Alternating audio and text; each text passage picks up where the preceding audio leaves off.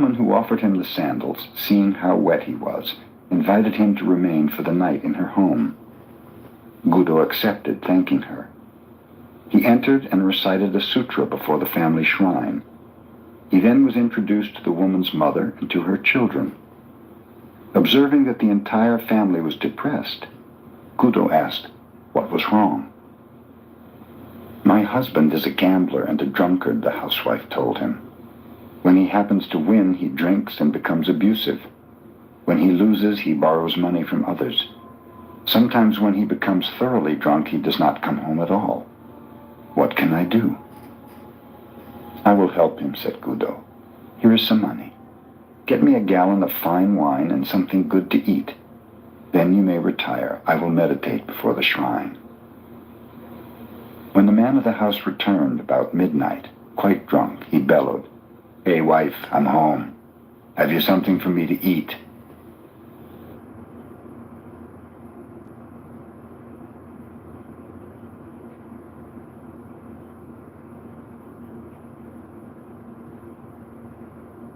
This is not appropriate at all. This is very wrong. No, so my question. I know you're so my question for you. No, so Pepe, my question for you. Oh, did he get? Oh no, he's still here. Okay, sick. Okay, Pepe.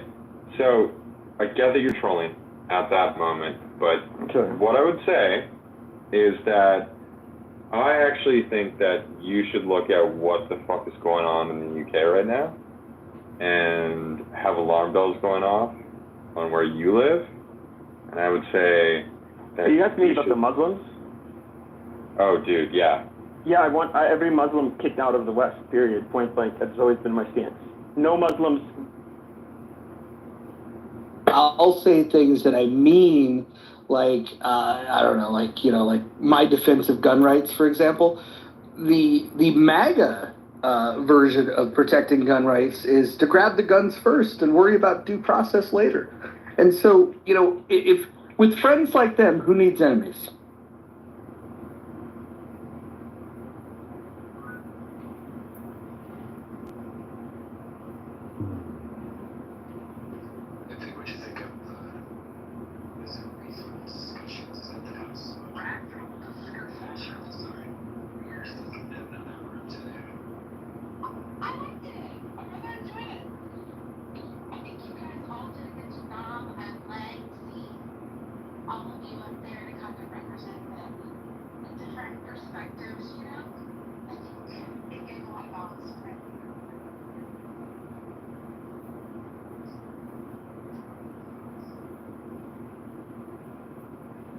I'm having a hard time hearing you. Let me, I mean, I liked the room. I thought, you know, Hanson enjoyed it, or Anson.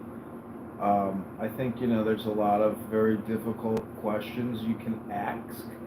But, you know, for me, out of sight, out of mind, like, I try not to think too much in terms of that. You can kind of waste a lot of time thinking about all these grandiose problems that are so universal or at scale that, you know, basically, like, it could have been at the gym, you know.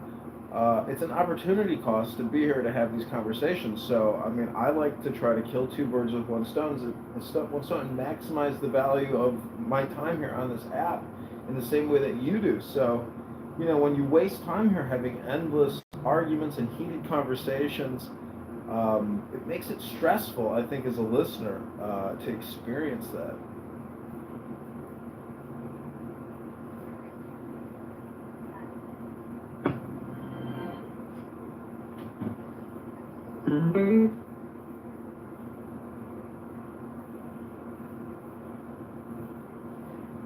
Okay, I'm sorry.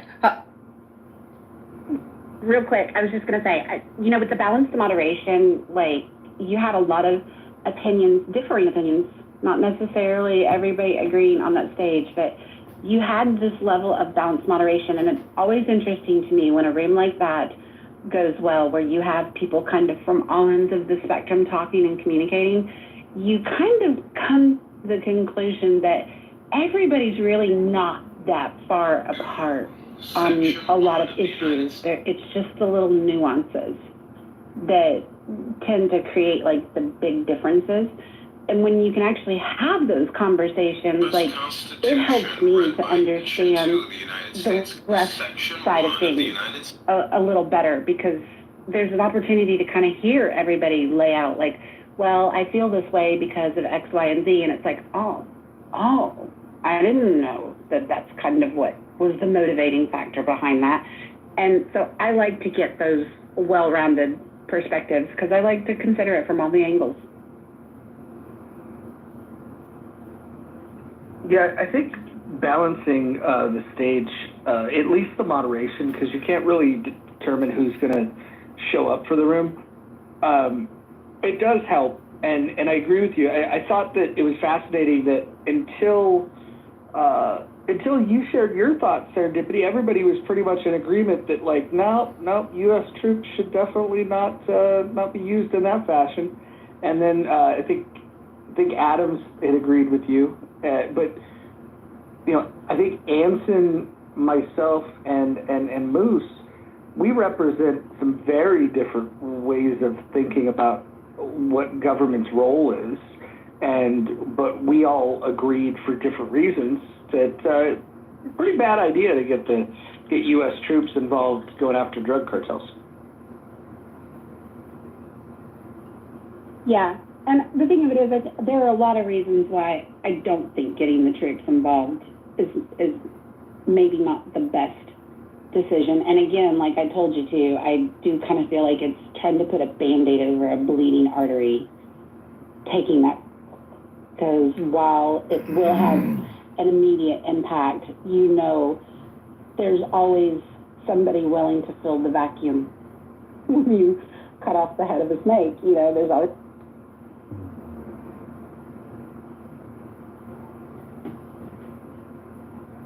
That's the potential for civilian casualties being lost, and the potential for, you know, obviously diplomatic between the U.S. and Mexico. I mean, there's a lot of reasons not to do it. But I don't know. The law enforcement issue is a big issue for me too.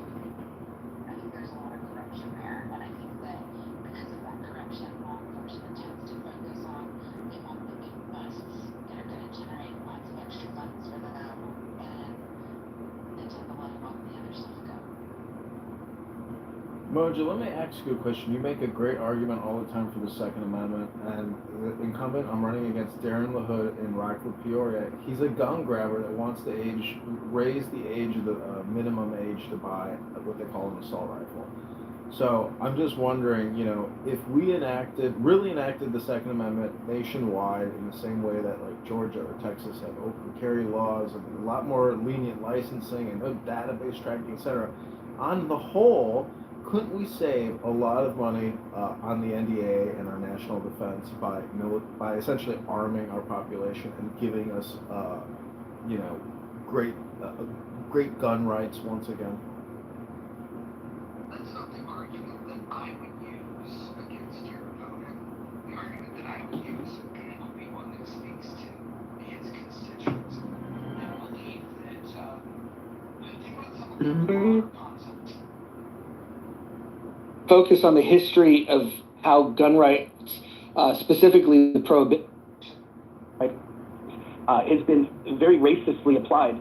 And it targets poor people, everything from bullet taxes to registration fees. I would tackle how it's discrimination against poor people and specifically people of color. That is where his constituents would have their ears perk up.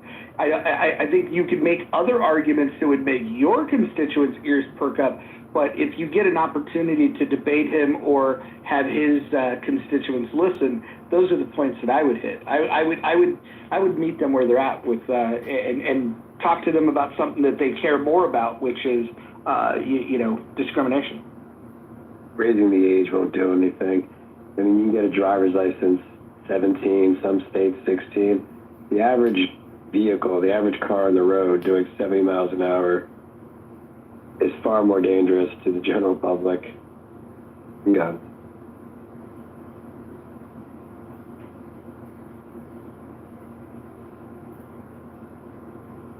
Not to mention most of the kids that use guns get them from their parents anyway. Yeah, exactly. I think there was that case that set a precedent. I think it was two parents last year, school shooting.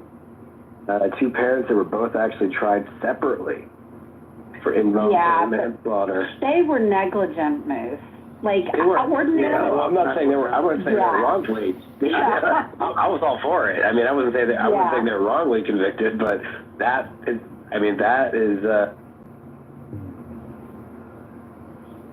So I guess to say you can't say that like law enforcement or dirt courts are not aware of the problem with to your point, parents and guns. It tickled the hairs on the back of my neck when I found out that they were pursuing the parents, but then when you read the details of the case, it was just like, yeah, they were clearly negligent. Like, you hate to see that start being legislated, but there was just no question about it in that particular case. I think an interesting angle in the gun argument is to talk about how the policies that people are prescribing do not impact criminals; they impact law-abiding citizens.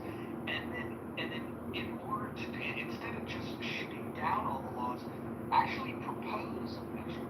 This is what advocates of the Second Amendment do not do enough of. I think we should be proposing, what is the solution? If we think that all of their ideas are bad, what is a good idea? And I think one of the good ideas would be to target laws that specifically target criminals. And one of the areas is with straw purchases. If you could just simply say we should have zero tolerance against straw purchases, because it's definitely hard to prosecute a straw purchase, but if you do prosecute somebody for a straw purchase, I think that's where you want like a mandatory minimum of something like 10 years, 20 years, something crazy. Because then what you're doing as a gun advocate is you're proposing a law that's super aggressive towards gun violence, but you're completely leaving law-abiding citizens alone. And that's the thing that some people don't do when they're applying these laws. Yeah, another thing that I don't think that TA advocates bring up enough either is, comparatively speaking, the number of crimes that are stopped because of the lawful abiding gun carrying citizens. Like, those numbers are staggering, and you very, very rarely hear those numbers come up when you hear people debating it.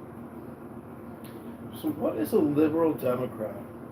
Is there a difference between a populist, liberal, social Democrat? I mean, at what point does it not just become a demonstration of an inversion or a reversal of, status quo in culture? I mean, what is a liberal Democrat? Well, I would say that liberalism advocates for individual rights, and any Democrat that's advocating for collective rights is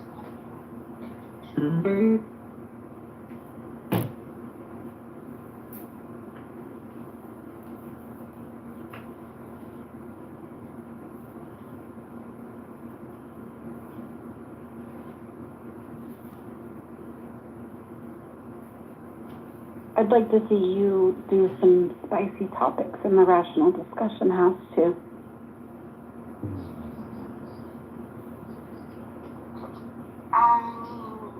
Of course, there's always the typical, abortion and that type of thing. my mic, sir. Low-hanging clubhouse.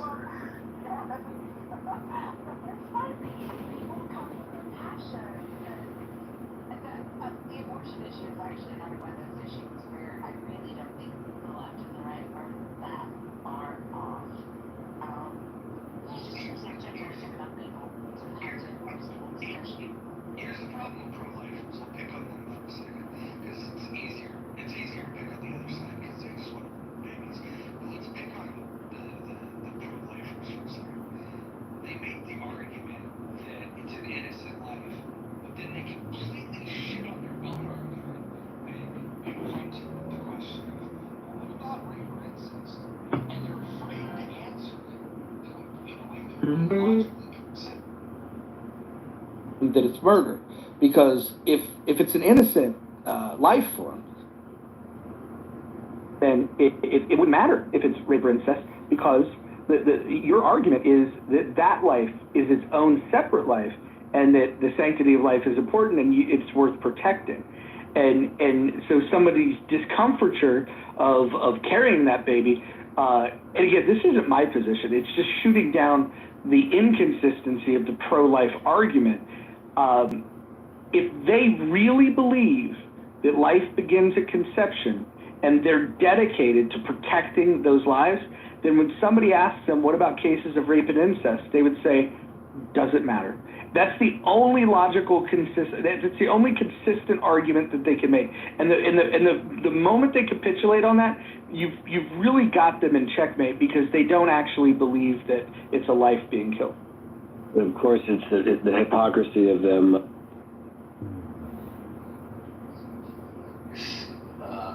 Throughout the community of humans, they have no issue with putting up abortion clinics and giving people who are abortion training or offering advice to particular women, teenagers, or potential rape and incest. No problem taking their lives.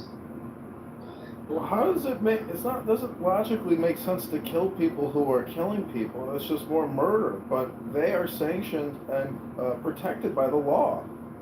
And, it's a big racket. The point is, I think instead of taxpayers funding the racket, they should fund the mothers if they want the money. If you want $10,000 to have a baby versus giving $10,000 to an abortion doctor to murder your child, I say let's give the $10K to the woman so she can choose. I think a lot of these women that go to Planned Parenthood, about $60,000 a month, might opt in for a check versus having their children destroyed in their uterus.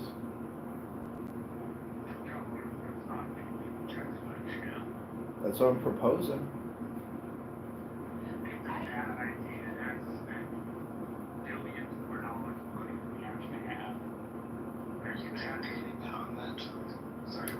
Yeah, I'm campaigning on that. I say cut the $1 billion a month in spending for Planned Parenthood. Stop killing 60,000 babies a month in this country. We have a population decrease happening because of the COVID-19 vaccinations.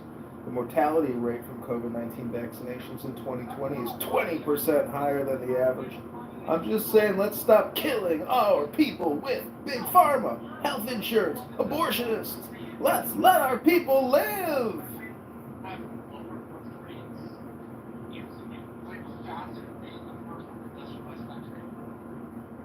I'm just saying, let's set our priorities straight. Let's get our priorities in order. Let's get a to-do list going. Why is it though that whether you talk to somebody on the left or the right, that you can't get them to pin down what problem are you looking to solve, right? If what we want is to end unwanted pregnancies, if what we wanted to do was if it's unwanted. And you should stop pointing your semen at an egg. If you truly don't want to do the behaviors that lead to having kids, but if we wanted to really socially engineer things in a way that would have the outcomes that people say they want, what we would do is just encourage people that aren't married to just be gay, because you're not going to create babies if you're having homosexual sex. And so people will say that that's an absurd argument. Well, what about what I'm attracted to? Well, if the problem that you're trying to solve is you don't want unwanted pregnancies, you don't want abortions, you don't want child out of wedlock, whatever the problem is you're trying to solve, all of that stuff goes away if they're just gay. Perfect. Makes perfect lot. Like, there's the problem. Stop. Immediately terminate your heterosexual attraction and realize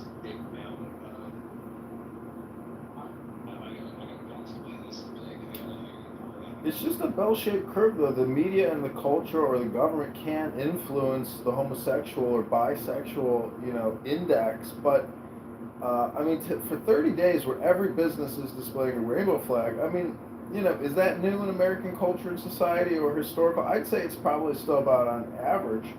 The point is, we are spending $1 billion every single I think is it minute? I can't remember. No, every single hour, basically 20 billion a day, and there's 24 hours. So we're literally spending at the federal level $1 billion every single hour, and only 600 million of that is collected in taxes, and maybe 400 million is just borrowed. So, when does it ever end? When does the cycle of graft and lobbying and disbursement of funds, when does it ever end? Will it ever end? Or should it ever end? That is the question in a liberal democracy today.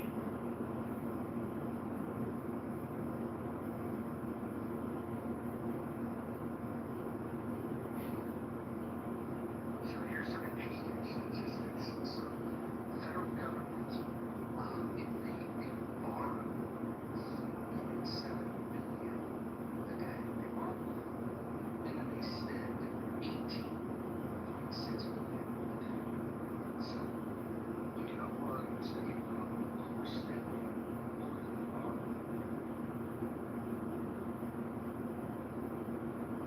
So I would love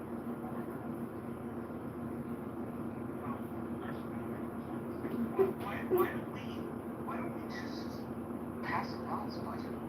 Like, what's the problem? Like, where is the objection, the legitimate objection to passing a balanced budget? Like, I'd love to hear a logical reason of why spending within the parameters of what we generate in terms of revenue. Like, why would we not do that? Is there not? I don't know. Texas did it, and of course, Texas is a state of all states, so we should not come practice. And the balance was you let's say on the rate, having a war.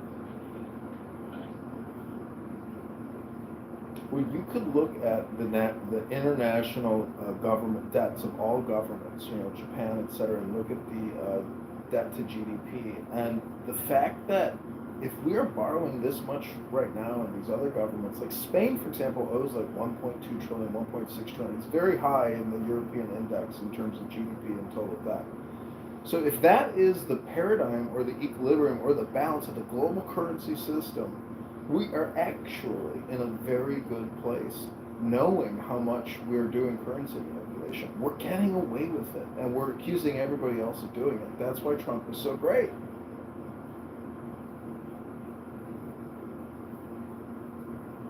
I think what you mean is because that power. Yeah, it's empire. When the Indians...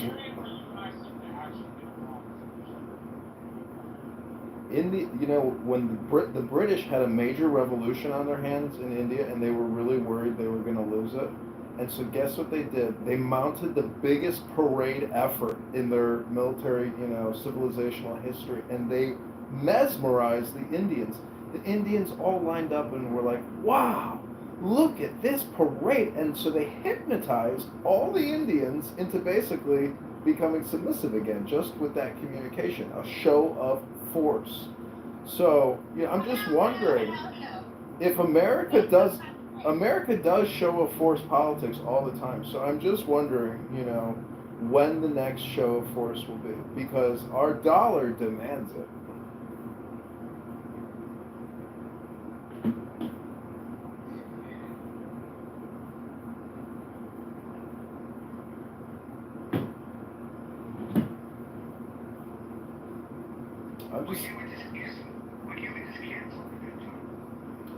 I think debt resolution is real because I myself have a very large amount of debt, and I know that I am willing to do a meeting of the minds, but unfortunately the lender or the banker or the lawyer or the judge on the other end of this equation, we don't seem to have a meeting of the minds. But I think at the civilizational, super empire level, supranational, meeting of the minds with the world's largest nuclear, weaponry. I mean, our aircraft carriers are powered by nuclear power, and they're huge, and they carry nuclear bombs and we have an incredibly well-educated fleet of officers who can exact justice around the world.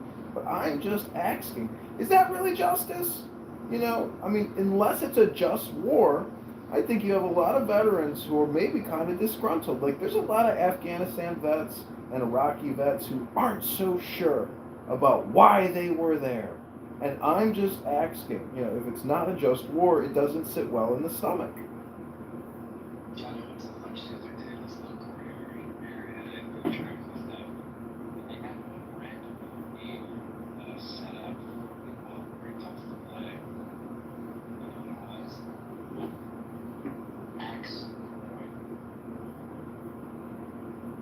Well, I hate to throw the axe cord around. I'm just being facetious, but if, you know, see, people want to ask me why I say axe instead of asking me my opinions on certain things like the budget or the deficit or the national debt and the unfunded liabilities. You know, I don't know how many CPAs we have in the house, but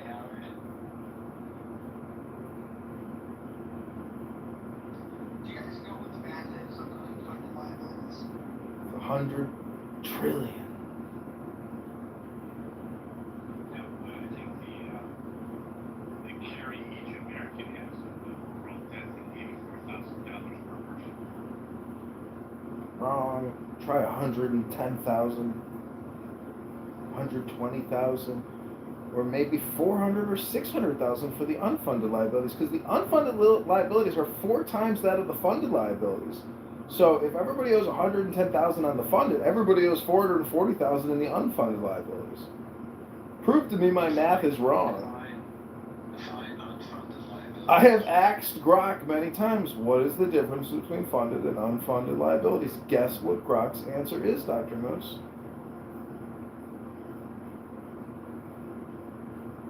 I can't give you the answer. I'd have to ask Grok again exactly how they define that. But the total sum debt is about 150 trillion. So that's the mind-blowing part, is you can toss around 37 trillion all the time, but when you actually bring up the real number of about 150 trillion, it's mind-blowing. So, you know, if you are a libertarian and you think we have too much regulation, What that number is, so you have to define the fact that you're calculating in unfunded liabilities. If you don't, what is the ability to calculate that fact that you're unfunded liabilities in the actual? I'm just saying, whatever the numbers on USDebtClock.org say, the unfunded, I think it says 101 trillion, 110 trillion, and the funded is 37 trillion. And I'm not thinking about what the unfunded liabilities would be. And we hit to that, I guess it was described to me as in the neighborhood of about $20 trillion unfunded liabilities in the next like 20 years. See, funded liabilities versus unfunded liabilities sort of implies that, you know what, we're not necessarily on the hook for the unfunded because they were never approved for funding. So I think, you know, it's a little bit of a language game here. What implies social welfare program versus CDM? Like, it had more people that think access to the tax dollars themselves. Well, these are pension obligations, etc. In Chicago, they have a major pension crisis, but they are, see, the city of Chicago is about $50 billion in debt. The state of Illinois is about $200 billion in debt. And when you ask Grok, do they have to borrow to pay the pensions, even though they're $50 billion in debt and only bring in about $15 billion a year in budget and, you know, $10 billion a year in revenue. So they're absolutely paying the pensions by borrowing and adding to the overall debt. It's a word game. What's wild is like, on a personal level, you don't have the ability to do that. If you have a credit card, you can't use one credit card and pay off the other credit card. They frown upon that. They want you to pay that off, either your checking account or debit card, something like that. They don't allow you to pay off one given card. Not like the government gets it. It's because it's decentralized and dispersed to every single social security card number bearing American that there is.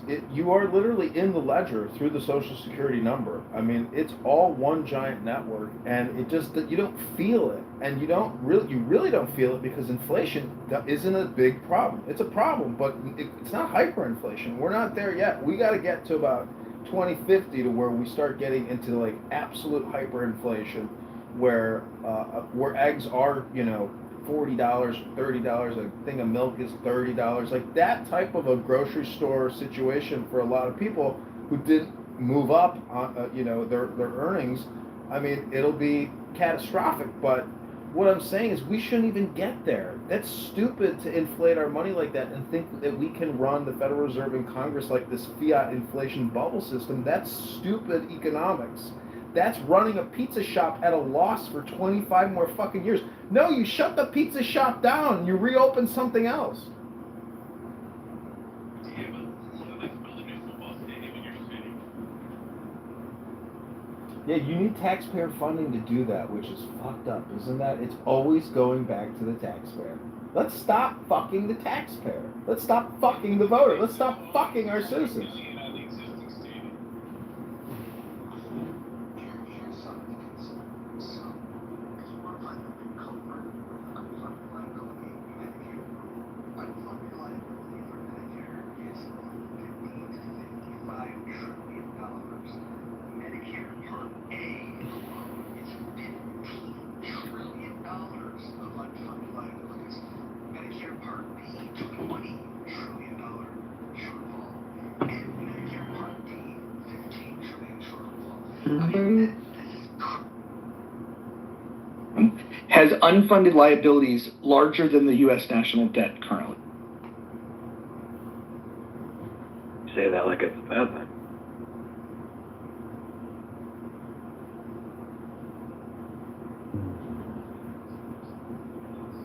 Illinois, all the pension spending.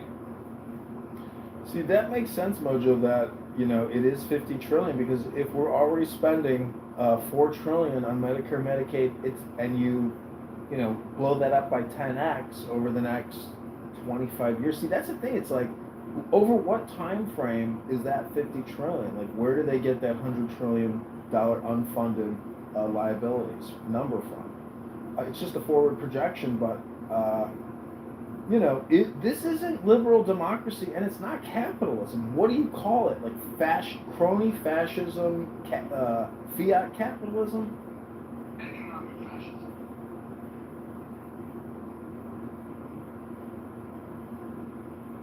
So what, do we just elect a new dictator every 4 years, and that's never gonna, like, that's the game? Is the dictator will never ever go back against economic fascism? I think eventually it's gonna break. I don't know if you ever designed like a video game and like there's a variable that you take into consideration when you get to a certain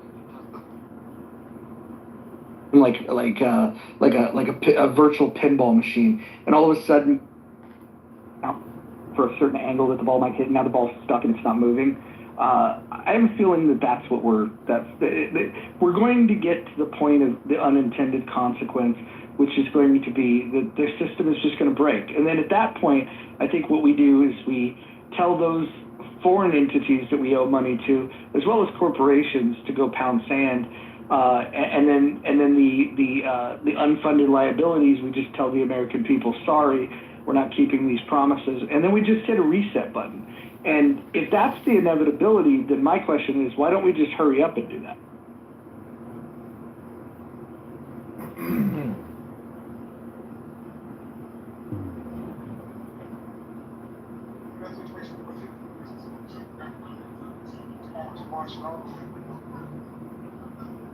You know, I couldn't really hear you, Hakima, but Mojo, I think there's like a generational component or a time value of generations, meaning that Chairman Powell, Chairman Trump, like they're more than happy to shake hands and let the status quo be and let bygones be bygones. I think that any kind of, I mean, I've told you this before, that there's like a 99.99% chance that the status quo now will be the status quo in the future now, and there will be no actual, you know, deregulation in terms of, I guess, marketplaces. It seems to me like everything is totally bitted up, chopped up, completely organized to the highest extent possible. Therefore, like any kind of actual philosophical economic change most likely won't happen. It's so easy to say that the system is going to pop. But I follow Peter Schiff, and I've read many of his father's books, Erwin Schiff's books, and Peter is killing two birds with one stone by being a financial advisor and claiming that the Federal Reserve and the U.S. dollar is going to crumble, and that if you invest in his gold stocks and in his gold indexes and use him as your asset manager, you stand the greatest chance of surviving the crash. He's, brilliant in that regards because he plays the contrarian, and a lot of people are contrarians, but the chances are that he's just trying to improve his status in the status quo. So I think that's the actual truth, is you have to play the game to improve your status in the status quo, but the status quo will persist because the system is so bitted and well organized at this point.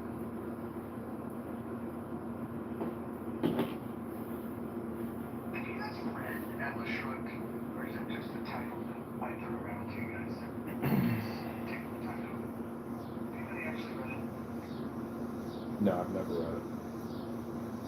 I totally recommend this. It's big, maybe, audiobook, 1.5 speed, stop listening to Clubhouse for a few days, get on that. But the central point of it is the idea of if you put the demands on those that produce too greatly to support those that don't produce, there's a limit that they can get pushed to. And we know what labor strikes are when the workers go on strike. But imagine the innovators, imagine the entrepreneurs, imagine the people that truly produce. If they went on strike and they said, I'm not going to do this anymore, I'm not going to play your game, and then they just retreat and they say, I'm not going to fund your society because you're just too wasteful. And if the producers decided to do that, we're fucked. And I think it's a book more people should read. I think it would, especially those that believe that workers should have the right to go on strike. Well, what about the creators? The innovators, the entrepreneurs? Why can't they go on strike? I think creators and entrepreneurs eventually do get exhausted with the game, but the property taxes are so high that in many ways you can't stop working. And your retirement is at risk with massive pensions and all these unfunded liabilities. And the only way they can get their money seems to be property taxes. So, the solution for long-term financial survival could be being in a place that has no property taxes.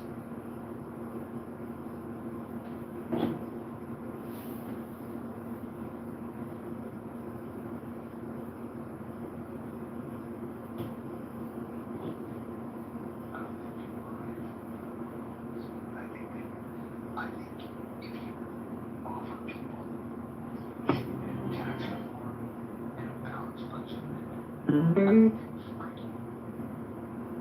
Opt for tax increases over that, just because it's the devil that they know.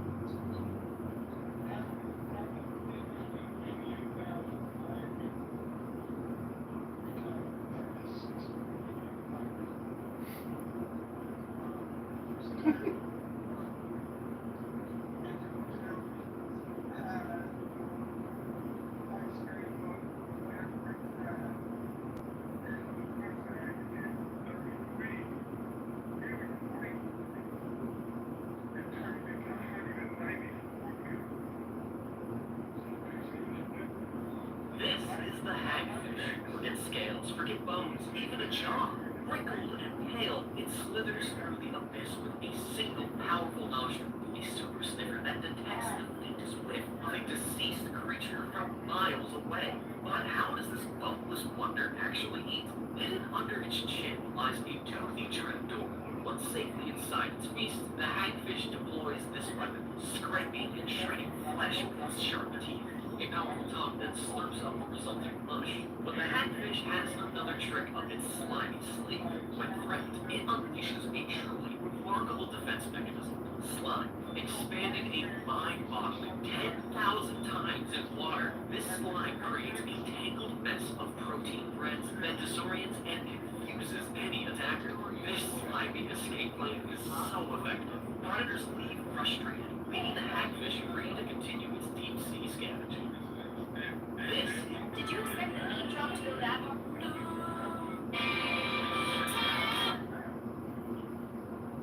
What's the exact reason? Like, what period of time are you doing? 1619 to 2025. From inception, yeah. I'm glad you're now saying 1919, and not saying that black people were indigenous to the United States. I'm talking about.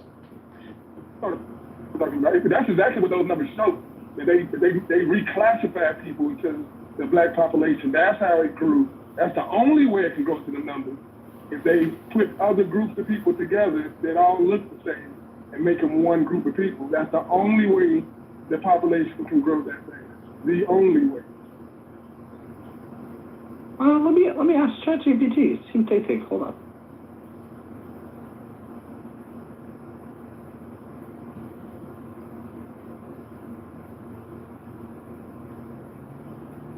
We should invite all the ladies to come up. I like when the ladies are up here. And another thing that's crazy, when you look at the numbers, if you break the Europeans, you break not just Europeans, you break everybody down by their nationality. It's more black people. We are the third largest group. First is Germans, then it's Mexicans, then it's Black Americans, then it's Irish, then it's English. We have the Irish beat by like 5 million. We have the English beat by 15 million. Somehow them Germans sneaky as fuck, because it's 44 million of them. I'm not sure how that happened. I did read into how they was allowed to come, but the Germans was pretty sneaky.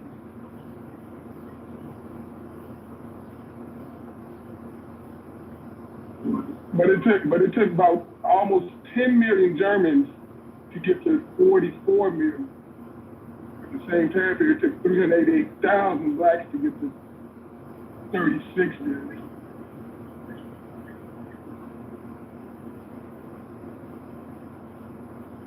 All right, so let me tell you what ChatGPT is telling me. So starting point, 1619, the first documented group of Africans arrived in English colonies in Virginia in 1619, around 20 to 30 people. Over the next 200 years, more Africans were brought through the transatlantic slave until it was banned in 1808 in the U.S. and through natural population growth. Let's see. Step 2, the slave trade and early growth. Historians estimate that 388,000 Africans were brought directly to what became the U.S. between 1619 and 1808. By the first census in 1790, there were 757,000 black people, both enslaved and free, roughly 19% of the total population. From there, growth was mostly natural increases in births minus death because the slave trade had ended. And then pre-Civil War expansion from 1790 to 1860. In 1790, 757,000 black Americans. In 1860, 4.4 million black Americans. This huge jump was from high birth rates and relative stable survival rates, even under slavery. The enslaved population had a higher birth rate than death rate, which is unusual in most of the Caribbean and South American where conditions were deadlier. Post-Civil War growth from 1865 to 1900. Emancipation freed 4 million people. By 1900, 8.8 million Black Americans. This doubling over 40 years fits a natural growth rate of 1.7 per year. 20th century growth. 1900, we had 8.8 million. By 1950, we're up to 15 million. Industrialization, better healthcare, migration to cities. By 2000, there was 36 million. Medical advances, lower infant mortality, longer life expectancy, continued high fertility into the mid-20th century. And today, the census of 2020 had 41 million people identifying as Black alone, 46 million if you include identifying as Black in combination with another race. That's an average growth rate of roughly 2.1 per year over 230 years, with most of it coming from natural increase rather than immigration. Post-slave trade immigration from Africa and Caribbean is a much more recent, smaller factor.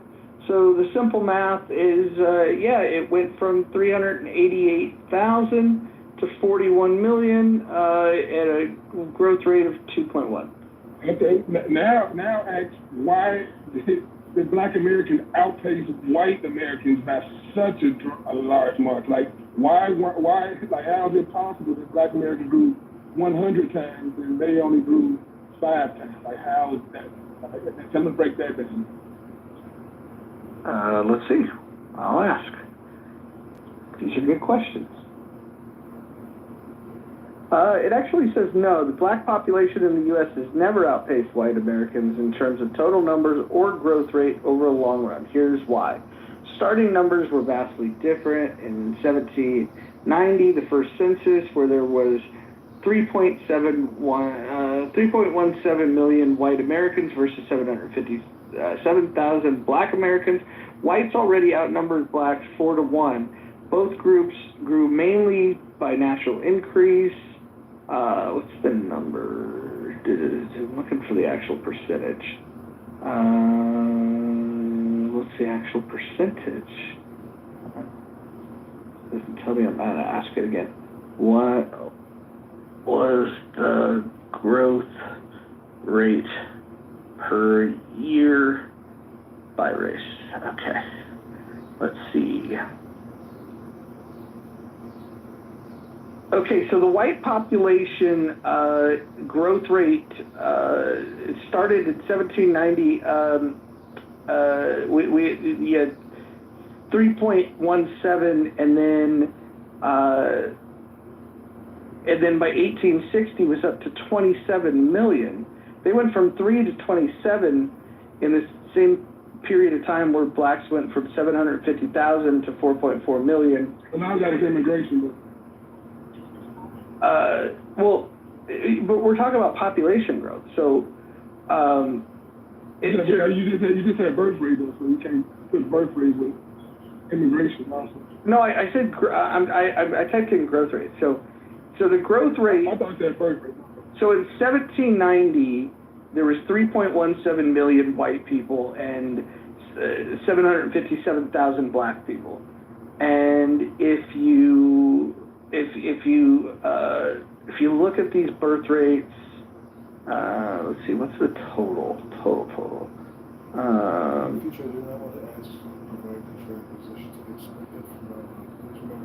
Okay, so if you break it down by era, from 1790 to 1860, whites had a faster birth rate. They were, growth rate, 2.9% per year, where Blacks were at 2.6. So it was 0.3% higher for whites. And then in 1860 to 1900, whites grew at a rate of 2.8%, where Blacks grew at 1.9. From 1900 to 1950, whites 1.7, Blacks 1.2. The only period of time that we have is from 1950 and beyond, where whites grew at 0.7% from 1950 to 2000, and Blacks grew at 1.9%. And then from 2000 to 2020, whites grew at 0.25% and Blacks at 0.6%. So you have to get to 1950 for the Black growth rate to have surpassed percentage-wise that of whites. I'm not going to dispute none of that. But at the end of the day, there's something missing. The math still is the math. If the white started with more, grew faster, how did the blacks go 100x and white go 4 to 5x? Like literally, they went from the 3 million. With immigration, by 1860, 27 million with immigration and all that. Well, let's do the math. It's 194 million white, 36 million blacks. So if you go from the starting point, blacks went at 100x and whites didn't at all. So how is it? Well, the 100x doesn't follow. So you have you went from 757 million, or 757,000. I'm sorry, 757,000 from in 1790 to. Okay. That's 50x. I was counting 388. So 750. That's 50x still 50x compared to 5x. So if you go 757,000 to 41.1 million. Versus white people growing from 3.17 to 204. I mean, it's interesting. What is the point you're trying to make? The number of blacks grew so much because they mixed a lot of different people, a lot of indigenous people, a lot of Moorish people. They put all into one group and called them Negroes. It was a paper genocide where they didn't kill everybody like they said. They reclassified them into another group.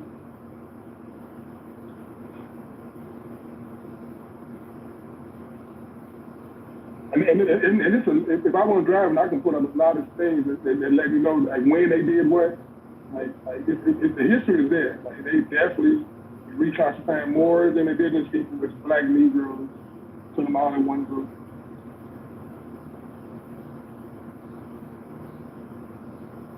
Well, if you want to start in 1619 and you're starting with the number of 25, it's interesting, but that doesn't account for the 388,000 that came later, and but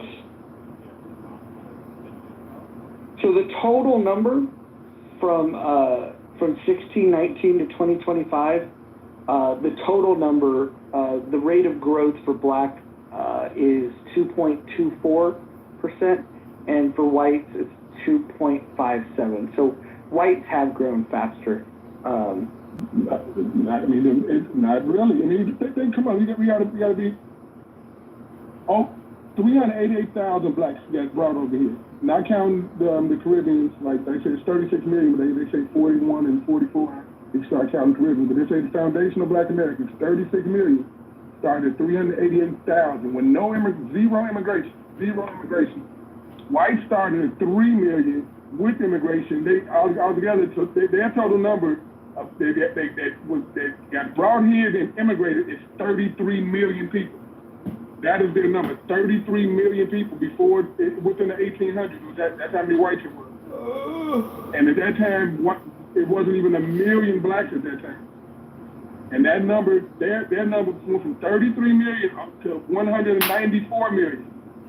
That's 5x, maybe 6 or 5.5x. And blacks went from 380, would you say 750? Hakeem, I want to agree with you on something here. Your math is not mathing. I don't see how not. It's very clear.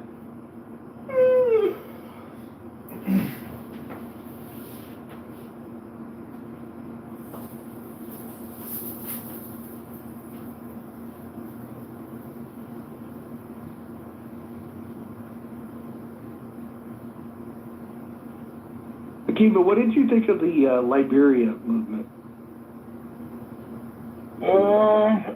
To me, like, past tense, I think it was stupid. I mean, just the idea, the whole back to Africa thing. Like, you think it's a good idea, bad idea?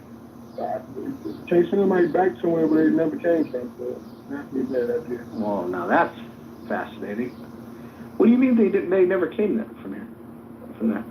They didn't. I say 388,000 did, but the vast majority got mixed into that 388,000. And so now the vast majority didn't come from that.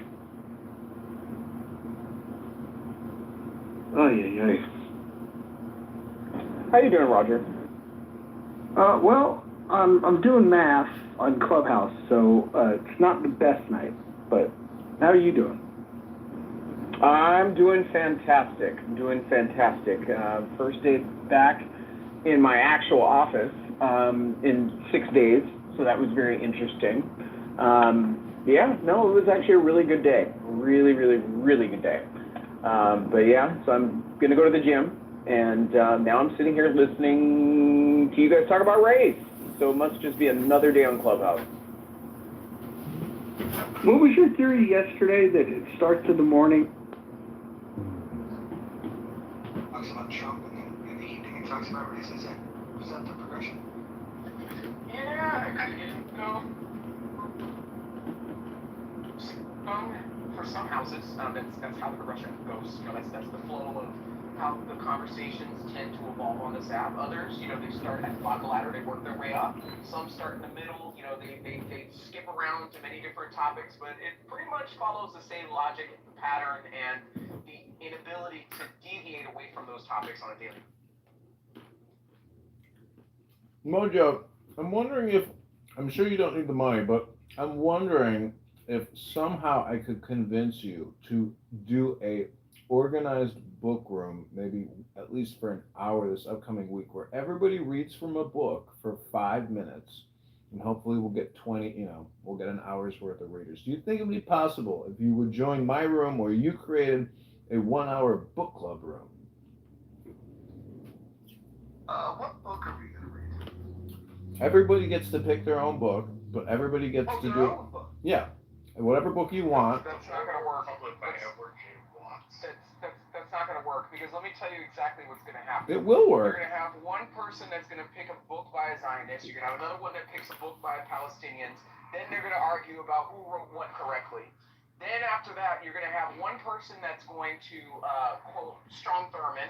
You're going to have another person who's going to quote Jesse Jackson. Then they're going to start fighting about race. So I'm telling you, until the usual actors that introduce these topics and deviate the topics away from what we are actually talking about, when we do open up different discussions, until they're held accountable, I don't think that it's possible to even hold a book reading club. It is possible. Without this being an issue. You No, just I don't need think one it is. mod. I don't think it is. If somebody doesn't want to comply and just do 5 minutes of reading, they'll be kicked to the goo. And the super mod will demand that if you want to participate in the room, you have to read for 5 minutes. But you need a star to draw the crowd, to draw the audience, and to get people to obey the rules of the room, which would be 5 minutes of reading what's called from a book.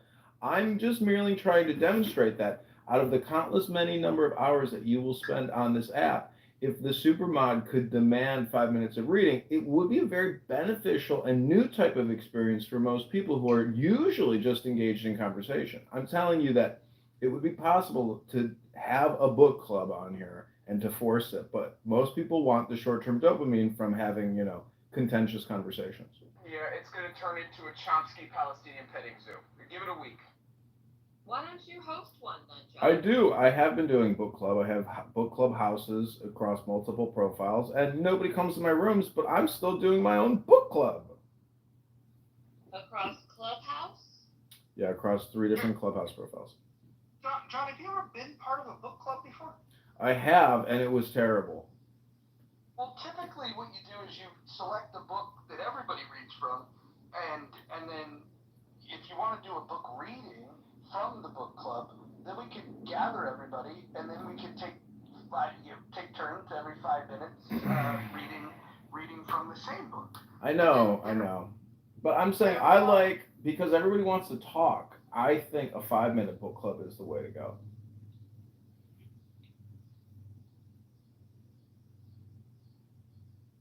What if we pick short books? What if we picked a pamphlet like Common Sense by Thomas Paine, and we got everybody to read Common Sense, and we read it out loud?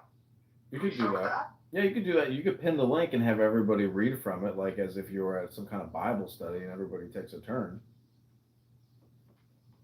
we did a room years ago. Some of you might have been there for it, where we were reading the Bill of Rights, and we read them, and we talked about them, and it was a big room, and people were really surprised at the amendments. They didn't know that. We didn't just go through the 10. We went through every single amendment. Room went for hours, and you could probably imagine like the ones we got hung up on. Like, the states' rights stuff was a thing. That free speech was a thing.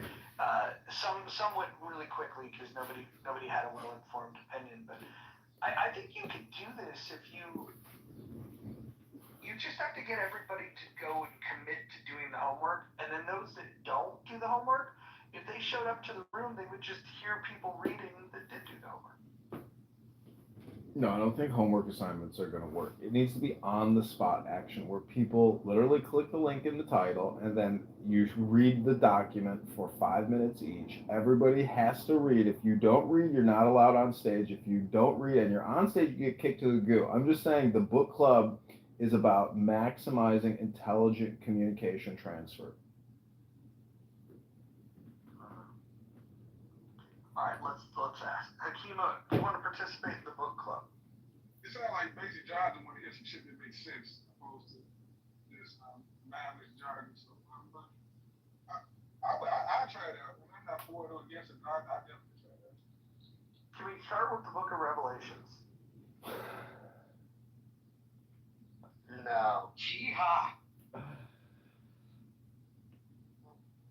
I don't want to start with the world is ending. I feel like, I don't think you read it right. The good guys win. Yeah. The world, good guys win, and the world ends with a happily ever after. Well, saying the world ends doesn't sound like happily ever after. No. The world ends, you get to go be with God. That's the happy part, right? You're not separated from Him. So don't you think the framing of the world comes to an end is the wrong framing? No, I'm trying to feed dogs food. we've got Dude here, and Marshall just was describing what's called duality versus non-duality. I'm wondering if the Dude could enlighten us.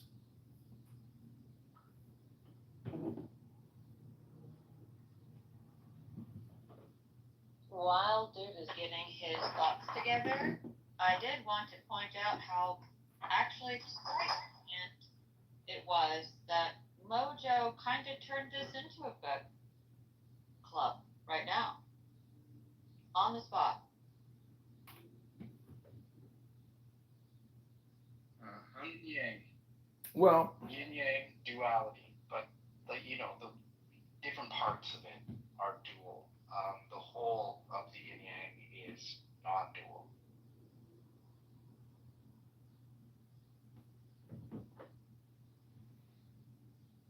Dichotomy is dual. Do you think we'll get more people involved if we read books that were written by women or people of color? Oh, here we go. You're doing it again, Roger. You're doing it again. see, that's why I say in a liberal democracy versus, let's say, a fascistic government, which demands one book or a couple books, that's why I say let people have the freedom of choice in book club to get their 3 to 5 minutes out that they want to read. I love reading poetry. Love it. It's ecstatic. And it's so much better than having endless conversations and heated debates. So, Roger, a topic like affordable housing, for example, if you opened up a room to talk about building restrictive codes and how that could potentially violate people's constitutional rights, I guarantee you within the first 30 minutes you're going to talk about how, the building codes are racist, and then you're going to have a bunch of people that are going to fly into the room and then start accusing Jews of perpetuating some oppression on people's building rights. I'm telling you, it all goes back to a couple of central topics that people can't help but itch themselves out of. It's just, we've seen this before. Sounds like you just brought these topics. Well, these are political topics, I think, at the end of the day. They don't liberate you, they don't transcend you, there's no information or education there. It's just politics. But they're no longer political topics. They're talking about political subject, but the topic matter of opening up those spaces in the context of this and the culture of this app is to basically cast aspersions on people's character. Nobody wants to actually argue about the politics at hand. That's the issue. No, what I'm saying is that is their politics.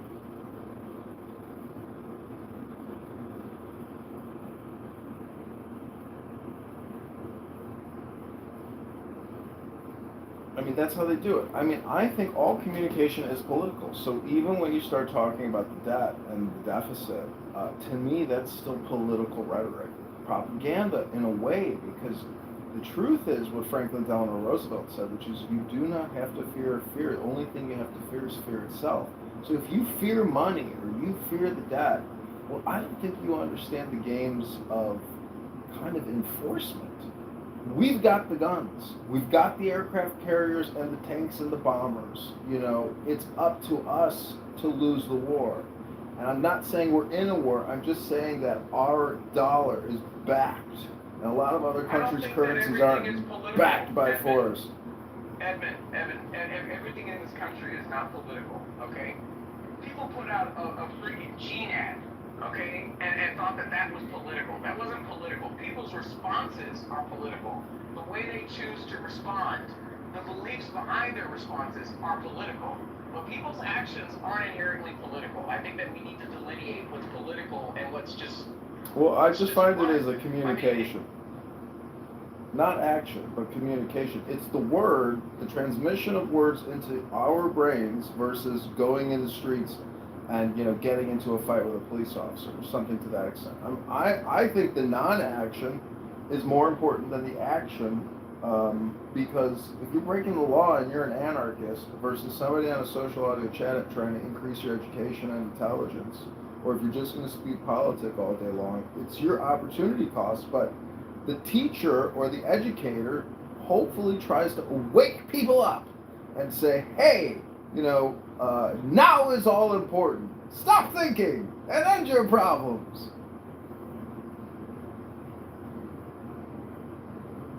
Anybody see any of the horsemen lately?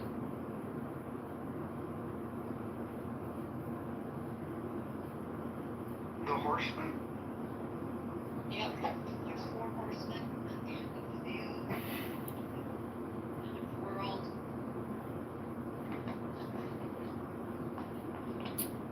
Revelations. Well, what's the magic word? Anyone here know what the super secret 4-letter magic word is?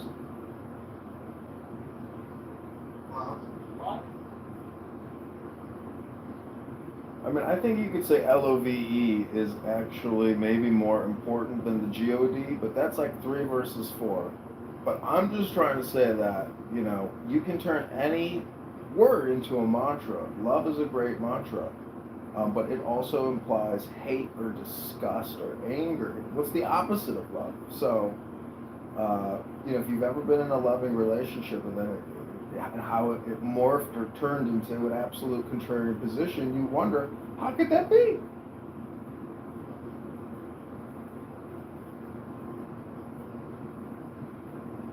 So why do people always speak about these type of topics as though there's either one or the other? Like, have you ever heard of indifference? Indifference? Right. So what does indifference mean? It means agnosticism, which means you don't have a definitive position. You're not all or nothing, and you're not going to die on a hill for your position. That's what a lot of people on this app do. And it's road raging, really. Right, and that's my whole point. I feel like people don't exploit the existence of indifference enough. You know, there's some shit on this app that, you know, yeah, many of my Republican counterparts care about. And a lot of those things I don't really give a shit about.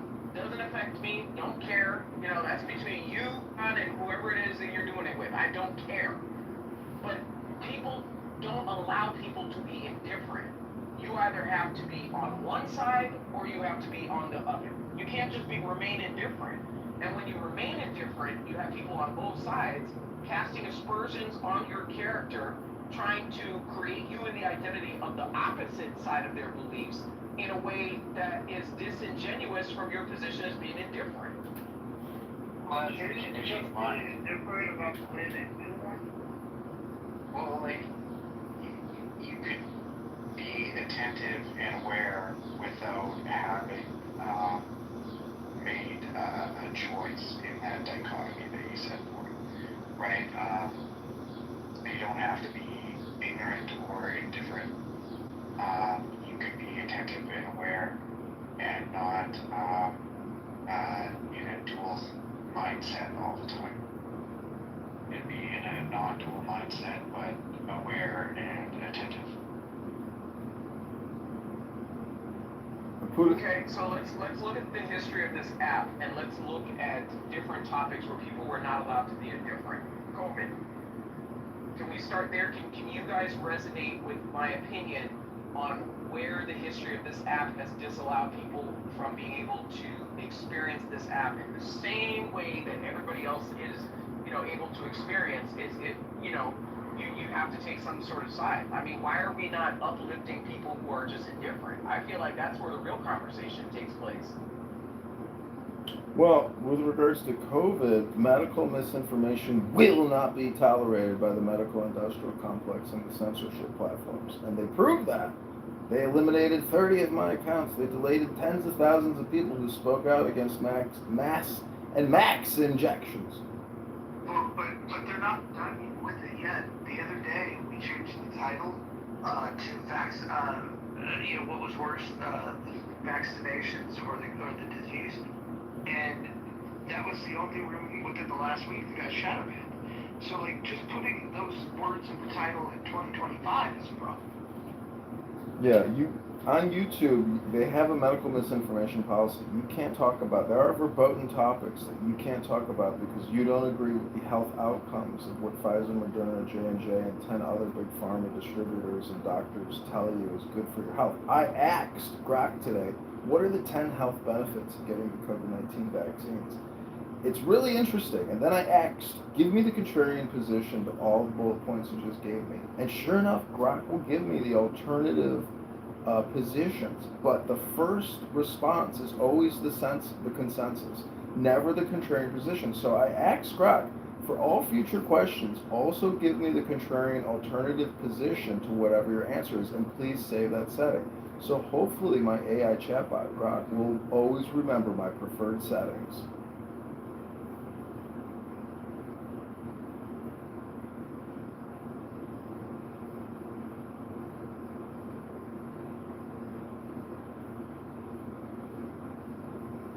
Can anyone here tell me what the health benefits were of getting, or are the benefits of getting the COVID-19 vaccine? Anyone here feel like there's any real health benefits? Yes, a bunch of liberals will stop nagging the shit out of you and you'll have a little bit of a peace. I'm sure that would make your blood pressure go down. I mean, how do you weigh the health benefits of a COVID-19 vaccine versus having like a chopped chicken salad and going to the gym that day?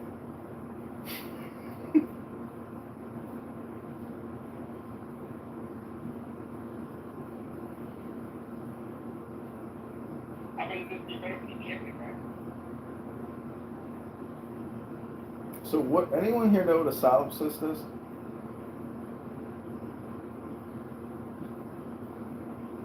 Solipsism? Anyone know what solipsism is? Or solipsists?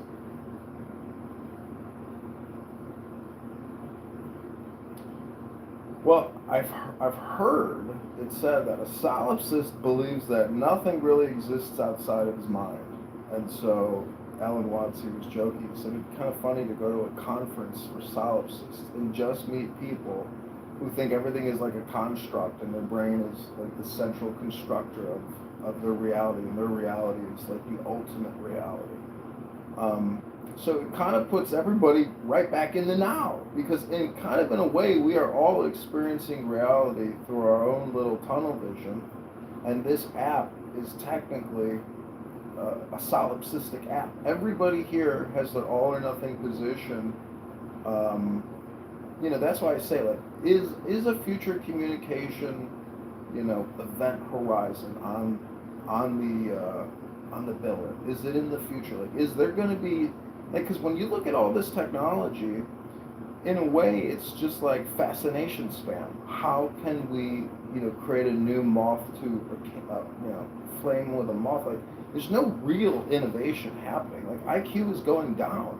The endless doom scrolling. There's just zombies out there, not moving, looking at their cell phones, consuming, videos and pictures, and being stimulated by it. But how do we enhance education with future generations in a way that has never been done before? Because if we can't generate more revenue and create, new industries or breakthrough technologies, we're just a bunch of consumer drone slaves. And there will be no way to get out of this fiat hyperinflation bubble that we have created.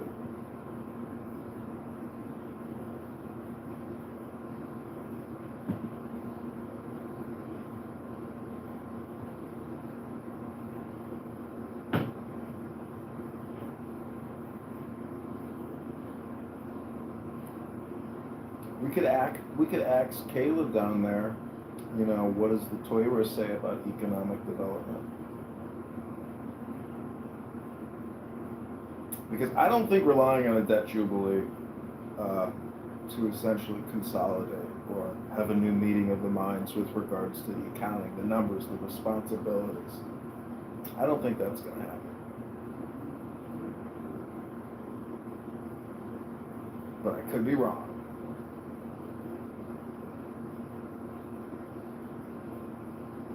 Hekima, what do you think about debt? Do you think it's a good thing when bankers, lawyers, and judges forgive debt? That is terrible.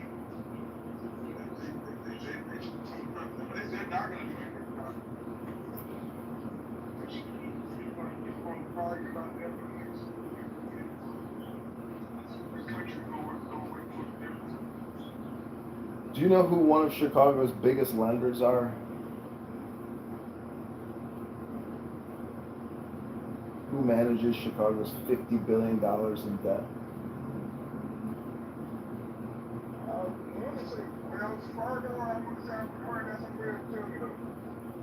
Bank of America.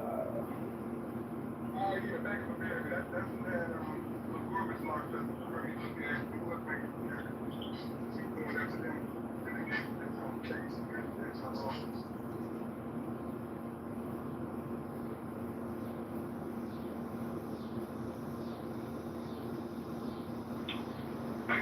Did they get rid of Tiffany Hayner yet?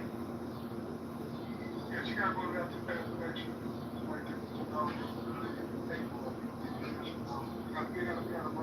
Like,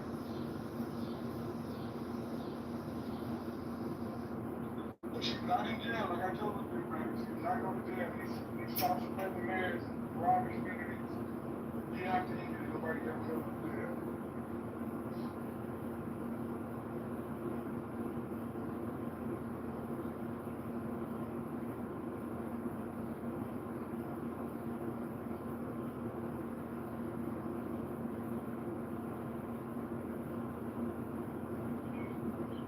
But I did go buy her basketball for me, her skate park / basketball court that she had built downstairs. It really nice.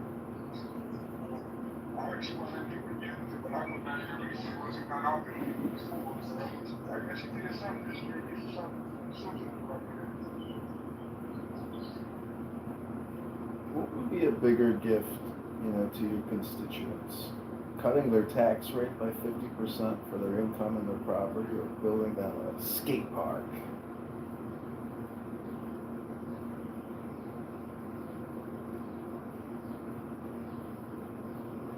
Skate park is a lot more than a skate park. You have nothing to do. I get what you're saying about spending money and all that. Like kids need something to do, not especially a place like Dalton. I said the skate park alone is going to stop it, but it's definitely regulations. Well, if the city of Chicago owes $50 billion and they were to cut property taxes by 100%, or say 80%, and then the city went into a financial crisis because it couldn't service its liabilities, its expenditures, it would force the city into a bankruptcy. And guess who's going to have to foot the bill? Bank of America and all their shareholders. It would be very bad for Bank of America shareholders. But you know what it would relieve a lot of pressure on? Homeowners who can't afford ever rising property taxes. So I'm just wondering, as a collective or a group of individuals who all share the same burden, why do we put the burden on ourselves, the homeowners, and not force the government into some type of debt reconciliation or meeting of the minds or bankruptcy? Because the citizens are cowards. They believe the government really has, although it's saying that the citizens have the power, but we have given it away out of fear to the government. And we're scared to say anything to them. We're scared of change. We're stuck in this two-party system. To the homeowners or the citizens, you told them, say something about it and actually do something about it. They're going to keep working doing the same shit. Well, we are locked in a racket in basically property tax appeal lawyers, the commissioners, and the property tax authority board in every major city and town. It's the same game. I mean, people go to college, go to law school to get out to work in property assessment and property tax reevaluation appeals. When you don't pay your taxes, they will take your home for you. But if you hire a lawyer to appeal your tax assessment bill, they can get it lowered and they're going to take a percentage of that. So the fix is in, the network is there, it's a business, and it's not going to be dissolved or liquidated because some political upstart says, hey, let's stop doing this. There's just too many cookies in that hand jar, and, you see my point? Like, you can't change it. It's already there. So, Clown House in a way is like a thought exploration or an analysis of the situation. But nothing will change. All you can do, in my opinion, in conversations is try to accurately describe the situation. And, that's why I said to my mom, I was like, Mom, we should have a show called Let's Complain About Everything and be as cheap as possible.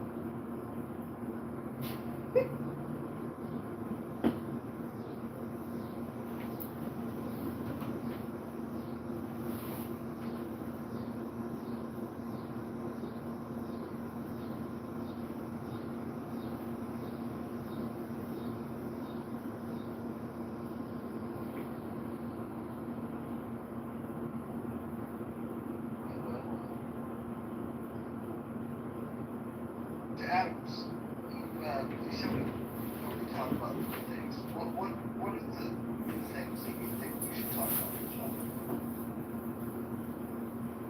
I'm sorry, on what? What are the new things that you think? What are the topics you propose that we should speak about? I mean, again, if you want to talk about like local politics and pick different cities, kind of examining where the problems are going wrong, I feel like that could have more of an inspirational impact on things that directly affect their everyday life. But arguing about a bunch of people in Washington when they people refuse to acknowledge that they directly have a lot of control over those people's, presence in their position. I mean, I feel like it's just very dishonest. So if they want to have a conversation about local politics, I'm all for that.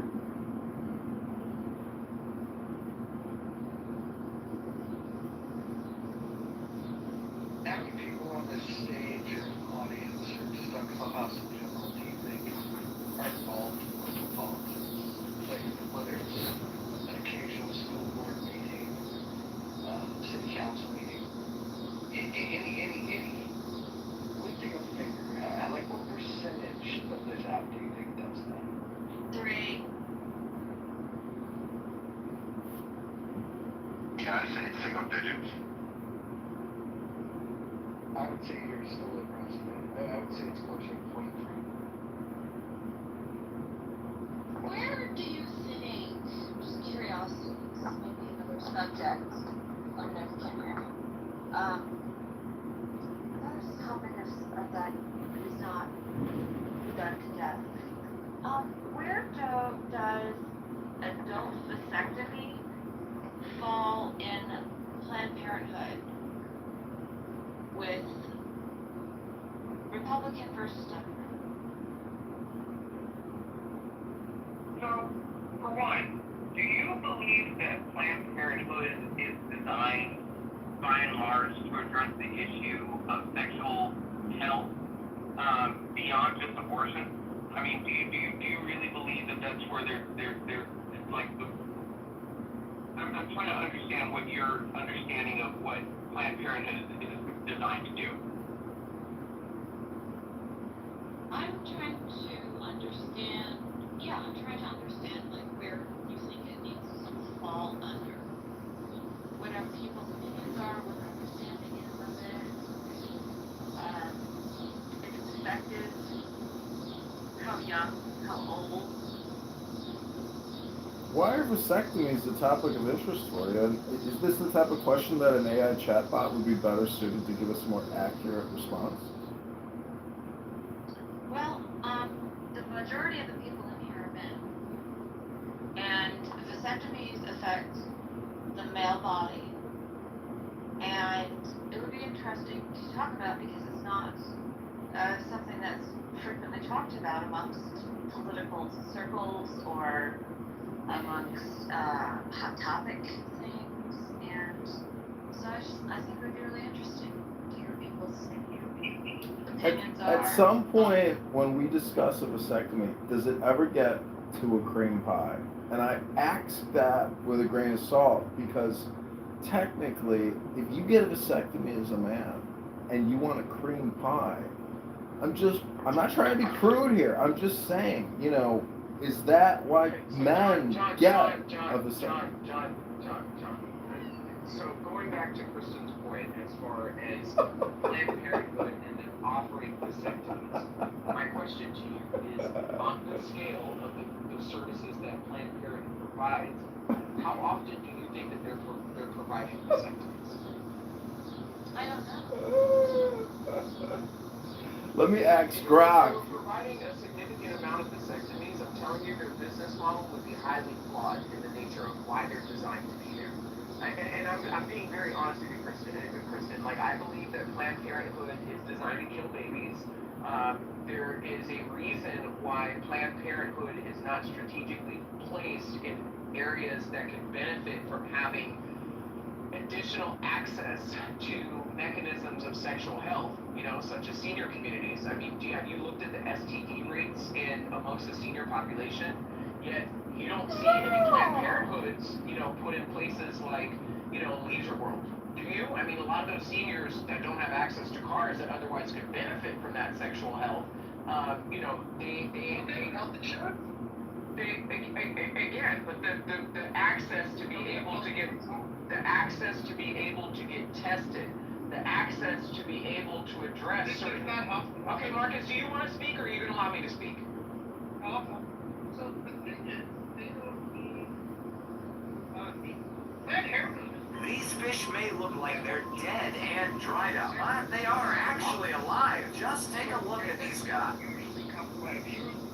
They are actually alive. Just take a look at these guys. With their dried up scales, they look dead as a doornail. How is that even possible? They're known as plecos, or armored zombie fish, and for good reason. Well, it all comes down to a crazy organ they have called a labyrinth that lets them breathe air and extract oxygen even from the worst water. That's not all. They can go 30 hours without a single drop of H2O. And get this, scientists have found them surviving under layers of hardened mud for months without water, just waiting for the rain to come save them. With skills like that, it's no wonder they've taken over ecosystems around the world, released by careless aquarium owners. They have nothing to fear from predators. So, if you ever see a pleco that looks deader than dead, don't be fooled. These fish may look like they're dead and dried up, but they are actually alive. Just take a look at these guys. With their dried up scales, they look dead as a doornail. How is that even possible? They're known as plecos, or armored zombie fish, and for good reason. Well, it all comes down to a crazy or For most people, it's because of their culture. So, if you back to So, 2008 and 2022, the infection rates for chlamydia alone, population 65 and older in America, 8%. So, Marcus, let me ask you.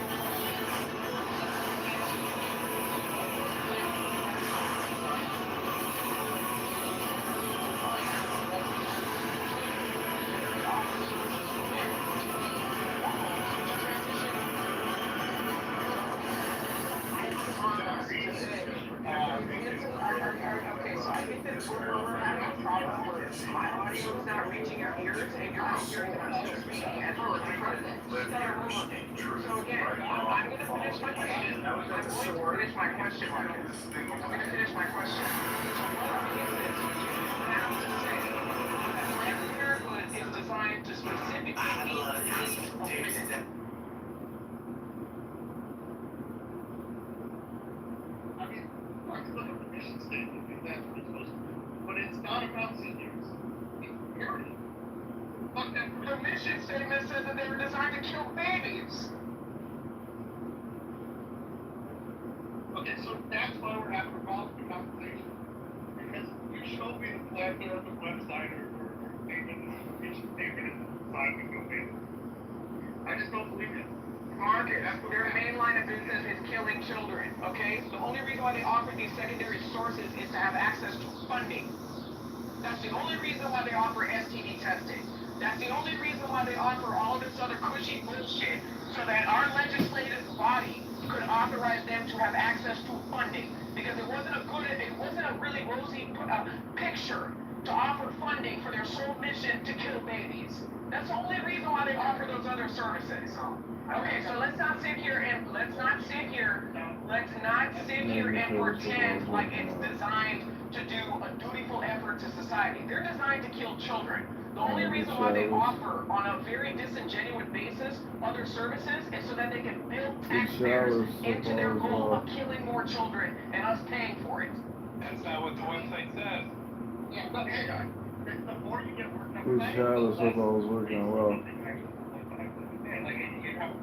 Football is working out well. The thing here is, if you want to kill children, there's a lot of better ways to do it. You do it a lot of other different ways. This Travis football is working out well. So how Planned Parenthood is supposed to do it? Do it well enough numbers. So, I mean, there's enough other things to be angry about or whatever. If you want to stop parts of that kind of those people, yes, that's fine. Say that we should think that the real babies and the real babies that. And you can't expect us to take it seriously if that's what you're going to get back.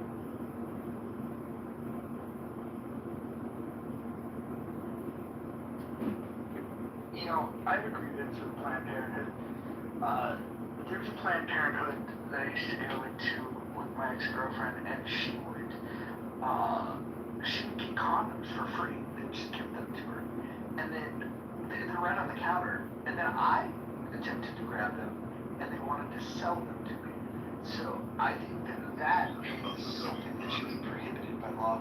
Selling condoms to men, but giving them to women. If you really want to prevent disease spread and pregnancies, why wouldn't you give them to everybody or sell them to everybody? Why make it equal? Yeah, I agree with that. That seems not fair to me.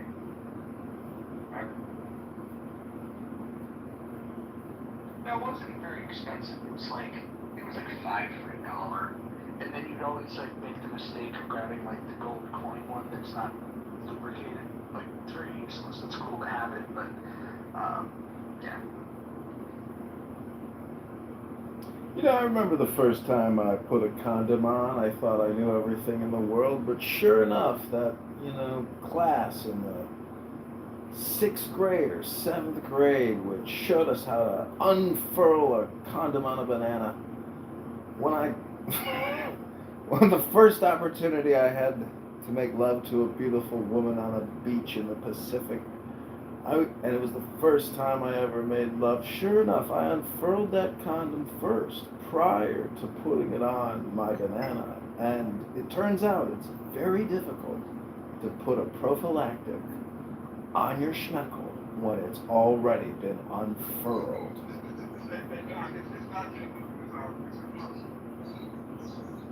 John, what's that Red Book Journal condom? It's known as the Book of the Law. Okay, so that part I got. I was wondering what it is. I can read the both parts.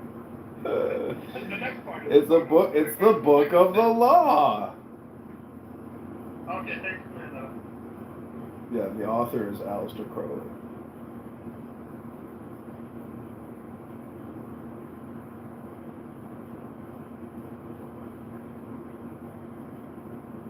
I mean, I think America is aborting itself by doing this reckless spending. I mean, that's what, people who generally get an abortion, they got financial problems, they got debt problems. And America is aborting itself and essentially bankrupting its currency and bankrupting its morality and ethics and virtue.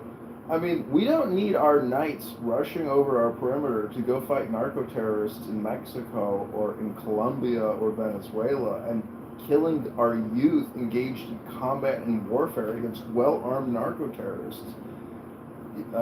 That is an abortion of our future security. I mean, I wish there was some type of group, not group think, because that's negative, but I mean, how do we optimally play this game as, American-loving patriots, as opposed to these phony deep state patriots that want to see Donald Trump, die or prematurely lose his presidency? There's a lot of people out there that aren't rooting for the team. So, I wonder if that thought can be segued into, instead of talking about people, talk about how anybody can buy, now correct me if I'm wrong, but anybody in the world, if you have enough money, you can actually buy land in the United States, and you don't have to be a citizen.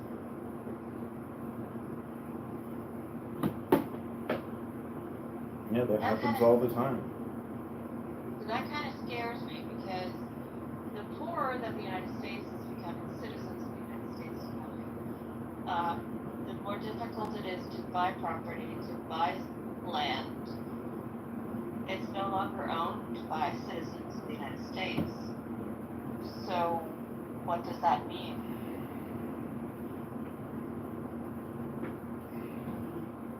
Well, it's the same old story. I mean, it's Germany, the Weimar Republic. All the money that was printed up for war reparations of the Versailles Treaty came flooding back into Germany. And sure enough, the price of bread went up to the price of a barrel of Russian marks, or, fucking German, paper. So, I mean, isn't that the fear, that all of our borrowing and all the U.S. dollars overseas will come flooding back in and buy up everything we have? That's what was estimated in the 80s with the Japanese and their booming economy. They were buying up assets left and right in this country. They bought Sony and Look what happened to them now. Well, they're doing, I mean, it's hard. I don't think you can. Well, they're still a very wealthy nation and a great people. We have huge cultural education issues in this country, which I don't think the Japanese in their, society have to deal with. But anyways, I mean, I don't think they're just like Japanese politics. If you look at the Kitover right now, the political party that's in it is the exact same. I mean, literally, their slogan is Japan first, and they use the word first mainly. Like, it's basically the same thing America went through a few years ago. But if you look at the Japanese economy is, especially if you're compared to the 80s, it's night and day. The billionaires who own the Gold Coast in Hawaii get to sell them. Which, okay, maybe that's not the best example, but the salary for many jobs in Japan hasn't even gone up in 20 years. So, they're not doing very well. Stagflation. But Marcus, they don't have the Federal Reserve and $37 trillion in debt.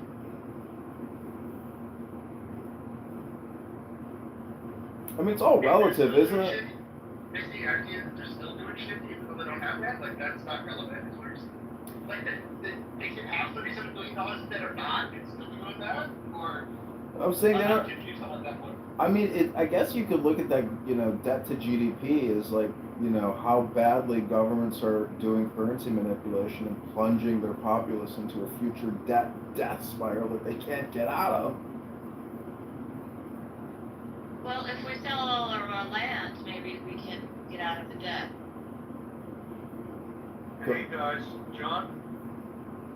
Well, it's Dr. Mitch. I just wanted to do an announcement. I'm driving past the Marine base in Camp Pendleton, and it's on fire. I mean, like, big time, so. Where is that? Take Mitch, where is that? Yeah, hey, it's Camp Pendleton, the Marine base in North San Diego. It's bad.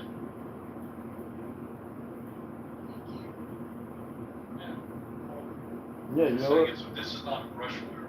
You know what else sucks? When a soldier decides to shoot at everybody, and then unarmed soldiers have to tackle a shooter who's got a beard, and then the soldiers tackling the shooter have beards as well. I didn't know soldiers were allowed to have beards. I didn't know Congressman did too.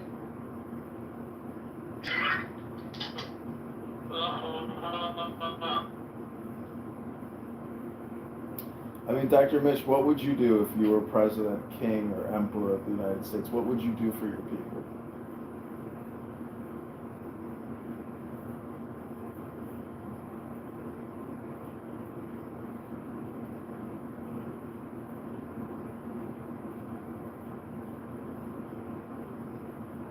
Now, the effects are, so, a lot of game plan, where does it lead us? Because right now, most of the paths lead to, elimination of the human race. So, like, it's an extermination level of this.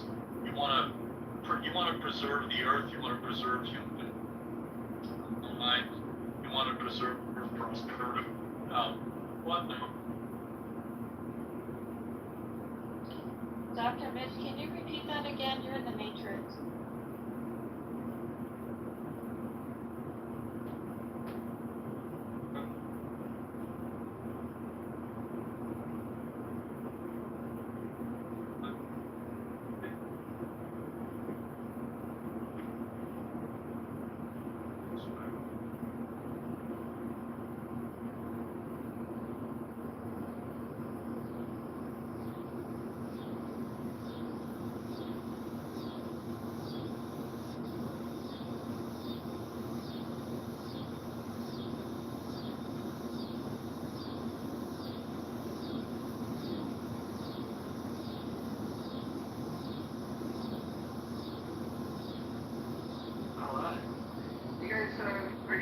Surprised at the survey results? The poll of those of you that haven't seen it, haven't responded. There is a poll posted of who is harmed abortion.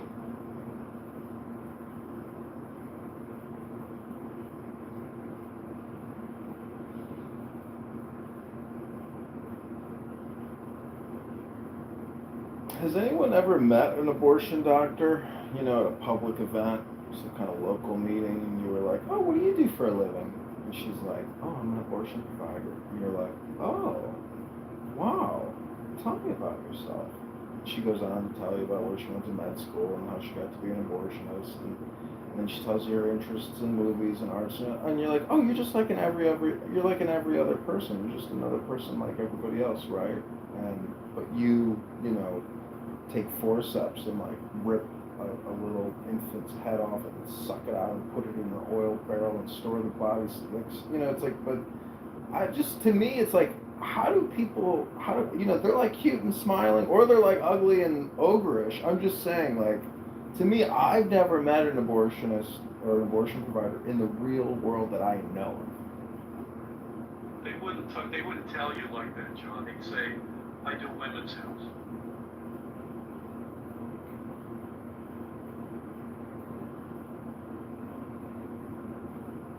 Nobody's going to come out and say I'm an abortionist ever. How do you get over, like, I'm kind of OCD, I use baby wipes, I like to shower daily, I brush, I floss, I use, a water pick. I'm just wondering, like, how does a woman or a male doctor who does that in a uterus and rips it apart and stores the body, like, looks at it all and looks at the baby parts, because I've seen the videos and it looks like a cartoon and so shocking and horrific. Like, how do you go through your life and not have nightmares? Like, the pictures I've seen are so gross that it's like, to me, it's a visual and an environment that I wouldn't want to be involved in. I know there's money involved, but to me, how is that not just like... There's a great book called The Psychopath Test, written by a guy named Bronson, where he talks about how some people literally are born without the ability to feel empathy.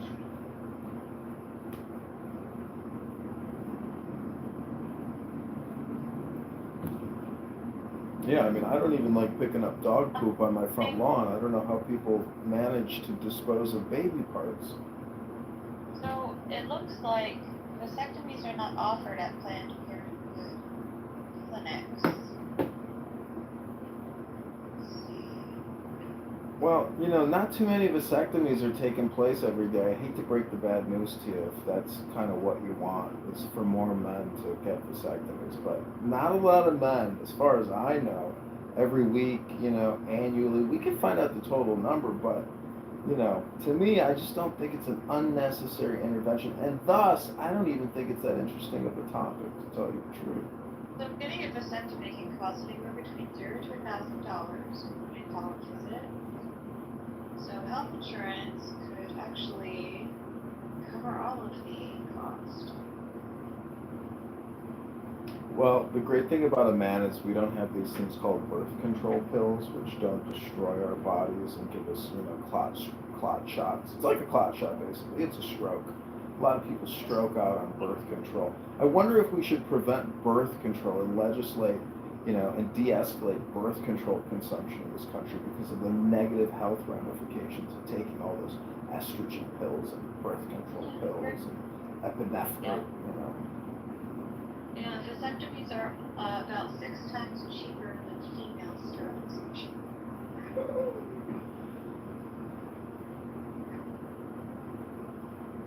Female sterilization. What are we running, like a dog pound here or something, Kristen? Disadvantages to getting a vasectomy.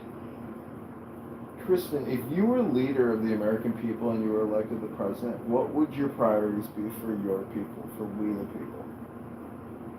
The most common risk would be a vasectomy infection, which is usually minor and treatable with antibiotics.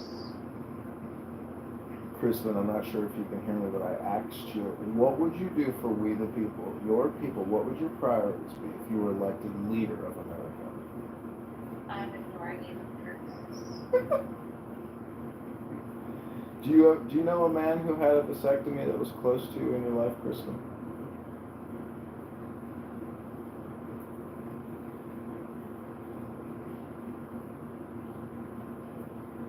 What disqualifies you from a vasectomy? Ongoing pain in the testicles or testicular disease? Do you think it's wrong for a man to cream pie a woman, tell her he loves her, even though he's had a vasectomy and says, I want to have kids with you, I want you to be the love of my life, will you marry me? But secretly he's been vasectomized? Do you think that's immoral?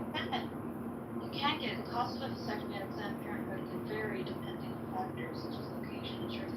But I went to the Planned Parenthood site, and it didn't say anything about vasectomies.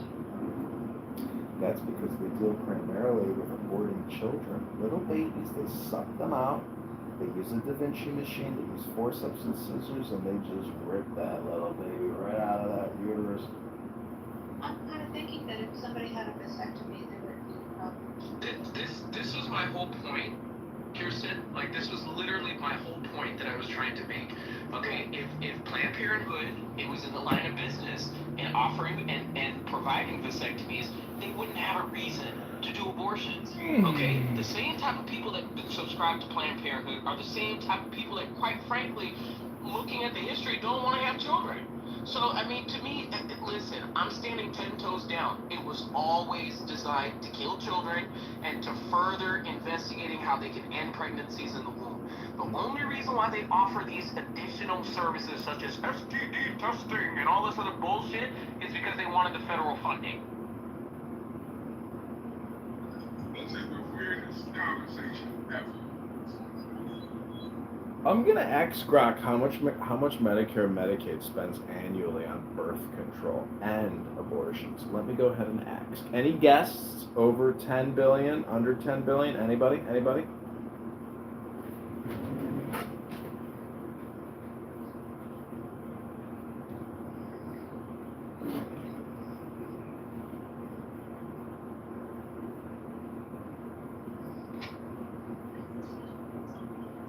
Why advocate for sex?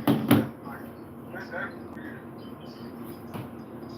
She hasn't even gotten to the chemical castration part. Vasectomy would be kind. I think she also probably endorses chemical castration.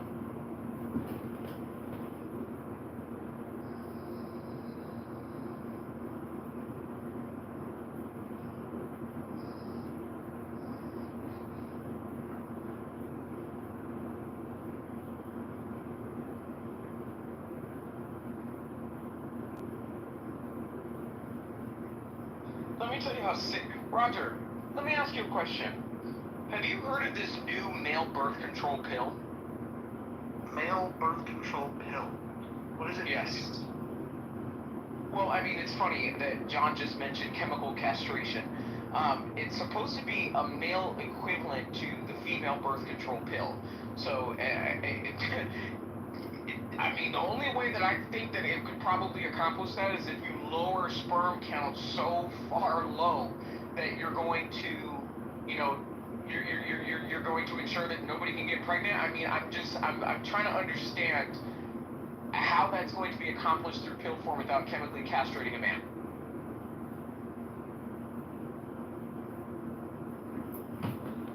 And you wanted me to answer this question? Well, don't forget, Plan B is a chemical castration, but that would be medical misinformation if you say that. So you can't. Therefore, mifepristone is not a chemical castration and doesn't cause women to become infertile. That is misinformation. It's an abortifacient.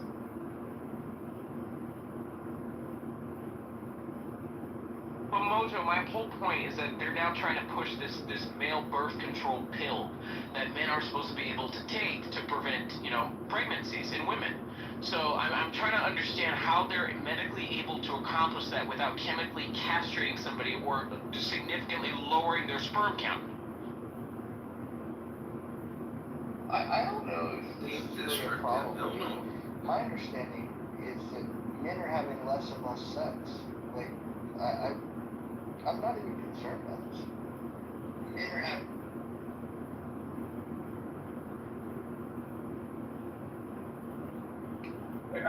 They had another reading that it lowers the body's testosterone production temporarily. It also lowers sperm production. This is worse than going on a soy diet and chemo.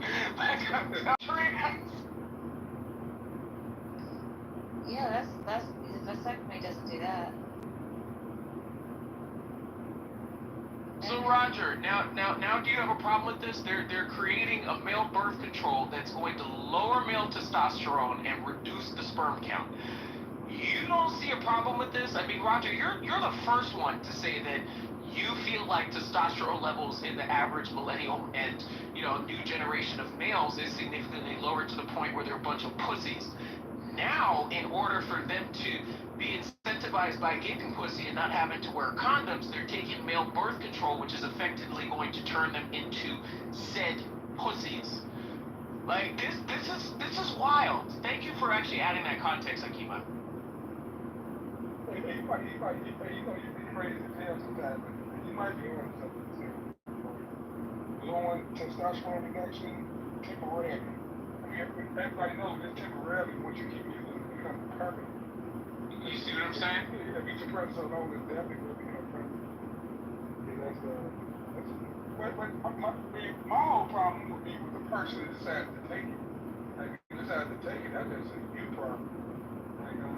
Like, I don't think they should make it before they got a right to. The person that takes it is the dumb. I mean, nobody's forcing you to do no dumb shit like that. And that's where the vasectomy is perhaps more of an option, because there's no chemical stuff going on that lowers testosterone.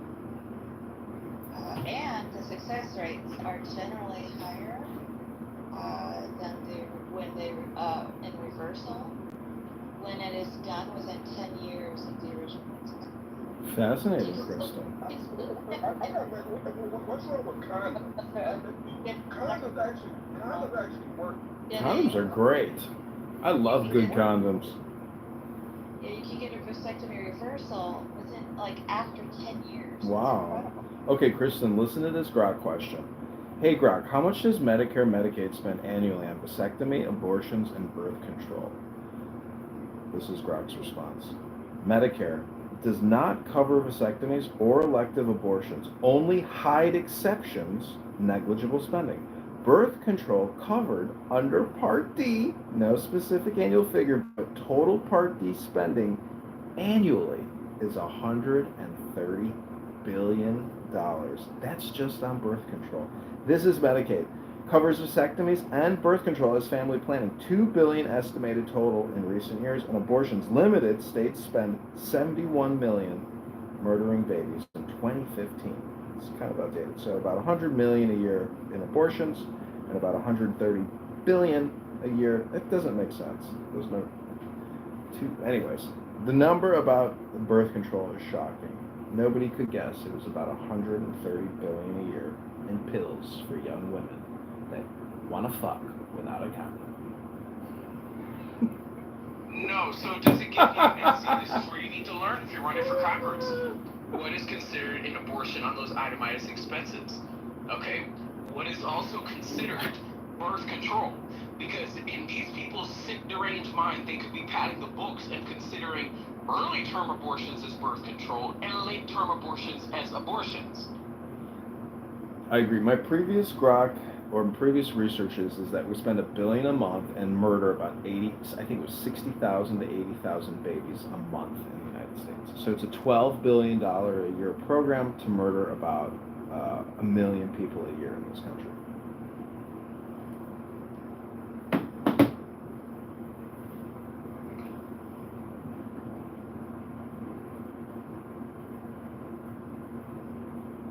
Yep, you file your IRS income tax statement annually, and a small little percentage of that, which totals about $1 billion a month, goes towards murdering 60,000 little innocent babies in beautiful little American vaginas.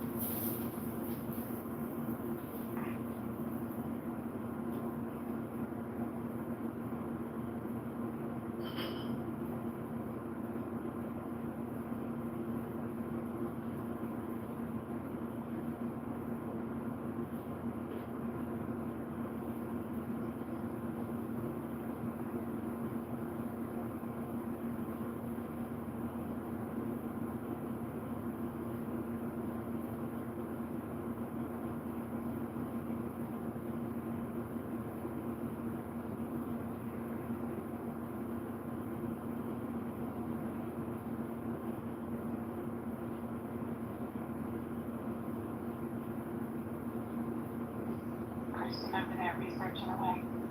I am. You went down a rabbit hole, didn't you? I did. Yeah, there's a success of the vasectomy reversal success rates range from 60 to 95%. Well, I know, but that's not really good odds when you're talking about like pregnancy necessarily. Well, I don't know. I have to fall back on the whole, why can't people just use condoms? Oh yeah, of course they can. Yeah. I don't know that I'd be promoting my boys to go and get some pregnant. You see what I'm saying, serendipity? This is why I brought it up. Okay, because it's going to create bigger social problems and biological problems or biochemical problems for a lot of young men. A lot of young men are going to be sold a bag of goods, and a lot of young ladies in taking that early freaking birth control that gave a lot of women cancer and freaking gave them weight problems and shit like that, and they're going to lower the testosterone of young men. That is why they're doing this. And it's already been lowered over the course of the last few decades. Yeah, the chemical one definitely does. Absolutely. But the regular snip doesn't do that.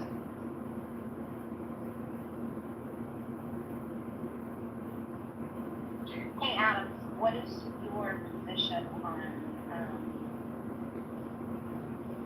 rape, incest, like mother in danger?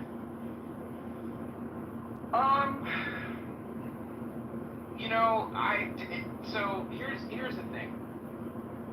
Personally, I don't feel like a tragedy should be met with another tragedy. That's just my personal opinion. I don't know. Like, I know how it sounds to a lot of people. I totally get it. But for me personally, I just don't think that an innocent child should die as a result of being the incident of a horrible, horrible, horrible tragedy, whether it's incest or, whether it's the unfortunate, assault. But again, that's not necessarily my choice to make. But if I agree with the exceptions, I don't. I just don't. Yeah, what about the mother's life in danger?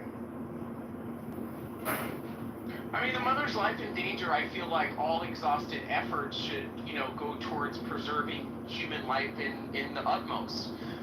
If it's something to where somebody is factually in danger, then yes, I think that they should, try to make an attempt to save the baby as much as they can and, look at other options with, technology later on down the road to maybe support the baby's continued life outside the mother's womb. I'm willing to compromise in that regard, but, I just don't believe that, I just believe that we're just too sensitized of just ending life in, the form of the most precious beings in society with, with just, oh, well, this just didn't work, let's just kill it. Like, I can't get on board with that,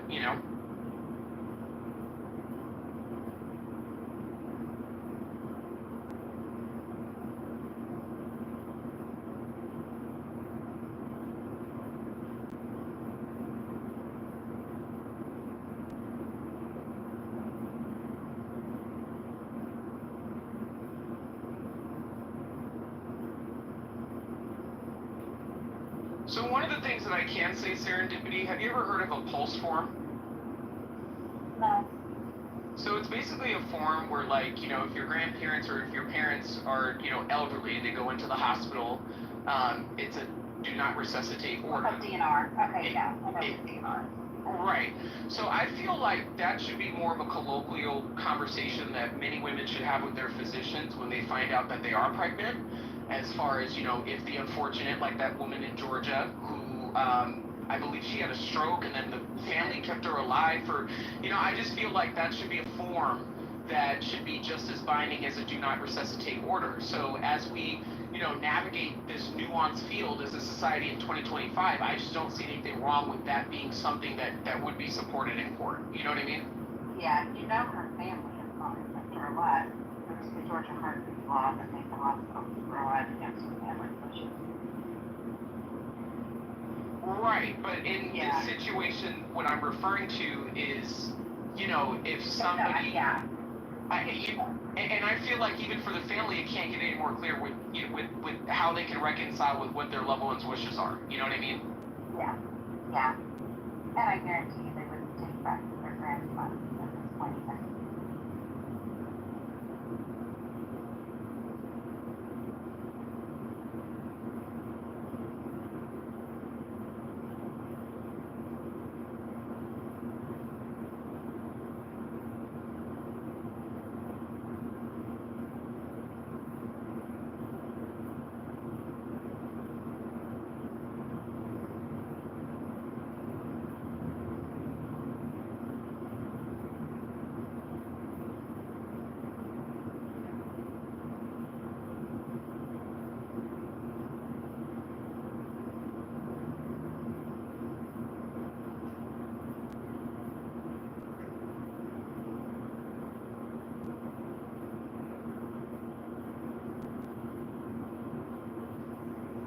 Roger.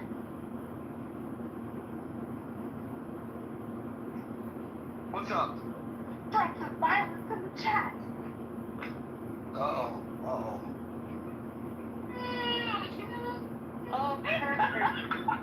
Oh, Purge guy. He's back. Well, hold on. He just threatened to kill me, so that is a threat. He is, everyone please report that. Thank you.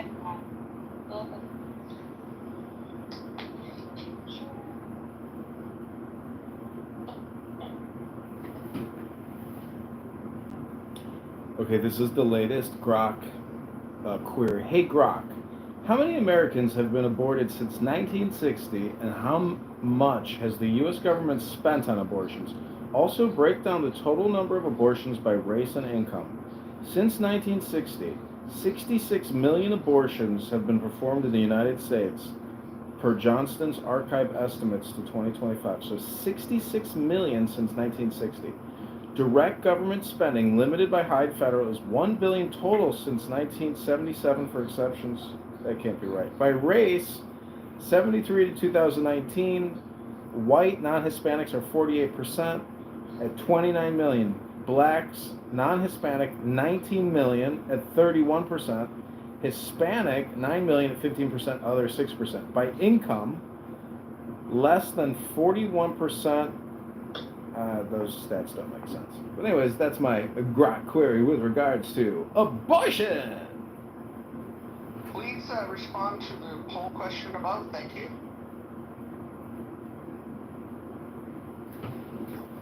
What if you don't like those answers? No, but what if it's all the answers?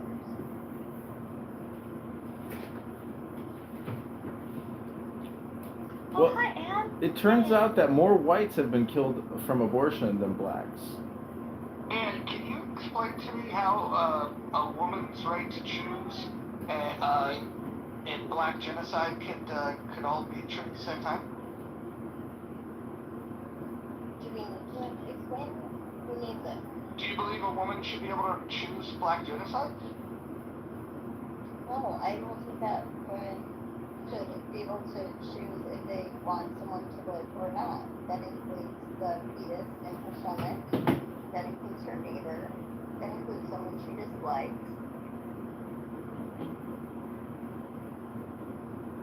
Yeah.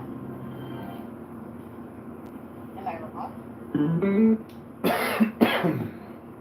Hold on. My dogs are getting crazy. I think his point was the first option in the choose, all of them are right, that the woman's right to choose. Is that your dog? Yeah. But women are supposed to choosing anything. In the fucking kitchen making sandwiches. I don't think Roger's dog likes your answer. Did Roger's dog hear about the sandwiches? That's the same thing.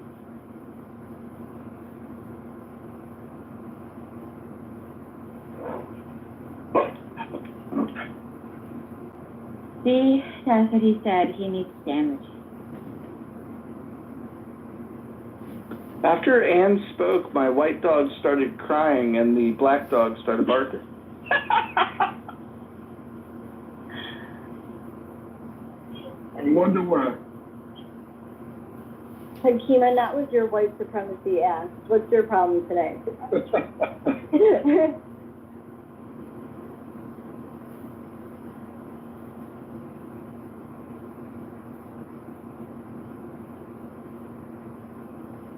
But honestly, who in here is whiter than Hakima? Wait, could you see the poll, Anne?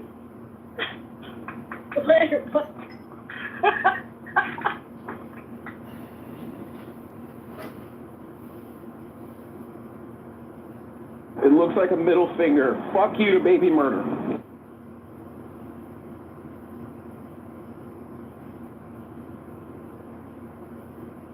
Hi, Connie. Hello. So, I mean, Roger, if you kind of interpret a different finding in that data, would it be fair to say that only 15%, well, 25% now, but the majority of the room is actually opposed to abortion? Yeah, I would say the majority of the room is opposed to abortion. Hey, can two things be true at the same time? Like, it's baby murder, which I agree is baby murder, but yet I voted it's still a woman's right to choose. Four things can be true at the same time. Well, I voted black genocide because I care. But like John said, more white babies been killed than black babies, so. Well, over the percentage, Wait, hold on. Yeah, what's the percentage? But for when you look at square miles and the population, it's much higher for black people. And then when you look at like HIV, because I did a grant on it, it's high, the rate. Yep, the rate will definitely is higher than the entire rate of the whole continent of Africa. Connie, I got a question for you. Do you support reparations for aborted black babies? They're aborted. They can't enjoy anything. Who give the money to mother? That is, you know what, I ain't even gonna say, but that's really sad. That's really sad, because I had the choice when I was getting ready to go to the Marine Corps, so. Well, Connie, I think it's a good question that I'm asking, because you people don't seem to agree on who should get reparations. So I'm just asking if. Yeah. Well, I've always been a lone wolf. I go out and make my own landmark laws. Yeah, I make my own landmark laws. You know, I got a letter from Senator Ted Kennedy when he was held in Congress or Senate, wherever he was at. Okay. Yes, and he was telling me that they were going to have, they were going to revamp the healthcare system. So I'm not really worried about all this stuff. Because a lot of them are waiting to see what their friends are going to say. When I want something, I go out there and make it happen. So, and people follow. You know, people follow. And then, you know, just a lot of people want to be Indian chiefs, but that's a sad thing to say. When you say Indian, are you picturing knots or feathers? When I say Indian, I probably would picture feathers. I would probably picture feathers. Because I don't have a good, strong arm, especially after these last few accidents. I don't have good, strong arms. I don't even think about targets anymore.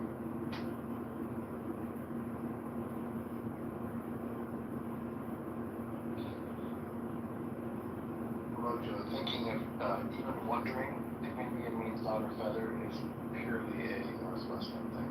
I grew up in Seattle, and that's a question often asked, but I live in Georgia and nobody's once said that to me in 20 years. It's the first time somebody asked me that, because, you know, Northwest, everybody has dot or feather. They have minimal Eastern Indians and arguably more Native Americans. Eastern Indians. Well, hold on. If you go to Redmond, that's not true. If you go to Redmond, you're such a sarcastic son of a But he's talking about because Microsoft employs a lot of engineers from me. I guess Issaquah probably has quite a few Indians these days as well. Do they serve curry at the Christmas party? No, but I can tell you the elevators don't smell very good after lunch. You know, I got a question for Connie. Connie, I've heard on Clubhouse people complained that black babies were being fed to alligators, and I find it interesting that here we go. That we object to that, but as long as an abortion doctor is what's killing the baby, that's okay. But feeding them to alligators, that's bad. Well, I think, you know, it's the woman's body and it's her decision, you know, how she wants to do it. I was reading up and I take it more sensitive. I feel like the alligator is against their will, and so it's not the timing, and so they feel like that's genocide. They feel like that's the only reason why some of them were exported over here. Those that are. So not what do you think the killed land. more? What do you think's killed more black babies in the Americas? Do you think it's abortion doctors or alligators? Okay, so if you look, car accidents, but none of that shit don't matter. If you look, which one kills the most? Okay. If you have to look at the time span, every black person that can claim a recent leaving of the continent of Africa 400 years ago is not like me. And so that's an aspect of me. So let's take it back to the 1600s. Bam, there's an ancestor that came over here from one of the nation states in the continent of Africa. So if you look at Wait, hold on. In the 1600s, you believe there was nation states on the continent of Africa? Of course there's nation states, because everything came out of Africa. No, but hold on. The The concept of nation states didn't happen until after empires died at the end of World War I. First of all, you had lines drawn arbitrarily through colonialism, like that. So you had Nigeria that was, created recently. Hold on. Wait a minute, let me finish. No, I got a question for you. I want to ask you a question. Do you think that nation states were in existence in 1600? I say it to let people know that there are geographical boundaries and borders, and not to get any particular culture, tongue, or specific area mixed up. And I've seen people from Africa get upset about that. So they want you to know that, they're from Rwanda or maybe South Africa. So, so I just say that to let people know that there's borders there and, there's territories. But anyway, just going back to, let's go 400 years back. Unfortunately, from the research I've done, and I'm always looking and reading, abortion, from what I know of, has been the highest baby killer. If you go back 400 years to now with black women, the abortion has been the highest baby killer. So in like an effort of restoring, autonomy to Black America, why then are Black women supporting it? I don't know, but I believe that this is definitely what is causing friction with the man if he chooses to stay.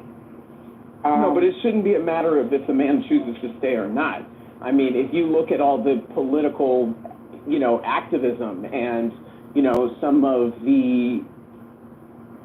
the statements that were made as far as, marching for George Floyd and the indignity behind, police violence and how it's going to, protect Black babies.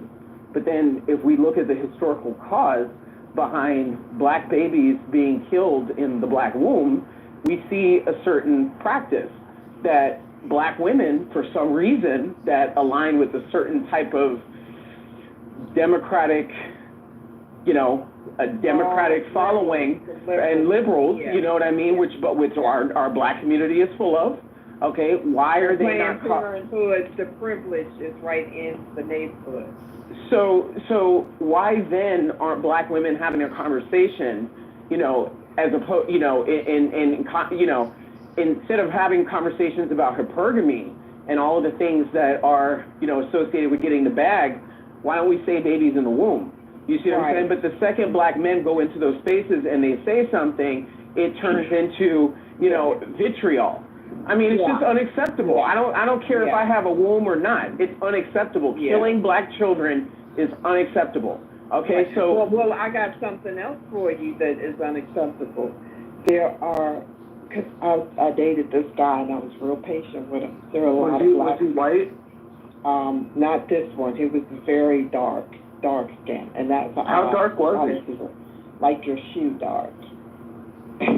Your black shoe dark. Like his beard? Yeah, all of that. But look, check this out. I was patient with him. There is a great growing number of Black women that hate Black males. And so he said that the women that he dated, he would keep in close contact with the boys because the women, they had so much hate and fury for Black males, they couldn't even turn it off with their own children. Like that. And I also heard one lady at work, she retired. She said her mother chopped up a grandson and sent him down the toilet stool. And the Wait, she chopped up a baby and put it down the toilet? Yes, that's the norm for the family, because he was a Black male baby. And she said the toddler cousins was like, let's say his name is Boo Boo, Where's Boo Boo? Grandma, we ain't seen Boo Boo. Yeah, there's a growing amount. I had to even stop my own child from going over to my sister's house when she was alive. She definitely had a chip on her shoulder for blackmail. You know, so it's like if they don't know you or like you or you don't grab for those heartstrings, those that don't like blackmails can be evil. Yeah, it's a good amount of them. And if there's 30 million in this country, I probably wouldn't be surprised if it was 25 million that hated blackmail. Yeah, and so don't even. It's a growing movement. And Connie, when you talk about like Southern roots, and even in places in Middle America where black people existed, how many of these women were caregivers killing people? You see what I'm saying? How many of these women were in caregiving roles, okay, nursing their sick husband? I don't know, and kicking but my them into the grave. You see what I'm saying? Reprobate mind. She had a reprobate mind, and after my grandfather died, she would talk to his ghosts, and they didn't get along very well either. Yeah, and then I know, but see, a lot. I'm gonna tell you one trigger was they weren't valued, so they were expected to leave home early at 14 or 16. That was, I'm sure that was a trigger right there.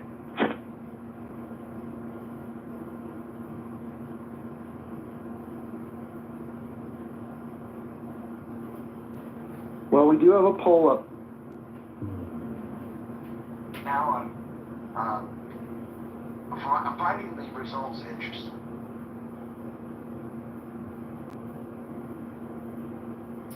You know, people talk about the abortion debate a lot, and it's always about a woman's right to choose her women's health, but I don't think a good analysis or a perspective, shedding light on the perspective of the doctor's operations, the facilities, the nurses, the funding, the insurance payments, the profiteering, the conferences, the industry and itself. And the welfare, that they receive preferential treatment from the government.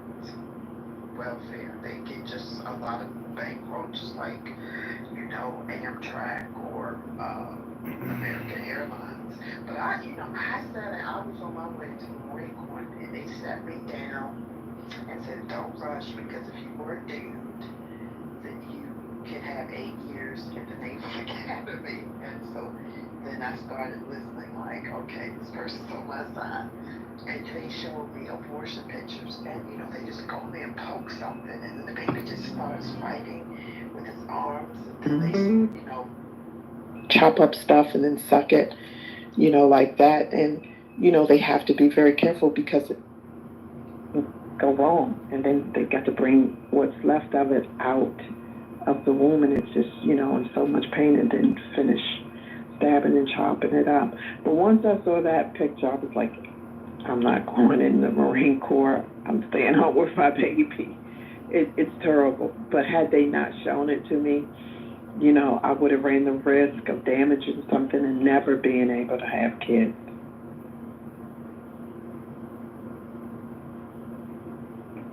Can I ask why Frank, Kristen, and Anne have not answered the survey question? Did you know that these surveys actually go back onto your profile and you can't delete them? Well, you can't delete them yet, but they'll get around to delete them. There's plenty of things that I've had on my profile that have been deleted over time. I want to delete all these back-end messages. Yes, me too. Ooh. What you got up in your backside? Nothing, but I just want to delete them. You may need those for a rainy day. You're telling me about binary stuff, and it ain't regulated, and I don't know you. You have to come with a referral from a referral. No. That's a lot I want to delete, and you can't delete. And they don't keep a good record account of replays. They don't keep a good record account of replays either. You save stuff, and I go and put it on Thread, and it embarrasses the hell out of me because it's not even there anymore. Did you guys notice the new update right now? It's like an actual hallway where you can, when you're scrolling up in rooms, you can listen in without actually going in. I couldn't do it yesterday. I couldn't do it yesterday. I Or tried. was it this morning? No, it just, I noticed it happened in the evening, like a couple hours ago. You have to be out of a room though, right? Yeah, you have to be out of a room, and then, Okay. yeah, and then you can just, like, it's crazy. So I'm wondering if I guess if you're booted from the room, you won't be able to see it. But if it's a room where you know you're going to get booted, you can just stay in the hallway and listen in. So you could be the bad kid in timeout, but you still hear it. That's why I didn't get it. This And it's kind of like still being I'll be right anonymous. back. I'm gonna It's do weird. the update. Yeah. But I wonder on the abortion topic if... Oh, but no, but you go ahead. actually get sucked into the room, I think, after a minute. Like, if you listen to it for a minute, then you get sucked into the room. So I hear. I didn't see that. I didn't know. No, it Yeah, I actually saw that months ago. It actually shows you, like, if somebody comes, if somebody listens from the hall, I could see that they've entered the room. Oh, so only the mods can. I just updated. Much better. Much better. Wait, who put Hakeem on the go? Not it. He must have moved himself. I'd have done that. Oh, you know what I think happened? I think Hakima left the room, he went anonymous, and then in another room, and then came back. No, I updated my app and just seen that new feature. Oh, sure. Yeah, I just updated it too. It's much better now. I was wondering what's going on this morning. So I wonder with abortion, I have a question, and I don't want to be selfish. Do people believe a man's got no say? A lot of women do. That's why they be having problems in their relationship. He be mad about that shit. But I believe he has say. I think I would act like I don't because I would be looking at the money that I possibly will or won't get. That was my follow-up about the money. So yeah. the women that don't have to But I remember I told say, you I had that video they showed me, and then talk about how they take their time with men in the Naval Academy of like 8 years or more. And so I would not do abortion. I would not do it at all. I would not. But thanks to that video. That's one of my primary hang-ups about the abortion laws is I feel like they're very misandrous in that the financial liability, the decision to have, to not to have, falls solely with the woman, and the man doesn't have any say. Like, I feel like at least if you were going to make abortion legal, then he should have the opportunity to opt out and not be financially responsible if she has the opportunity to opt out. And I think he should be able to say something after 6 months too. I really think he should. I think he should. But I think everything worked out. what do you think he should say after 6 months? I think he should have No, because I'm kind of concerned right now. Stop it after 6 months? No, we're not doing this. She can't opt out after she gives birth. No. No, some women be trying to abort at 6 months. And that's the month that I start talking because I think I can carry it to term. But I would just be 30 years coming out of the Marine Corps. But I would have been a doorknob because I was a little knucklehead. I probably still would have ended up pregnant again, like that. But I think a man should have some say-so all the way. I understand it's not his body, but especially... Legally, he doesn't right now.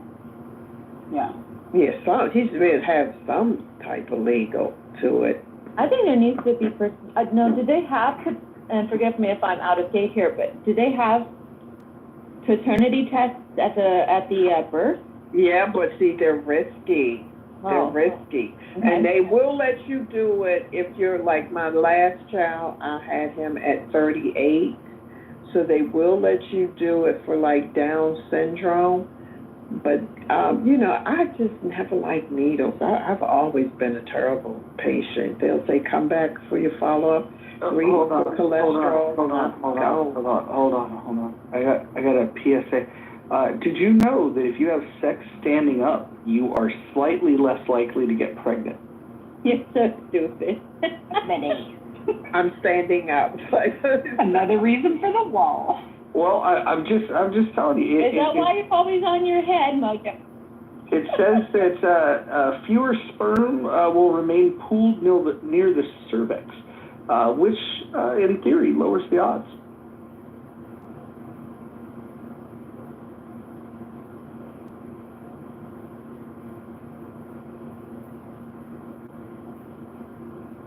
Anne, have you not updated the phone, or why aren't you doing the survey? No, she's being ridiculous. She thinks that she refuses to agree to the terms and conditions of service, and she can sue Clubhouse for misusing her information.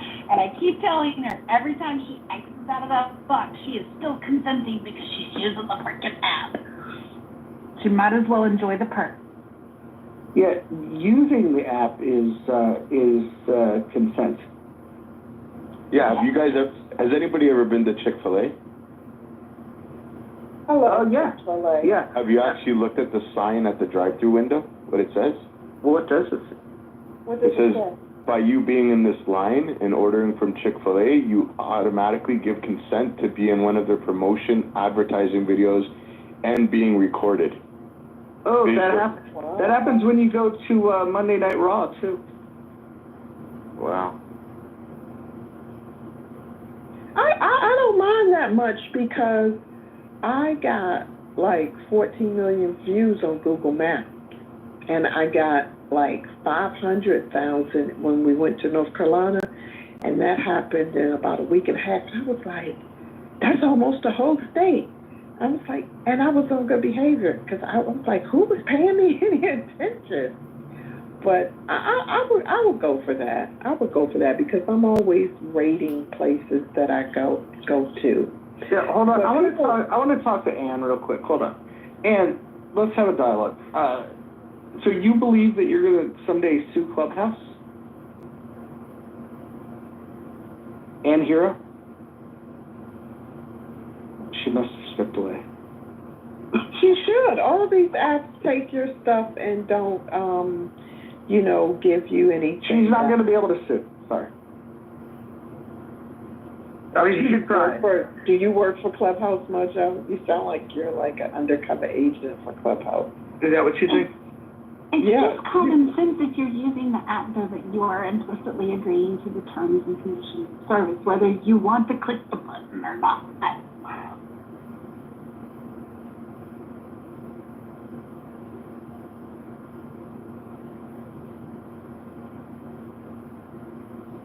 Yeah, I don't think No, I don't. Hold on. I don't think I would make a good Clubhouse employee. I've twice I've led revolts. Once to Fanbase, once to Chatter. I've had an account completely deleted, and I've had this one suspended just very recently. I just don't think I would make a very good ambassador. I'm not a great brand ambassador for Clubhouse. Yeah, so you're loyal to yourself. And that makes plenty of sense.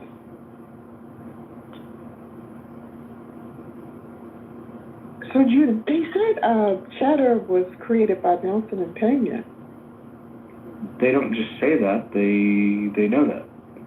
Wow. So he was with that. I forget what that guy was that he used to come on the line with. So he just really has been building himself up and growing, progressing like wildfire. That's good to hear. Would you say that with Isaac Hayes building Fanbase and Nelson and Pena building Chatter, would you say that those are slave revolts? I would say that I stopped following people to like Fanbase and some other places because the people that you follow, they don't open up any rooms and you're trying to figure out the gadgets and stuff like that.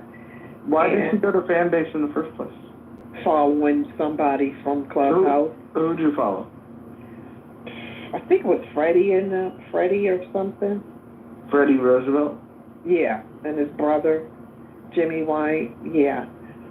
Just trying to be supportive. If you're connected with somebody or you come in their room, they give you a mic. I try to be fair and supportive for, every room that I go into. And I just stopped doing that. When people tell me about a new app, I'm like, I barely can keep up my pages, you know, where I'm at.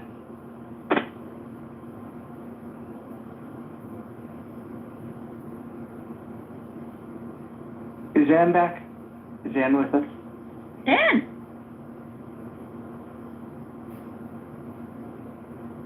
No, I think she's still gone. I'm gonna text her.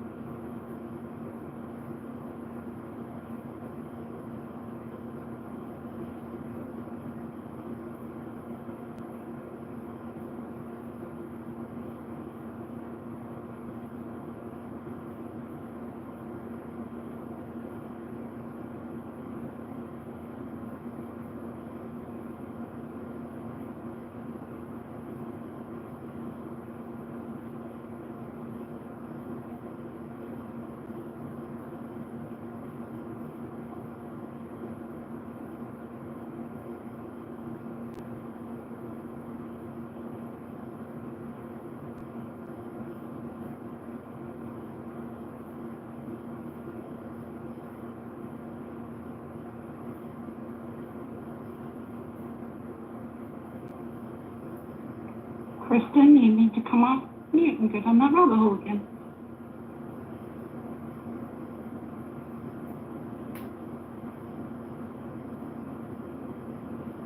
I think I'm going to remove Frank from the stage for not voting. I mean, is what he's doing in the chat is considered spamming? Pretty much. Frank, are you with us?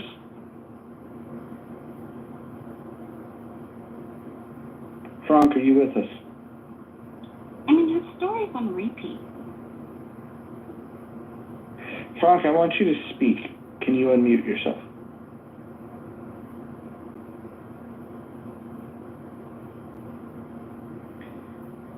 All right, I'm going to count from 3 backwards.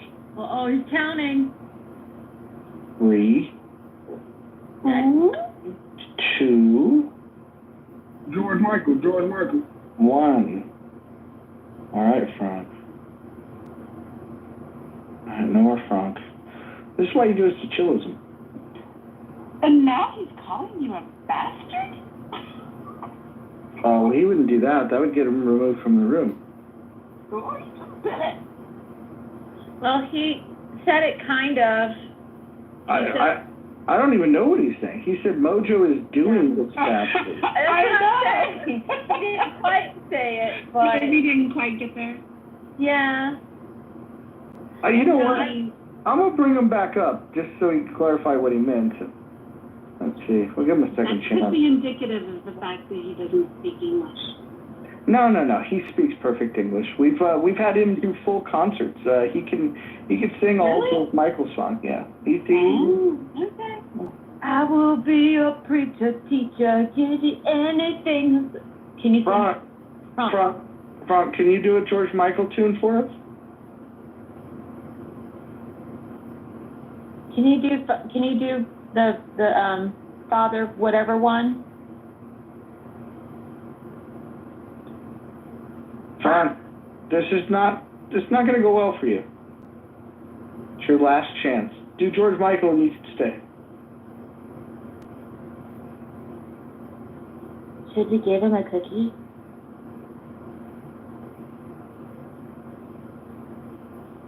Extra iPod hours? Okay, Frank. You asked for it. Back to the goo you go. Bum, bum, bum. I want to take the moment, since we're not talking much in here, to give Connie some flowers. I had a conversation with my son. I live in Atlanta. My son goes to a very, very mixed school, about 50-50 black-white. And ever since my son was a little tiny kid, an infant in fact, he loved black women. If a black woman in public approached him when he was an infant in the stroller, he just lit up like the sunshine. Like he just, there was no question that he preferred black women. And as we get older, it hasn't changed. And he's 18 now, he just graduated high school. And we went to the most mixed school in Atlanta that's among the good suburbs. Most of them are, the high performing suburbs are almost always overwhelmingly white on purpose in order to try to maintain those standards. But I put him in a school called Sprayberry, which is a top 10 school in the state, but it's by far the most diverse school, and we did it on purpose. And he has dated one black woman in high school that was a pretty cool person. But ultimately, he had a conversation with me recently, and I'm getting somewhere with this. And he said that, Dad, you know, it kind of sucks because my experience in high school of wanting to date black women is that he's a very quiet, soft-spoken, kind person, very, very, very easygoing, extremely easygoing. And he's intimidated and overwhelmed by black women. He told me that, you know, the ones I find attractive are overbearing and reactive and loud, and he said obnoxious, and it frustrates me because I want somebody that's calmer. I want somebody that, you know, that looks the way I want her to look, but I also want that calm energy. And he had a conversation with me about this, and it was very recent. And I said, you know, you'll find her, just keep looking. And I'm sitting in this room and I'm listening to Connie, and she's like smart and kind and soft-spoken and non-reactive and so engaging and so just easy to listen to. That, like, I mean, first of all, if you're 25 years younger, I totally want to hook you up with my son. He's very good looking dude. But I'm also a former Marine, so you keep talking about the Marine Corps, and I'm not sure you ever made it in there, but I still respect the fact that you obviously support and appreciate the Marine Corps. But I wanted to say that you are the absolute best example of a black woman that I would want my son to find, personality-wise and intelligence-wise, and just overall demeanor-wise. And I know you give me hope that there's somebody out there for him that will meet his expectations of an energy level, along with beautiful. You're obviously beautiful. And then, I don't know, it's just refreshing to have you in here. I followed you. I want to see where you kind of hang out. I hang out on a lot of mixed spaces in here, and I hang out on a lot of primary black spaces in here. And I don't talk much because I end up getting kicked off the stage just because I'm white when I start talking sometimes, and that sucks because I like to find the more reasonable rooms to hang out They're in. very closed-minded when they do Tough, that. yeah, it's tough. Yeah, they kick anybody. I have people, I gave them a little snippet because they want you to prove stuff. You know, like one guy told me Clay and Donna was black, and he said, if I get some proof, I'm like, dude, nobody's proving shit to you. One guy said, they're not your people because they're not doing anything for you unless you want to prove it. I'm like, nobody cares what what you think. And then, so I gave them a little snippet and I showed them a little genealogy tree. And so, but they were so freaking ignorant because they didn't. I said Lenape, people who sold New York City. And I said, Mexico. And they were like freaking out. No way, there's no such thing. And I'm sitting here like, that is one of the most original groups. But what they do is if you talk about something with receipts, oh yeah, I'm related to that person too. But you're doing what my mother hated about her West Indian side. You're not being fair. Because you're sitting back and, you're giving people the green bean, and you're censoring others when they talk. And then you're saying, well, okay, well, you might be Native American but we're Indian or like that. And they try to discredit you. And I'm like, these are signs of a pretender. But right now, I do have a white boyfriend.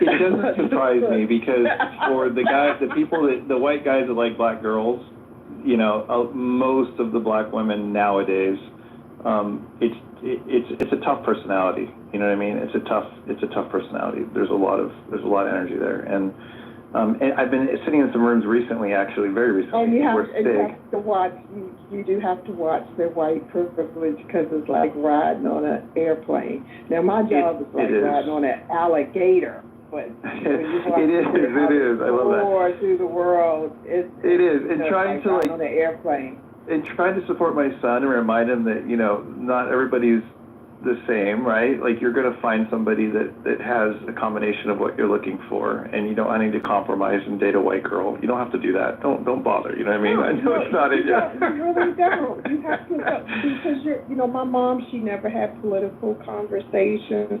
She never told us we was better than anybody. You know, she said everybody's created, you know, before God, in the image of God. And she always said, you know, go after your heart. But she did say, now, if you're going to deal with your dad's side, maybe that would be better for you to date, you know, a white guy. But she did say that. And then, you know, I had really nice hair, and she would just straighten it even more. And I felt so bad for her, because I was like, she's in a world and she's just trying to be quiet and fit in.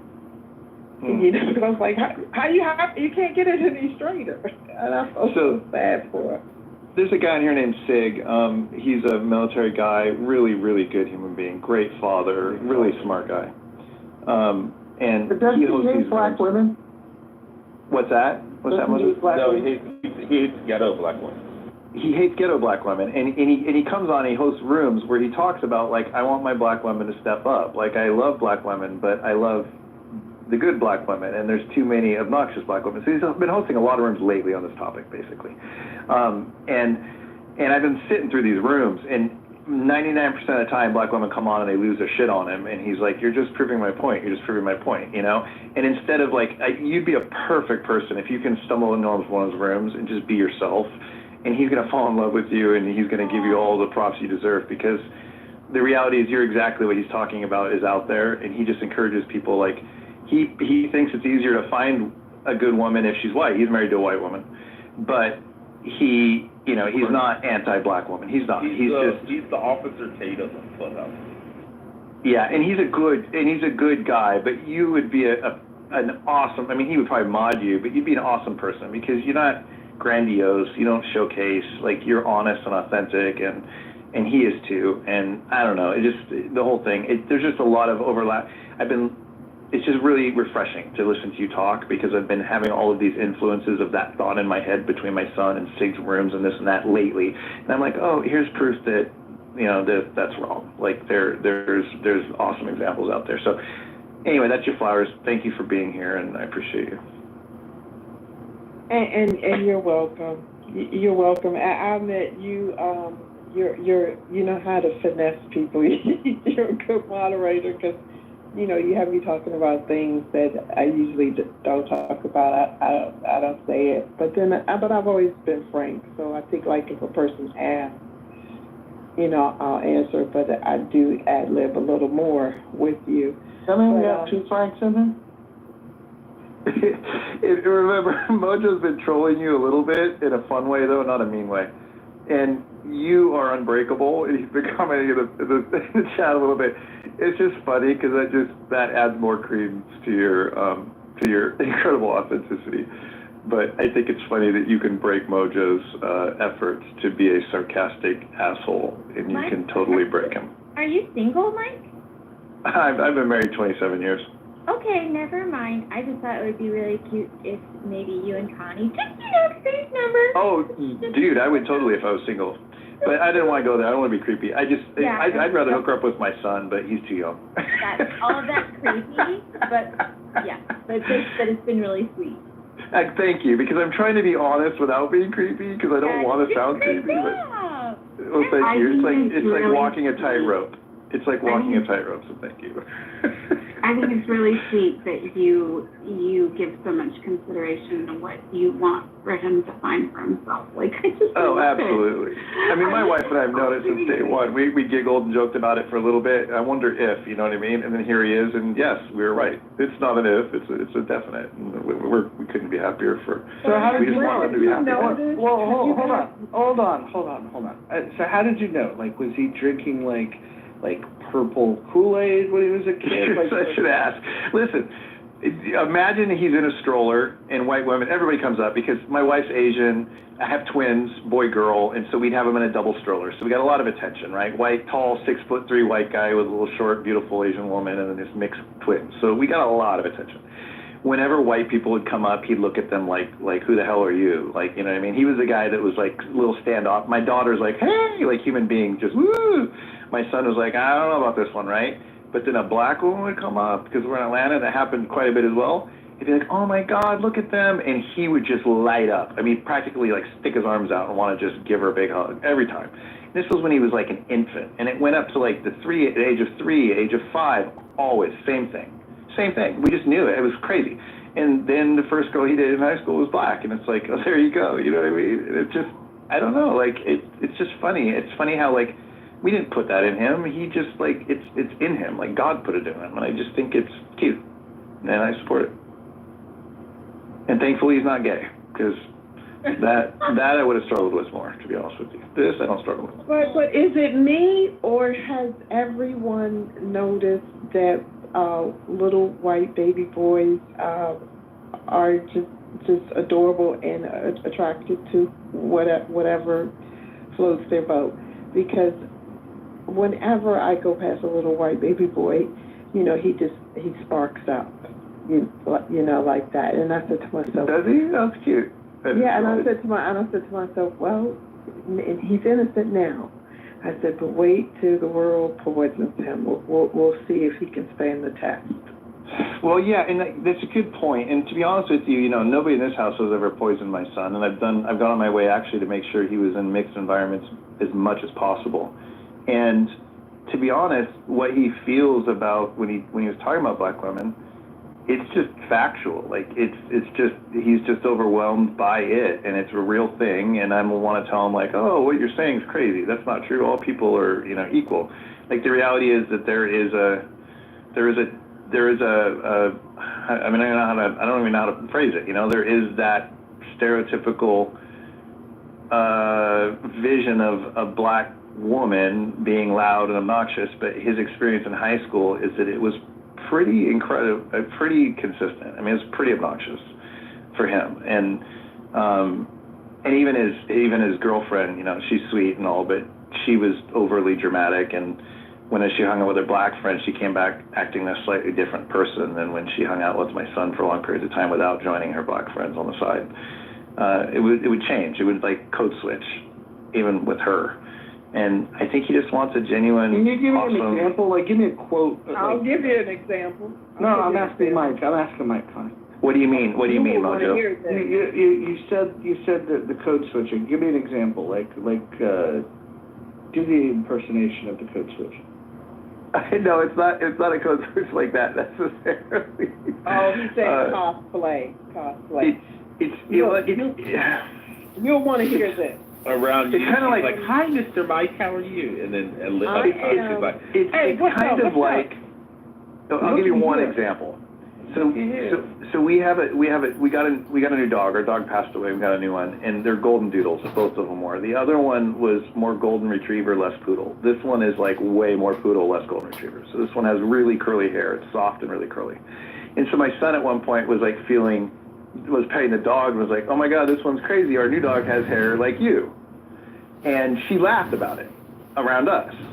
But then she went back and she told that story to her friends in high school, her black friends. And they convinced her that that was completely inappropriate and that he's racist for saying it. And then she came back and started being an asshole about what he said. And he's like, I didn't mean it like that. I mean, I love you. I care about you. Like, they've been together well over a year at this point. And she just couldn't, in the end of things, she couldn't get over it. That was one of the things she couldn't get over. She switched. And eventually, by the time they broke up, she was like convinced herself that what he said was completely racist and inappropriate. And he's just like, I don't need this drama. Like, it's one of the reasons they broke up. He's like, you're just so overly dramatic about things, and just stop.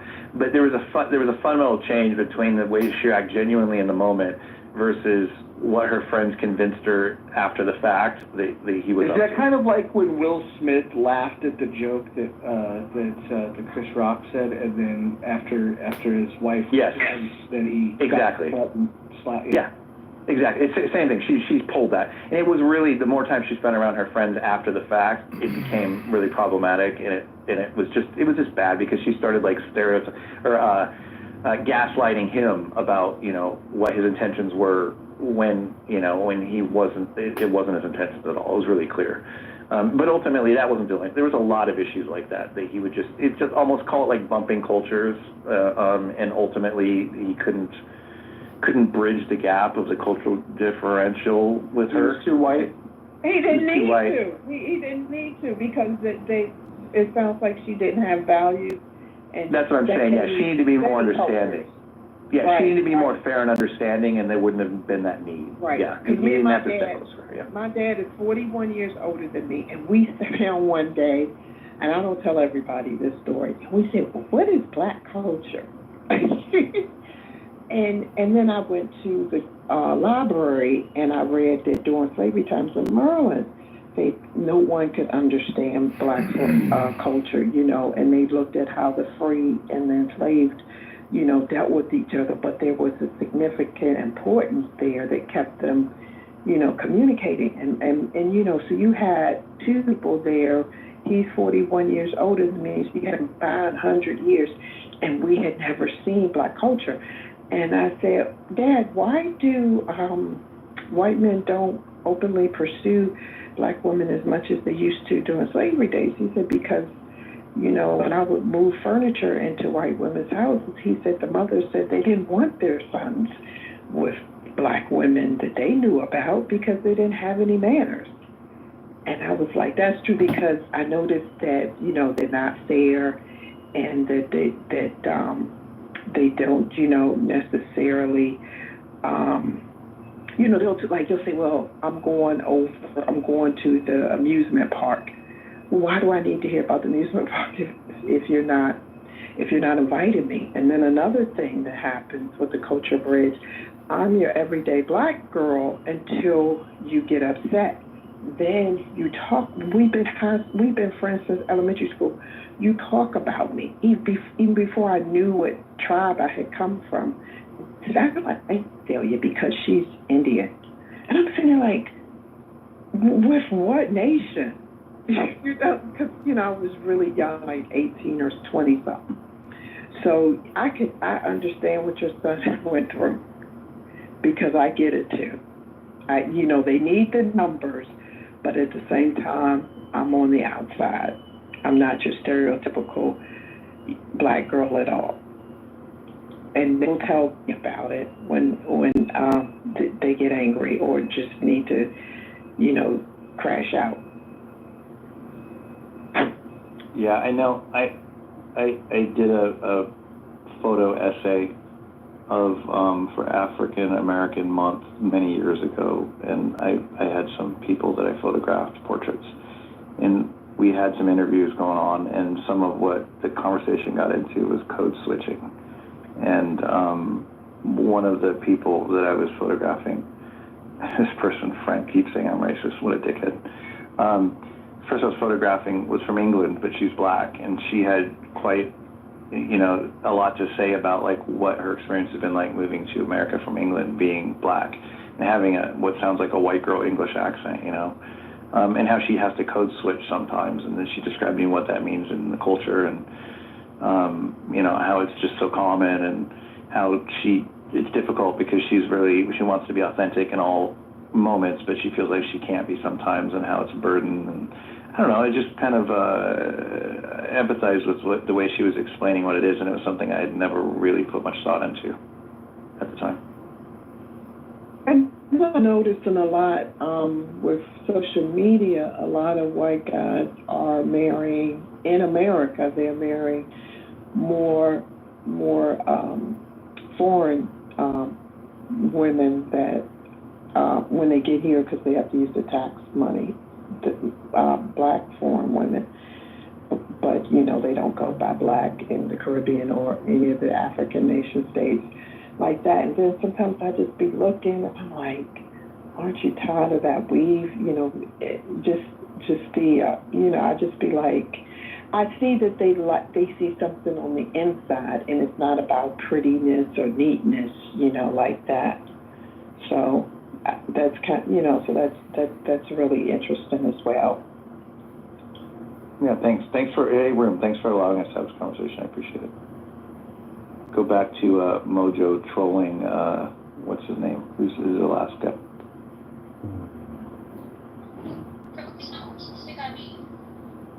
You know, I'm headed out. You live in Atlanta too? You live in Sandy Springs? I do. And then who else? Oh, Serenity said you live here. Yes. Serenity. Can I just advise that you never know who's listening? I would minimize the amount of personal information you share. Kristen, I'm headed out for the night. I'm just wondering. I'm not vasectomized, Kristen, but like any advice on the ladies' front? You got like a great line I can use on a pretty girl tonight?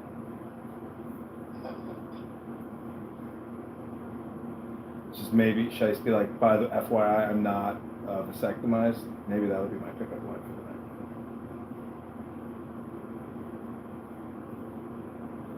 You know, I was thinking, is war technically just a late-term abortion?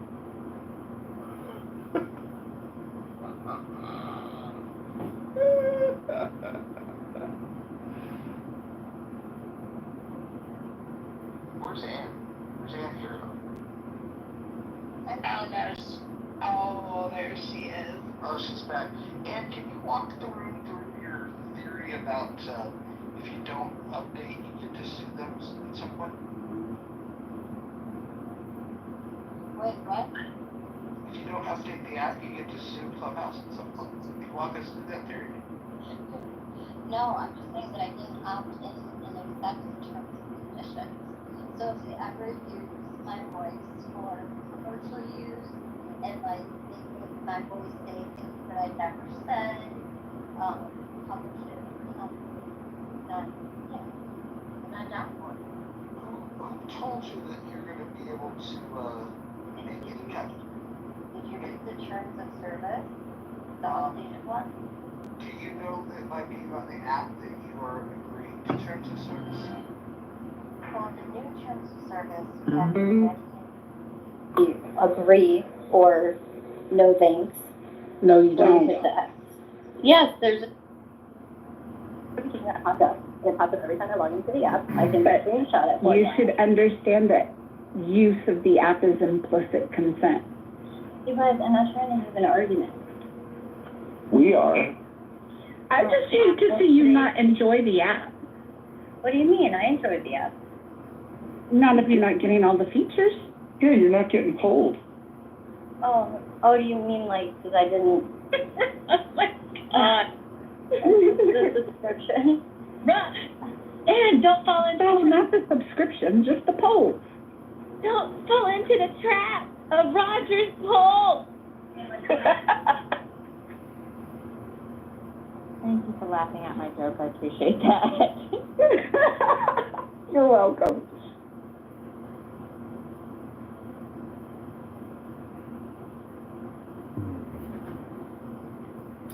Is the vaccine, the COVID-19 vaccines, are those technically just early-term abortions as opposed to late-term abortions? Or preemptive abortions, I think is what the eugenicists call it.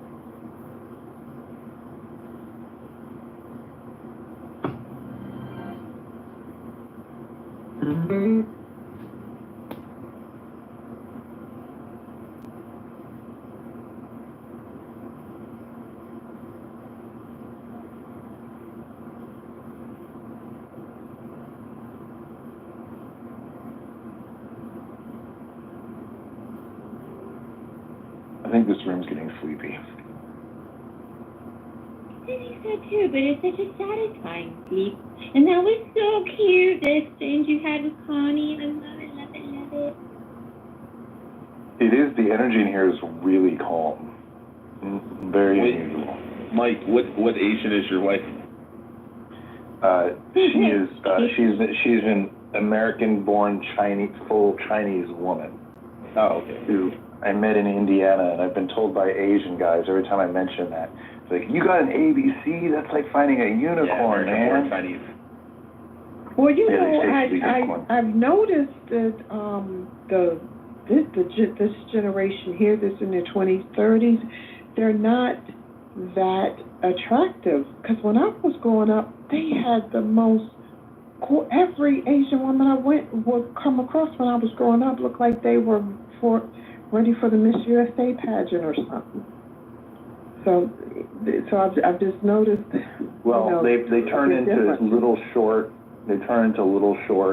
stereotypical old Asian women, like overnight. Like they stay the same, and then like you wake up one morning and you're like, holy shit, and she looks like something in a Disney movie, you know what I mean? She looks like her mother. Yeah. Looks like her mother, but she turns into it, not like white people where it takes time. It kind of just happens overnight. So she looks like she's 20 until she's like 60, and then she looks like she's 60 that day. Yeah. So they're not the black don't crack type people. Well, they are until they're like in their 60s. Right. You'll see a lot of women look 58 really old. Oh, but you'll see like a 58-year-old like Filipino or Chinese, and you'd be like, how old are you, 30? And she's like, I'm 58, I have grandkids. And you're like, wait, right. what? But then my wife is absolutely fucking beautiful, and she still is. Probably prettier than she was when she was 20. Oh, well, you know, I think she's an Jewish guys exception. at the synagogues, that's who if they're not bringing another woman that looks like them, they usually bring an Asian girl at the synagogue. I got myself a Filipino. Yeah, my son is half Filipino. Yeah. Filipinos are pretty because they look like they're half white, half Asian by default. Yeah, there's like a Spanish look to them. Yeah, a little bit like that, yeah. I think the prettiest Asians are Koreans, to be honest with you. I think they're the prettiest Asians. I don't like the round face. Oh, You don't like it? Or you do? No, I don't. I like a square jaw, like a very chiseled square jaw on a woman for some reason, and Koreans have a lot of that going on. Japanese have more of a pointy jaw, but Koreans have square jaws. So that round face thing you're identifying, for me, is probably a good thing if it's not cherubic round, but it's like chiseled round. They just are the least well-behaved Asians. Which ones? Koreans. Oh, are they? I've never really been around many Koreans before. Well, were you trying to say they're prejudiced? It's just such an extreme, tough culture. The more you get exposed to it, the more you're like, whoa. They're not as subservient as like Japanese, No. maybe? Well, I wouldn't call any Asian subservient. I would say they're not polite. Asian women are subservient in public, just not in private. I don't think that's a sensible way to interpret their behavior. They're courteous. But that's like a complex thing, but like part of there is this idea in Japanese society that the courtesy you display in public in accord with your role is also protection for you, right? You do what is according to your role, and then you're in the right, and you don't have to do anything outside of that. The other party can't have expectations for you outside of that. So you just make sure you do what you're supposed to do. And in Japan, they have a very polite society, and that politeness is not subservience. It's just your duty in a certain context. That's politeness. It's what you owe to society, not that particular person. That politeness is a public thing, because they are freaky as fuck in private. Totally changes. I lived there for 2 years. It's totally different. Like they'll run circles around anybody else that I've ever known who wasn't Japanese, like after the fact, but like in public, it's a whole different thing.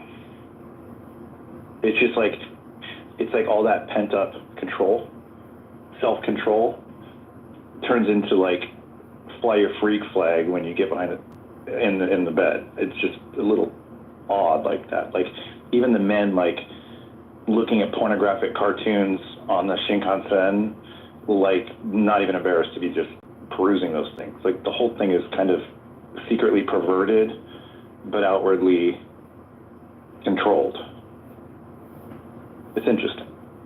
Or you might say that they control the things that they control the things that need to be controlled. You know, their society is polite. things go smoothly, you know, and the things that don't need to be controlled are not society's business, so they don't control that shit. And that's that's fine. Okay, like, there's a lot of this way that we interpret this that, like, kind of projects, I think, certain kind of Western norms onto them, and then assumes they have some motivation or, like, psychodynamics that maybe we would have. Maybe these would be, like, you know, this is like we're repressing outwardly, so we express inwardly or something. But I don't think you have to interpret what's going on in Japan that way. It's organized differently. You know, here I'm allowed, and here I got to do this other thing. But that's public life and private life, and every society has that. I appreciate that, Jason. That's a very fair way to describe it. I mean, yeah, that's a much more civil, nuanced way to describe it, probably much more accurate. Who changed the title to My Wife is Asian? That's hilarious. I did not do that. I'm not That's pretty funny. I plead the fifth.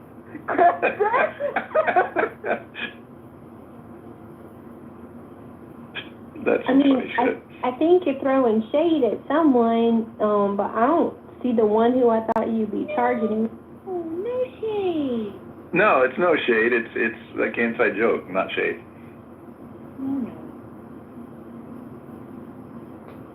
I just stopped by to say hello and good night. Monica?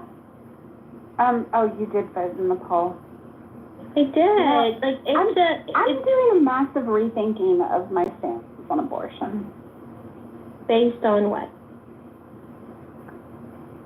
Well, based on the fact that, like, anytime we've had those rooms, these conversations, when you really talk to people, I feel like the majority of the population kind of sits in that similar place of feeling like nobody wants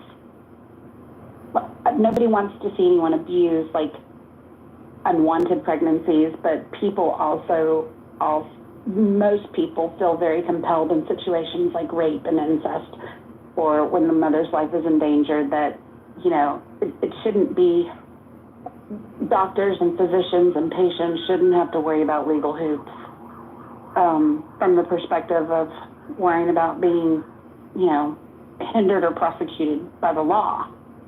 And, you know, I've grappled with this for a long time because I do consider myself very, very pro-life, but I wrestle a lot with the fact that there are very real-world complexities to that position, and I just don't think that we can legislate for them. So I don't think that we should legislate abortion at all. I think we should go back to making abortion a medical decision that only a doctor and her medical team and a patient and a doctor can make the decision on what's in the best interest for everybody. You know, I mean, the thing of it is, doctors, they already have a Hippocratic oath, and there's certainly things that we could do with regards to medical ethics to make sure that, you know, it's not abused and overused.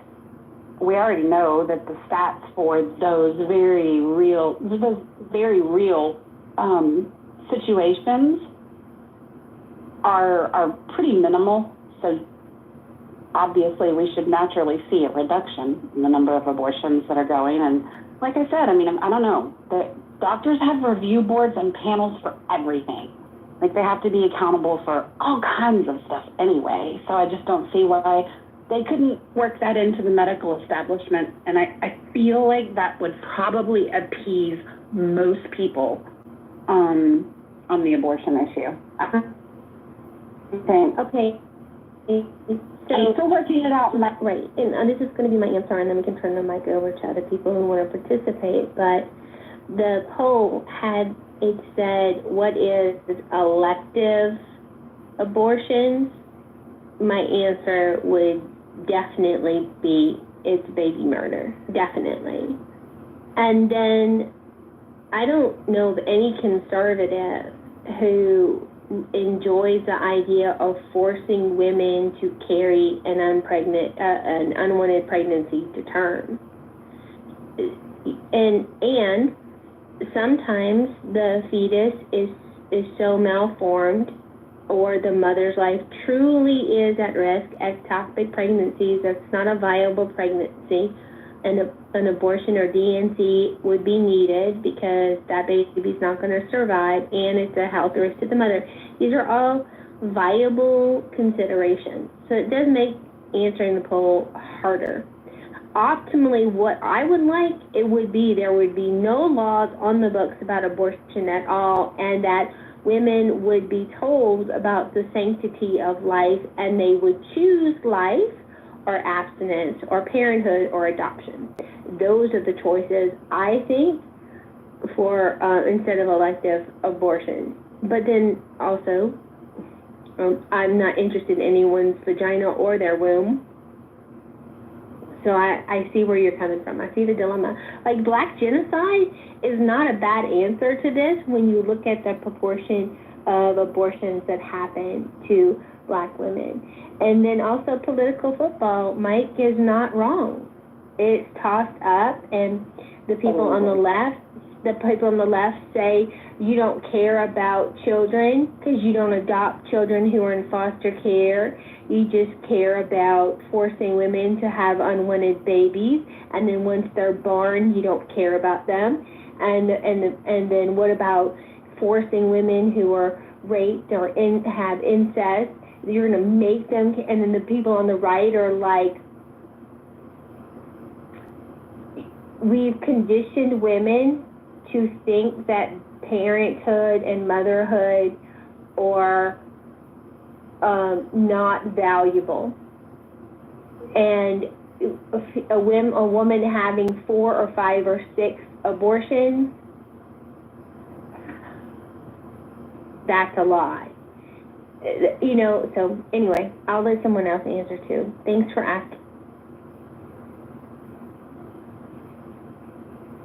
Yeah, like I said, I'm still working on some nuances, but we cannot legislate for every situation. And when I hear about mothers with babies who are dead in her womb and doctors refusing to give her service because they're worried about the legal ramifications of performing a necessary surgery, and her fertility is at risk, like that's not okay. And well, that's medical malpractice, though. That's the doctors and the hospitals. That's not the law.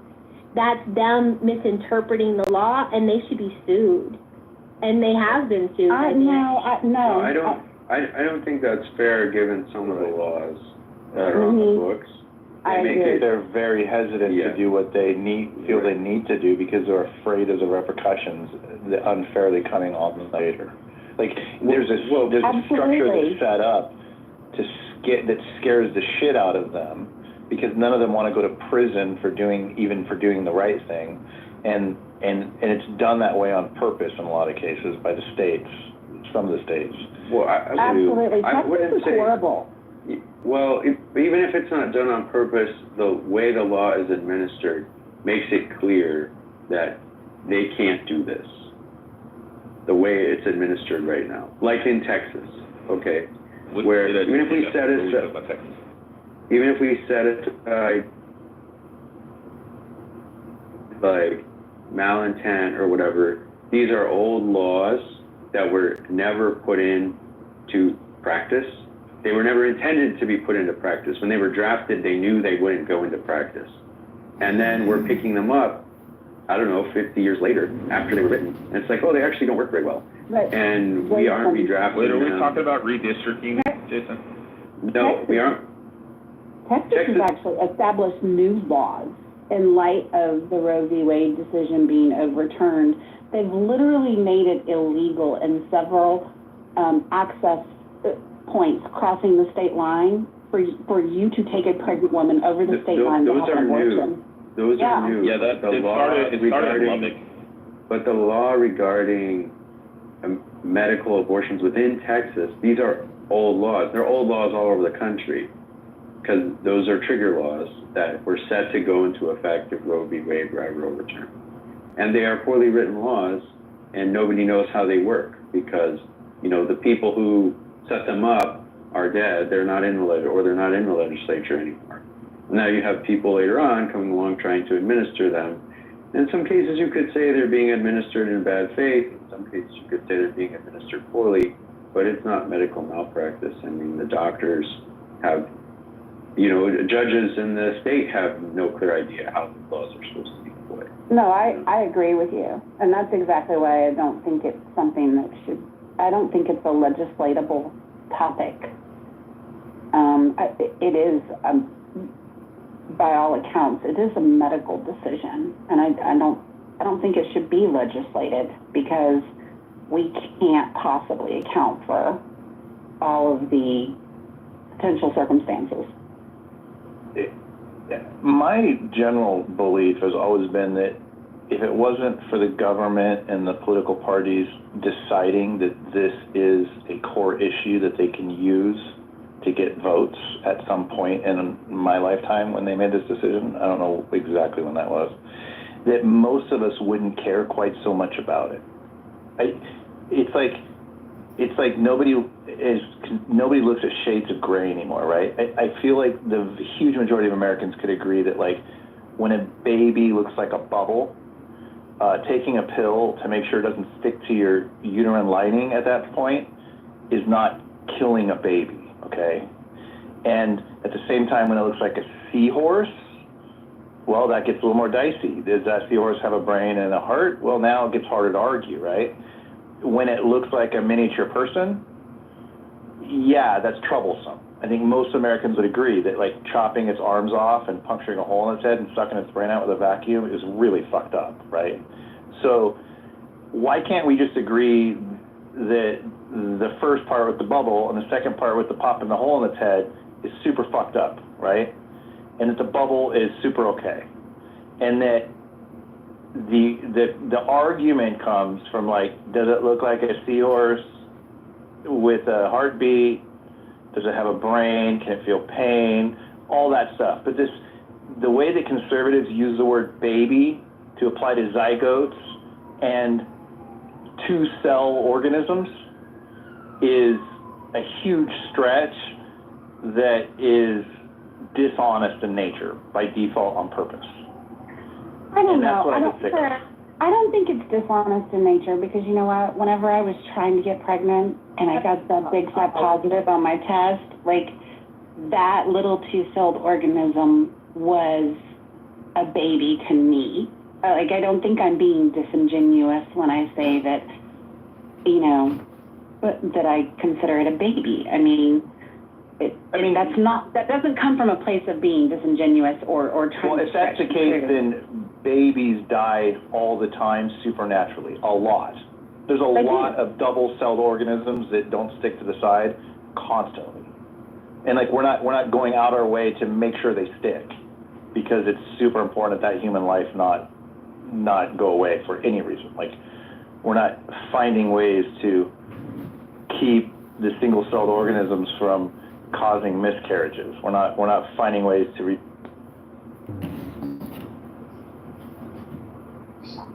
right? And I agree. I know what you're saying. Like, we went through in vitro. I have twins, and we went through in vitro, and obviously when we found out that we had two, 8-cell organisms in there, I have a picture of a photo of both of them side by side, and I was like, oh, my kids, I knew they weren't my kids yet. I called them my kids. It's like my future kids is what we should say, but even then, are they going to stick around? Are they going to make it? I didn't know whether they would or not. So I don't think that, like, the fact that, we use certain verbiage because we're hopeful and excited is the same as, like, actually identifying that thing as a baby. Mike, do you know what the price is per abortion to taxpayers?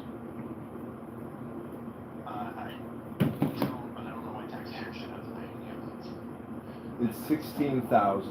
It costs $16,000 per baby to abort. That's $1 billion divided by 60,000. Yeah, I don't think taxpayers should pay for abortions. I would like to come back to something scientific you said about not being able to legislate. the elite have good lobbyists. But I think it, like, legislate in this area, and there are examples of good legislation in this area all over the world where abortion is not a political football. And in countries all over the world, you see something like the trimester framework, where abortion is more or less readily available in the first 3 months. It becomes more restricted in the next 3 months. And then in the final 3 months, we say, okay, is there a threat to the mother's health? Or is this a pregnancy that is not going to come to term? And this is a pretty reasonable framework to work from. And what I think we end up with in America is too often, we have this strong tendency in America to want all or nothing frameworks for stuff, you know? So like people will tell you, it's an unrelated issue, I won't go into it, I only offer this example because of how illuminating it is. People will tell you, guns are banned everywhere except in America. Or semi-automatic rifles are banned everywhere except in America. And then you go to Austria, or Germany, or Switzerland, or France. Are semi-auto rifles banned? No, they are not actually banned. What they have is this like tiered framework, A, B, C, D of guns, and you need these different like tiers to get into them. They don't ban them outright. But in America, the only two policies we discuss in this area are like, well, let's ban them, or you can have them. You know, you can buy them at Walmart, right? And there's no like intermediate concept. And with abortion, we do the same thing. You know, with drugs, we often do the same thing. We're like, well, you can just have drugs, or they're illegal and you got to go to jail for them, you know? And there's no, also, like, I think with the cannabis clubs and so on, we actually are evolving that intermediate concept there. But for a long time, the debate is just like drugs, yes or no. And the way we're treating abortion is we're just like abortion, yes or no. And you're not going to get good laws either way, that way. You know, I think we have to embrace these more complex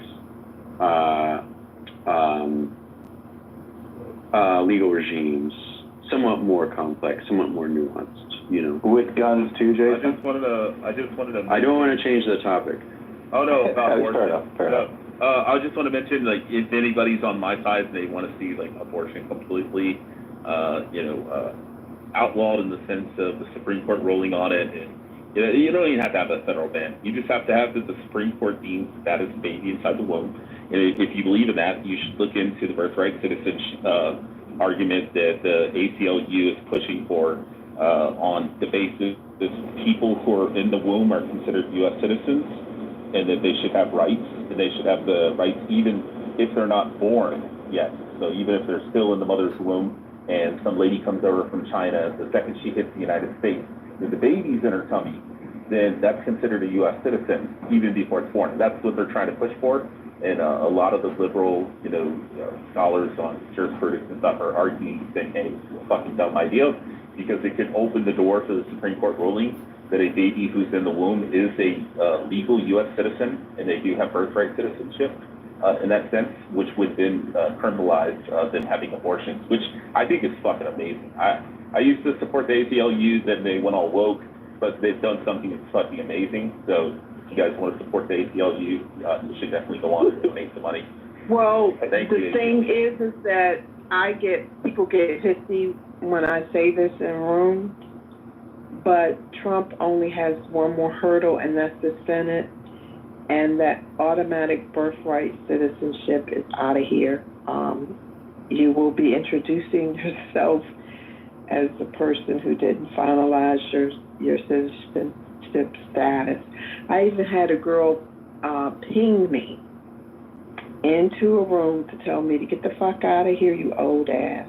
I don't even know if she said bitch or not, and I was like, gee, I kind of want to live to be 200 years old. I don't want to die young. I still got a lot of things I want to do. Right. And so she's really butthurt about what's going on. But, those who did not finalize their status when their parents got the green cards, they're going to have a problem, and they should, talk with a lobbyist and a lawyer, because America cannot hold everybody. 26 million came in throughout the Biden administration, and they bought nothing but the Western Union everything back out.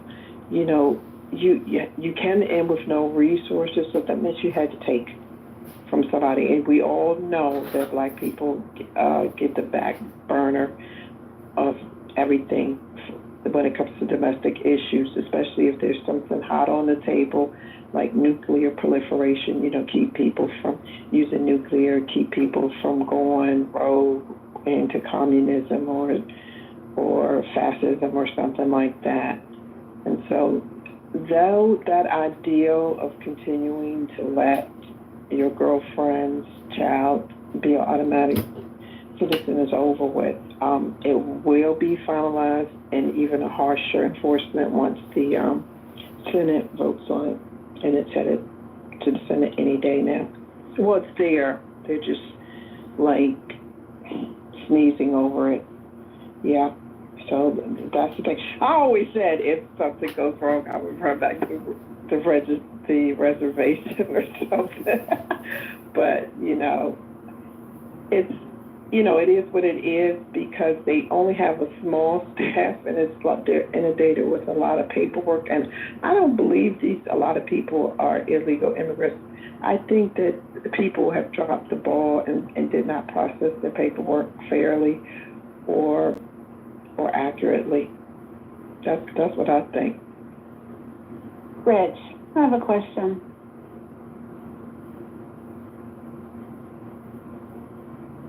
Are you going to answer me? For who? For Rich.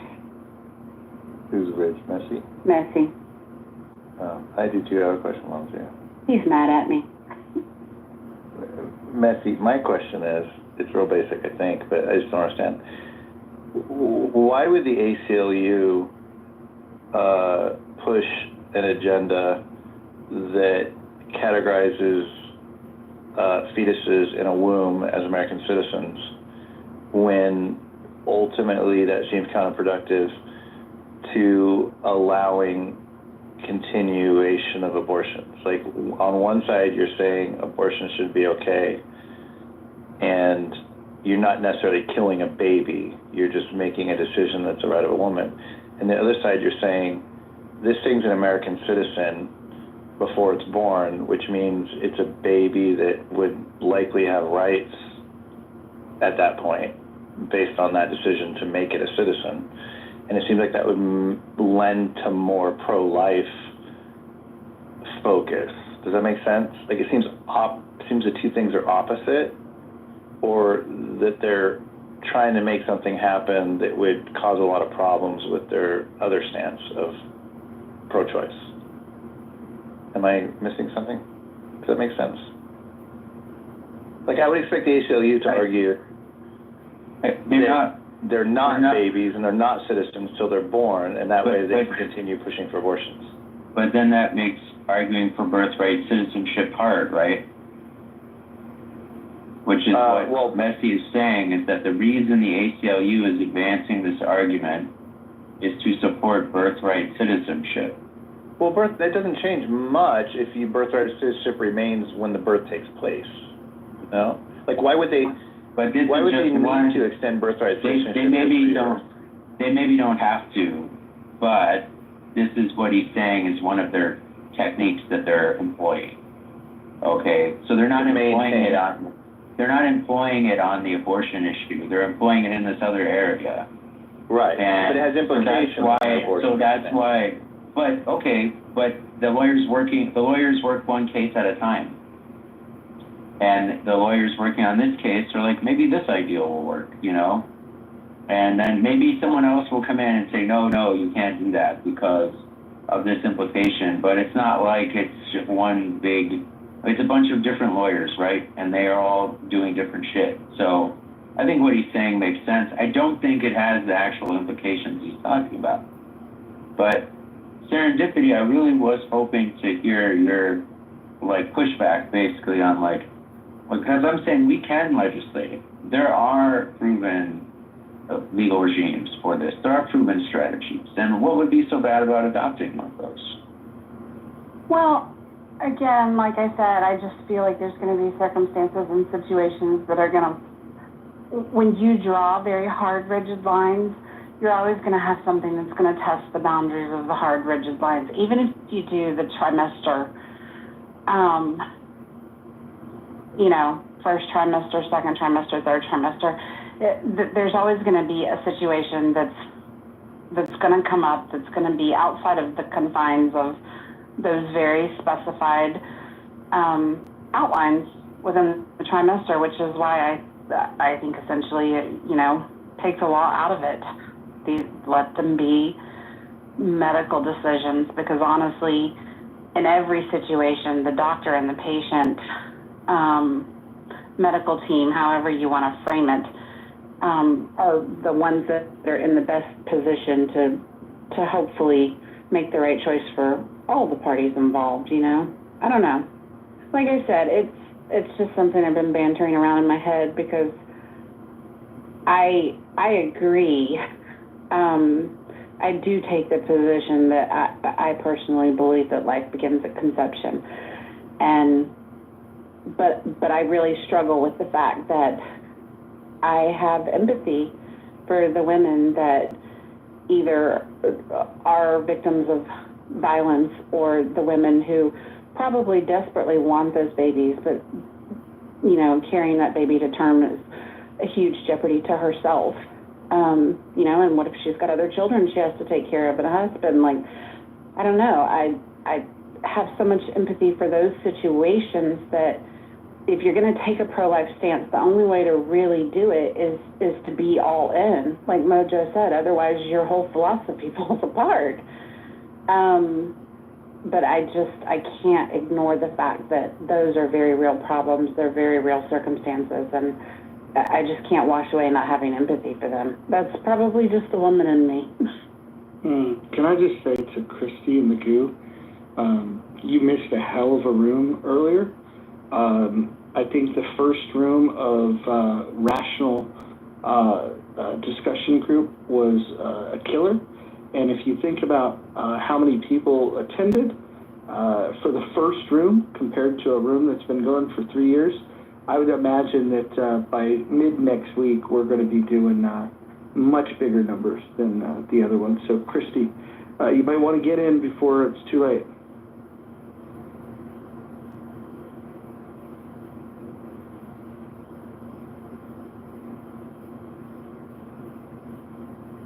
Also, do you guys remember the room we did the other day with the title, What's Worse, the Vaccine or the Disease? You guys remember that? Anybody? John? Serenity? Nobody remembers. Nobody's at the title the other day? Yeah, do you remember that? I don't know, but I saw it today. Yeah, so we did that. The exact same title. We did that exact same title, and Jonathan Bing, like, stole word for word the title. Yes. I can't complain, considering I stole Gary Baumgartner's title word for word, but I can say that Jonathan Bing is hitting a new low.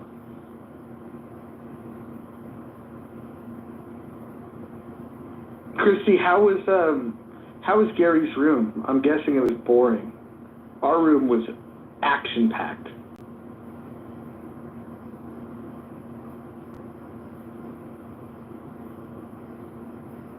I don't think Christy's here anymore. PTR? Oh no, she's down below, sorry. Yeah, Christy's here. She's always here.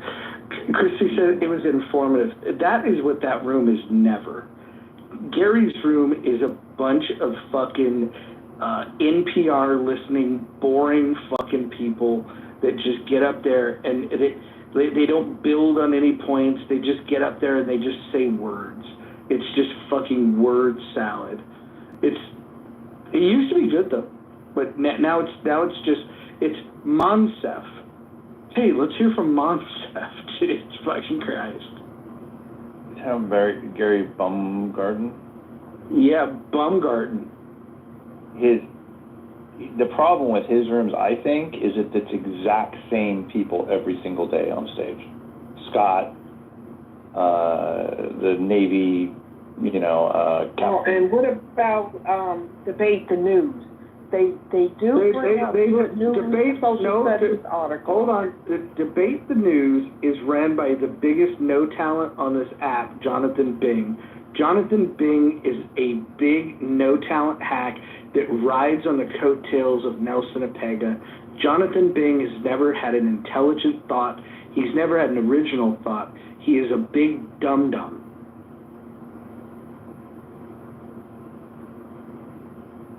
Is that your gist about him too, Connie? Is that what you feel about that room?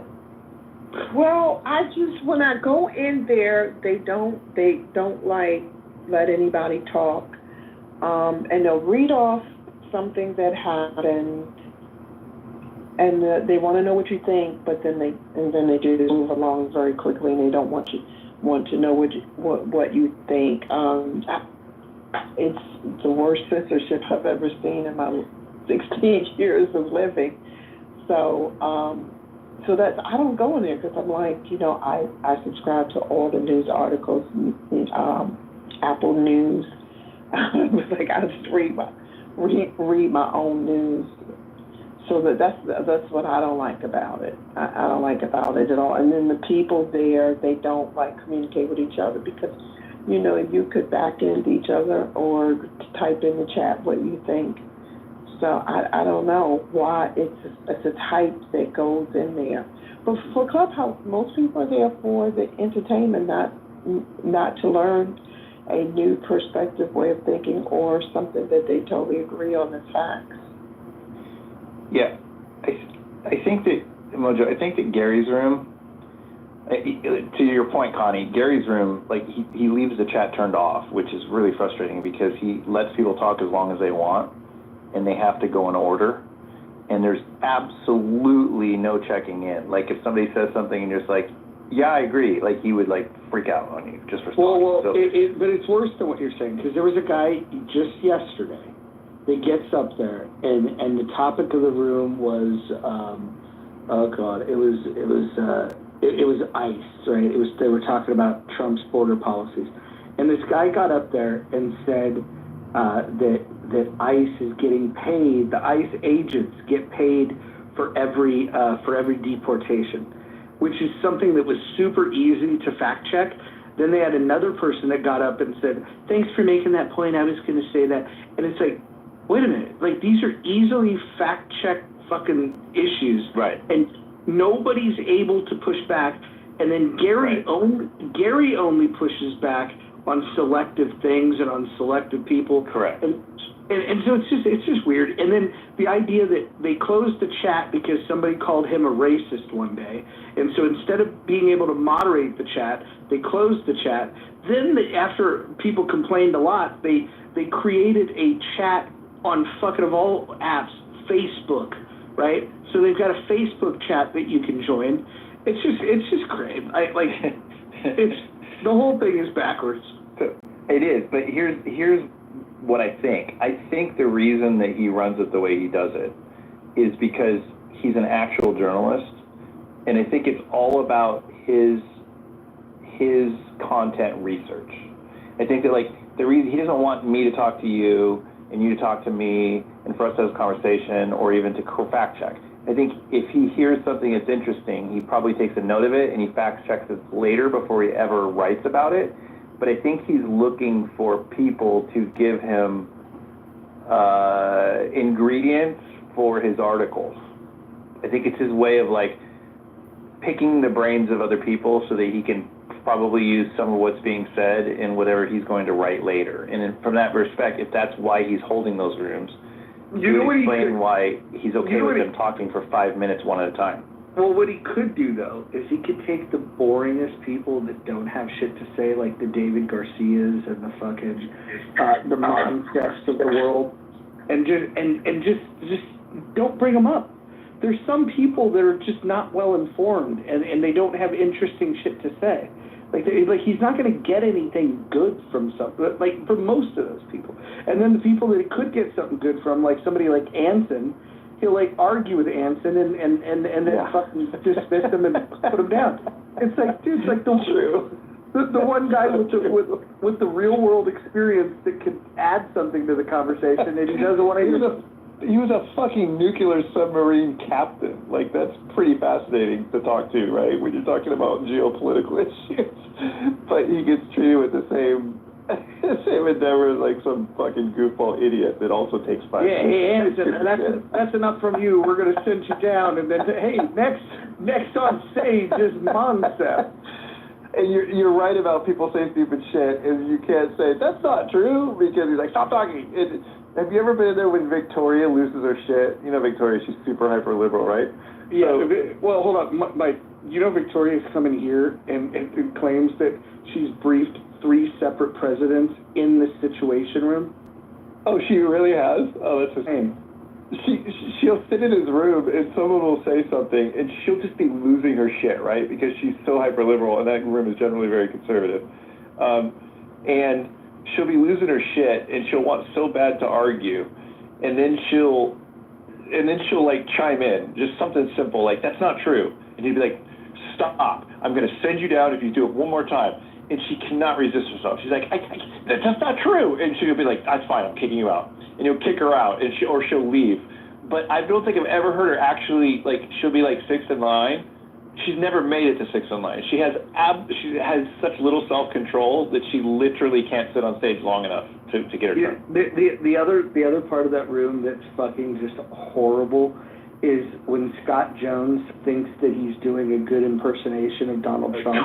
Oh, it's cringe. He's got the worst Donald Trump fucking impersonation. And it's so cringy. It's so cringy. Gary's like old and can't hear well, so he probably thinks it's fucking funny. No, it's so cringy. And Scott busts into it in the middle of like. But then you guys remember when you brought up some issues about chillism? The guy hurried up and left. He said what he had to say and he left. I was like, okay, I see what we're working with now. You know, Mike, I picture when Gary hears Scott doing the Donald Trump impersonation, he's probably laughing on the other end and having memories of Rich Little being on Johnny Carson and thinking that Scott's the second coming of Rich Little. Yo, John, you there?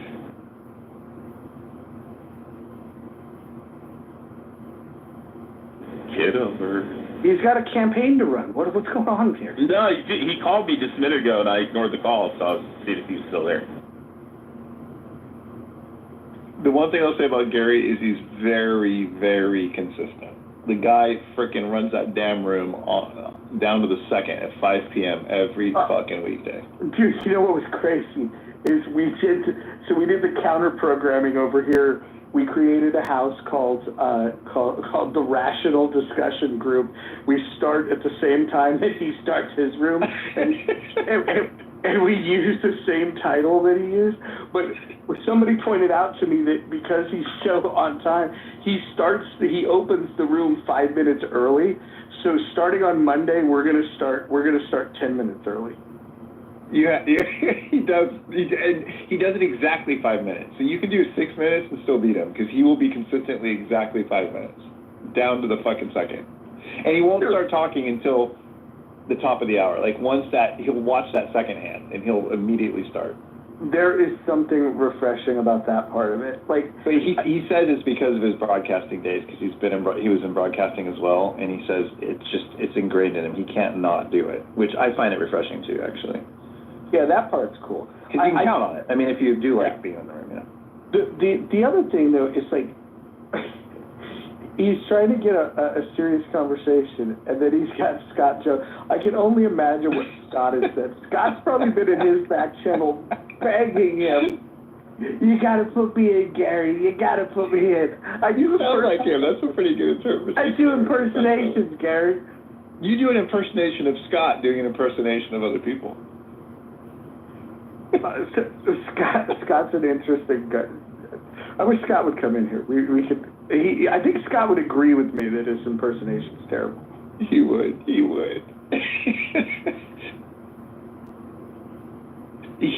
a good guy. He's there every day. He's always the first one to talk. And honestly, I get tired of hearing from him sometimes, but that's what it is. Remember when Meryl was a co-host? Yeah, she would fight with Gary all the time. All the time. She still shows up sometimes, but she doesn't get modded anymore. She spoke yesterday, and it was pretty funny. Scott had made some mention about dildos and sodomy laws. Had nothing to do with the topic. And then when Meryl gets up there, she built on the point that Scott made. And then when I got up there, I was just like, Gary, what's going on? How come nobody's on topic? You got Meryl over here talking about dildos and sodomy? And it's hilarious. He's the perfect person to like do that with too, because it'll hurt his feelings so bad that he'll beat himself up for being a bad moderator. Well, when I criticized the chat, he's all, this is part of the other thing. He goes, well, if you don't like how I run the room, you could go start your own room. And then so today we did just that. We're counter programming. What excites me about the counter programming, it wasn't even my idea. It was Anson's idea. Anson's the one that came to me in my back channel and said, yeah, I just can't do that other room anymore. I wish there was a space. And then I said, well, why don't you do it? And he goes, maybe I will. And then I go, okay, it's done. So then I created the house. And then really, Anson became tired of being in that room? That's he won't do it. Yeah. And today we had I guarantee our conversation was better than the one they had. Because we had people, we had Anson talking about the topic. And over there, you've got okay, now let's hear from Monsef. I mean, there's no way Monsef is going to break down these issues more than Anson. Well, and if you allow a little follow-up and a little bit of back and forth right there, that automatically makes the room less awkward. His room is really awkward. And the only difference that we had in our title is we had the title word for word, but then I added with chat. So he used to not even allow thumbs ups and stuff too. He finally opened that up, but it used to be you couldn't even do that. So you'd have to sit there and listen for an hour to wait your turn, and you couldn't even say good job to somebody that was making. I like going in there and doing the thumbs down to people like Victoria before she's even speaking.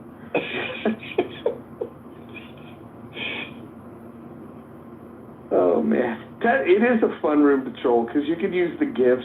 People are talking, and I'm just using the wrap it up GIF that with Jimmy Fallon. That's my favorite GIF for that room. Christy likes that room though. I don't know what it is with Christy and old white men. She likes sitting in rooms listening to, they sound so professional, these old white fellas. She probably likes those old white guys on the Muppets too that sat up in the fucking balcony. Do you like the biggest old white guy here, Steve? Does she like him? Listen to Steve. You mean Steve Appel or Steve? Yeah, Steve Appel. Steve Appel. He's so loud sometimes. I like Steve Appel. I don't dislike him. He's just so fucking loud sometimes. Just the way he has his mic set up, he'll just bust into somebody. That's the God mic. I had a chance to meet up with Steve Appel when I was in LA, and Dr. Jordan and I went over and crashed his pad, and it was cool, man. We're chilling with Steve and his dog, and he's got classic rock and roll going on in the back, like 50s rock, 60s rock, and we're just chatting. It was cool. Steve and Dr. Jordan are both 100% exactly what you would expect them to be like. Does Steve have a mic set up, like a DJ hanging down in front of a mic thing in his house? Is that what he talks into? I don't know. I didn't see his setup, to be honest. We just chilled in the living room. I picture him acting like a DJ, full on all-out DJ when he's on Clubhouse. I like Steve. He's fun. Yeah, I've always liked him. He named a rule after me, apparently, that people think I'm famous for on here now, which is really funny. People that follow him. He calls it the Mike Moon rule, and he still calls it that all the time. But I was giving him shit one time because I was like, you need to let people go back and forth sometimes, because he's so I don't know. I don't think he's a narcissist, but he just is so domineering sometimes that like two people want to talk and he'll keep interrupting in the middle of the two people. And I said, like, Steve, you need to back down and let these two people talk back and forth sometimes, to let the conversation develop a little bit without your input all the time. And So, here's he what thought that was a great idea. So he called it the Mike Moon rule, so you can request it and you can talk to somebody directly. I think Steve is genuinely interested in having good conversations, which is rare on this app. I can't even say that like with a straight face anymore. Once upon a time, it was like I felt like I was genuinely interested in that. Now it's just like, you know, this is post-apocalyptic. Like, there's no more rules. Well, you definitely troll a hell of a lot more than you did before you left. Although I did create rules. Just yesterday I created rules. Have you read the rules of this house? I have not. I'll go check them out. I bet Christy likes the rules of this house. Christy seems like someone that appreciates rules. But you've got a good speaking voice. Have you ever thought of taping what you do for a podcast? Why would I have to do that? It streams on YouTube 24/7. Oh, I didn't know that. Okay, oh, yeah. great. Yeah. What you just said, there's dozens of people listening to that right now on YouTube. Oh my fucking God. Oh my God. There's things that it means to say. Oh, okay. Well, can I have the link? Messi, can you get her a link and put it in the chat for where we stream this?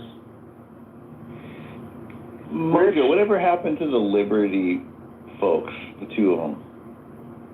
You mean Connie and Jimmy? Yeah, whatever happened to them?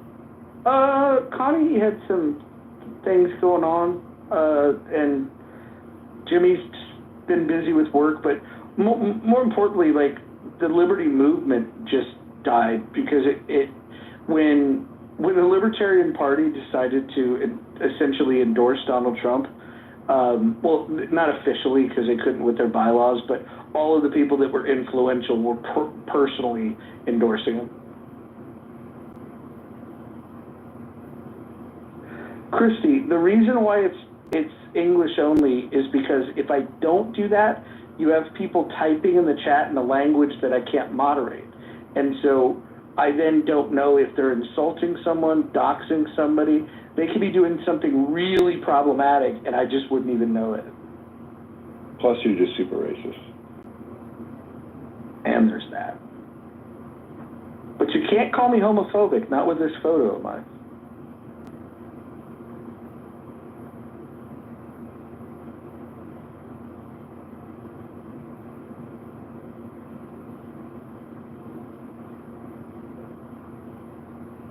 Serendipity is still right. Mm-hmm. I was going to make a joke earlier, and at the moment passed. I won't say it now, but like, it was a throwback, a callback to a different room about what. Yeah, I found out why John's not answering. He's not even fucking at his computer. He's out at the bar drinking. Nah, he's probably down at the gym. And he said he's at some shit in like northwest Chicago, some like area where there's all those nightclubs and bars. Him and Hakima are supposed to meet up for a beer. Yeah, maybe that's what it is. He said he's in northwest Chicago right now. Roger, Talk to me. will you ask Messi why he won't talk to me? You were meaner to him in that room than I was. I wouldn't talk to you. No, I wasn't mean. I asked you on 3 separate occasions the question, and you have been silent. Oh, I'm sorry. I thought I'd let you guys know I was working. Look, I wasn't mean to Rich. I reject his style of evangelizing. I think that let's not do it again. Well, hold on. He is. He's doing the Nathan thing. He's like building. No, let's not do it again because hold on. No, hold on. I want to just make this very clear, because Rich and I used to have problems on the app, then I've come back, and I actually like Rich, but when people say Rich can be problematic, I understand where that comes from. He's just I do too. He's not a bad guy, he's just stubborn. But this is an issue where I genuinely think, like, that it's not going to have the impact that he thinks it's going to have. Because if somebody already believes what he believes, then he doesn't need to say it, right? All he's got to do is point him to the scripture, right? But if they don't believe what he believes, then you have to have a starting point that's not, condemnation. And that's my only point. I just don't find that it would be effective to solve a problem. Unless what you're hoping to do is just make somebody feel terrible about themselves. Because if they did believe what you believe and they still didn't want to retreat from their sin, and you're telling them that, you're just going to make them feel bad. And I don't, your answer to that would probably be something like, well, if they save their soul, I don't care if they feel bad. But if your goal... Oh, no, I can explain real quick what... Sure, but if you wanted to help them, why wouldn't you just give them a baby step? Give them a baby step. So if it's somebody that's genuinely interested in knowing about God, and it's like 5 or 6 people that I've talked to that have came to Christ, not by my work at all, anything, just like telling them what the scripture is and like helping them understand things in the scripture, has always been somebody been like, I brought up like the Bible to this guy named Sky that I know, and he's a Hispanic guy I know here in Lubbock, and I brought up the Bible a couple times, and he's just like, yeah, I'm an atheist, I don't really believe all that stuff. And I was like, oh, okay. And I just kind of left it alone, and I was like, that's cool, man. I'm like, but I usually don't try to argue with atheists or people that want to like be contentious against Christianity. So I'll tell them what the facts are, and if they want to accept it, it's on them. If they don't, it's their choice. But one day we were standing around, and he's like, hey, Dan, he's like, I got a question about the Bible. And I was like, oh, okay. So I started talking to him, and he's like, yeah, I started dating this girl, and she wants me to go to church on Sunday, and I was sitting in church, and I heard these like things that I didn't understand, and I like broke it down, and I was bringing up verses to the Bible Hub, like trying to break down what the meaning of the scriptures are, things that people think are like contentious in scriptures. And then like a week later, he came up to me, he's like, hey man, I just want to let you know, he's like, I gave my life to Christ. And I was like, what? And he's like, yeah, and I owe it to you. He's like, because, you helped me understand some of the scriptures and the verses, and then it made sense. He said, I was looking at it like, oh, wow, God's being like a dickhead here, why is he going to be such an ass? Then I just broke it down to him through Bible Hub and stuff, the verses, and he was like, yeah, he's like, I'll follow Christ now. And I just thought that was so cool, man, but it was just like he was open to hear. But when like these atheists or, people that call themselves like deists or other stuff, and they're like, yeah, but I don't believe in the Sky Daddy's Bible, and, your version of God, I'm just like, okay, cool. I'll argue with them and stuff like that, but I'm not genuinely trying to preach to them and tell them, like, evangelize, because I know they don't give a shit. And you can go in Andrew R's room and talk to frickin' Piper all day about God, try to convince them and stuff, and they'll spit on you and just piss on you and tell you to go fuck yourself and you're Sky Daddy. So I don't deal with that type of shit anymore. I tried talking to the atheists, and they were just so fucking abhorrent that I was just like, oh, screw them. It's their choice. They choose to dust off for sandals and move on to the next town and go to the people that are actually want to know.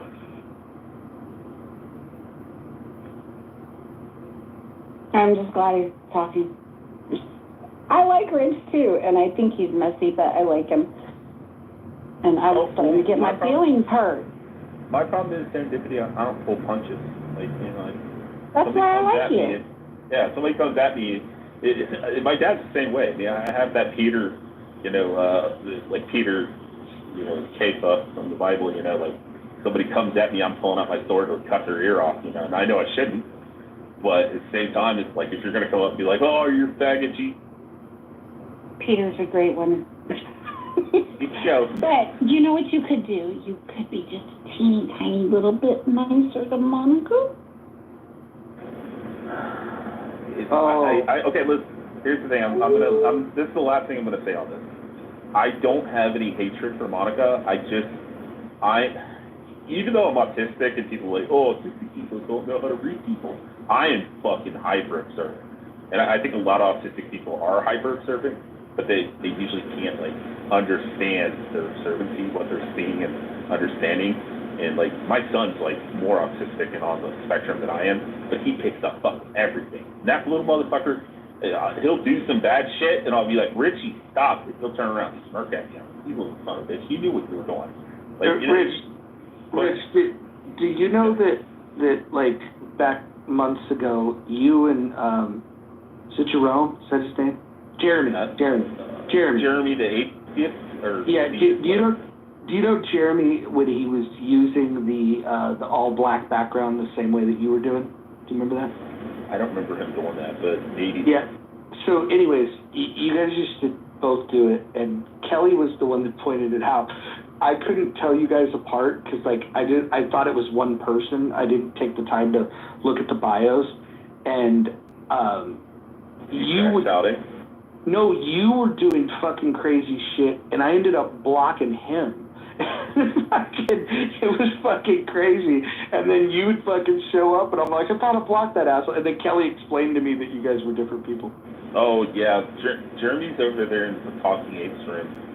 He's doing the Monica shit that you do, where you're like, yeah, you know, I'm not a really huge fan of Monica. She's okay, but you know, I'm not a big fan of her. But I'm like doing this, making it pretend like I'm in love with her and like she's like the greatest thing since sliced bread to like, you know, fuck with people. And Jeremy's doing the same thing with the black people over there, and he's like, yeah, these filthy white people, these demon dog Edomites, and you know, I hate all these white Christians. Hold on, let me clarify the Monica thing. I genuinely believe that she is intelligent. I genuinely believe that people think that think she's a racist, I think, are wrong. I understand why they say it, but they're just wrong. I've observed enough I think she's a troll, and she trolls on the topic of race, and so it's very easy to confuse that. But I do think that people are incorrect about that. I think that she's actually got a good heart. I don't think that she's malicious. I don't think she wants to hurt people's feelings. And in fact, because I remember Monica before the troll rooms. I remember Monica when she was just like, you know, popping into rooms and like, you know, having conversations about Jordan Peterson or fucking Thomas Sowell, and she was kind of playing the straight person without trolling. And then when people on the app, you know, when they get aggressive and they talk their shit or whatever, she was one of the people that when confronted with the idea that like, I don't know, you like the grievance culture that, oh, you're white, well then ergo you must be racist. Her reaction to that, like, people say that to me all the time, and like, I'm of the opinion of like, okay, I know what I believe, what I don't believe, so I don't get moved by that stuff.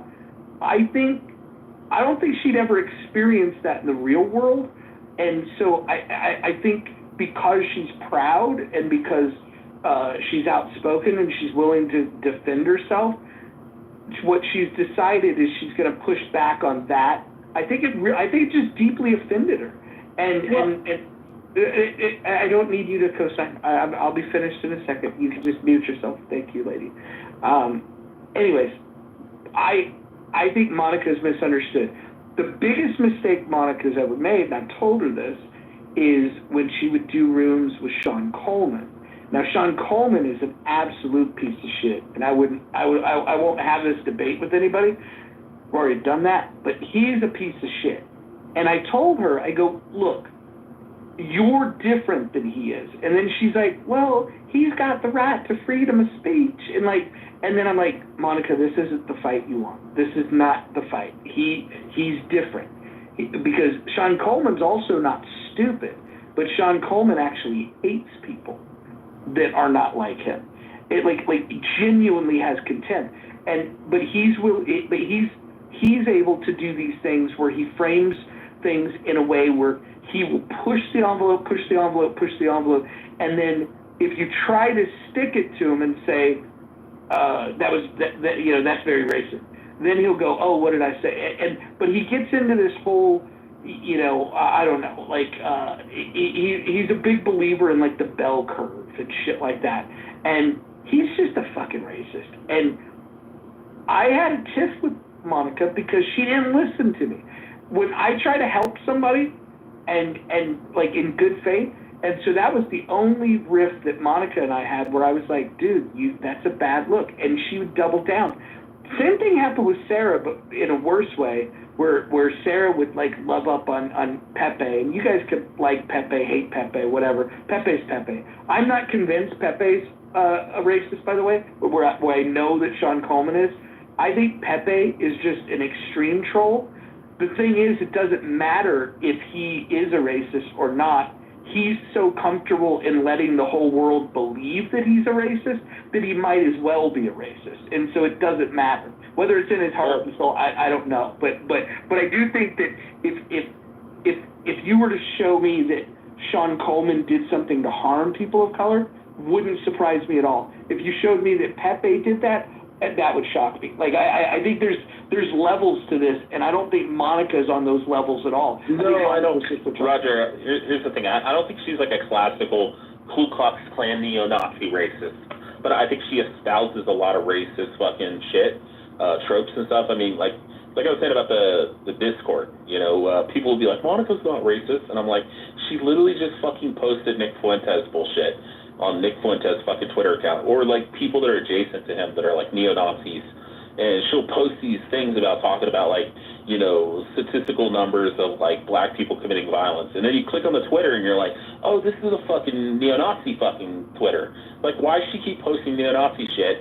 And then she'll put in the Discord, she'll be like, oh yeah, the fucking North American pavement apes, talking about black people, or she'll, sit there and do the mud shark shit, and that's why I always give her shit about mud sharks, because she constantly posts in the fucking Discord, oh, these fucking mud shark fucking fat white women and shit. And I think she has like a white superiority complex that she believes that like there's a hierarchy that whites are better than everybody else. But she's gonna get away with it because someone said that she has a black boyfriend. She doesn't. She's saying what she's saying, but it's not blanket. And as long as it's not blanket, everybody's not like me. I'm not gonna say anything. So the last thing I'll say about this real fast is the one thing that fucking will set me off more than anything is when I could pick up on somebody's two-faced. If you're genuine, you come in and you're like, yeah, I don't fucking like black people, or I don't like fucking Jews, I'm totally fine with that. Like, I believe in freedom of speech. I hate when somebody comes in and they're like, oh, no, I'm not racist, but they're like North American pavement apes and mud sharks and like posting fucking Nazi fucking shit in the Discord. And I'm like, wait a minute, hey, like, did you guys see this fucking white fucking fat bitch who pretends to be nice is, on here fucking... Dude. I shouldn't have said that because I know no, honestly, listen, like, this is the issue, Rich. To make your point, you want to make the most extreme argument. Like, the fact that she's not even here, we probably shouldn't even be talking about her. Yeah, I agree. All I'm saying is that I think that people are wrong.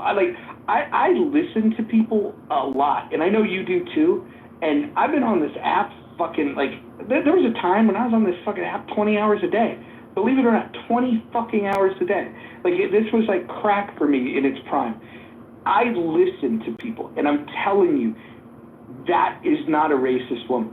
She's a troll, and she's hilarious, and she's brilliant. I can say all these complimentary things, and I've told her I understand why people think that she's racist. But I know that she's not. I know that she's not. So Jinx, the scientist chick, the like cute black chick that's married to the white guy and stuff. Jinx. The one that's a scientist and drives a Tesla and doesn't want to pay taxes. Drives by spits on the homeless people. Like her, I called her out shows, and I kept telling her about it. I'm like, this bitch is fucking two-faced, and they're like, no, she's not. She's really, really sweet.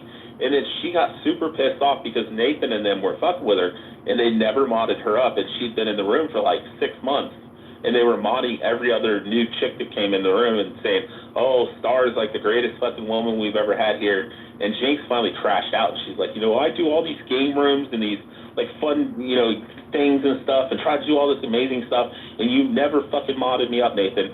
And then she went from this sweet lady to sitting there saying, oh, Nathan, I think your fucking son has an extra fucking chromosome and is fucking retarded.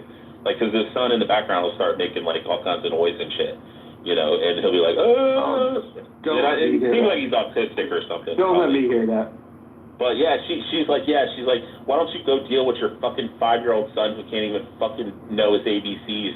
He probably has a fucking extra chromosome, Nathan. And then everybody's like, oh my gosh, she's such a, like, terrible fucking person. I'm like, I've been telling you guys that for 6 months now. They get down on Nathan. They said he owns a pineapple plantation, so he's polyamorous. They really give him shit. But he doesn't. Hold on. Mistake number one is people going into that room. That's mistake number one. I don't go in there anymore. They only ping me if I'm in someone else's room. But I haven't answered in months, so I don't think they pinged me lately. For some reason, they have a nickname for me. They call me Blowjobs. I have no idea how I earned that name. That's not good. Yeah, they call me Blowjobs. They want you to be like Nathan, because he's got a pineapple. They told me the history Christy, we're talking about chillism. Yeah, they told me the history behind pineapple, because I hadn't thought about it. And they told me what it meant. Oh, Christy, also to answer your question, not everybody, but I don't even think Christy's here, is she? Yeah, of course Christy's here. Yeah. Oh, okay, there she is, yeah. Neurodivergent, autism spectrum disorder, Asperger's, ADHD, and ODD, oppositional defiant disorder. So, yeah, I can't speak for everybody else, though. But there is a lot of fucking autistic people on this app. She said everybody on this fucking app is neurodivergent. Well, look, you can be neurodivergent, but I believe that just like autism lives on a spectrum, like, the spectrum is not what people think. It's like some people think it's severe, it's mild. There's a good autism where you can weaponize it and make it a superpower, and then there's an autism where fucking you can get nothing done and you're fucking hopeless. You take somebody like Io, I don't think he would be who he is without autism. Anytime people argue about the smartest people on this app, that guy, if we had to IQ test people, unless it's somebody I've just never seen on this app, I would put my money on Io, highest IQ. Yeah, Ethan Muse, even Io concedes that Ethan Muse, and he's actually a theist, like he believes in God. But what's wild about him, and a lot of people say he's LARPing as a theist, that he's a supposed Orthodox Christian and stuff like that, but he's probably one of the most brilliant people I've ever met, and he's so fucking beyond. You couldn't bring him in, and no offense, you couldn't bring him in here at Chillism because just nobody would be able to track the conversation. It takes the Andrew R type rooms with a lot of guys that are fucking hyper intelligent, fucking autist, fucking retards.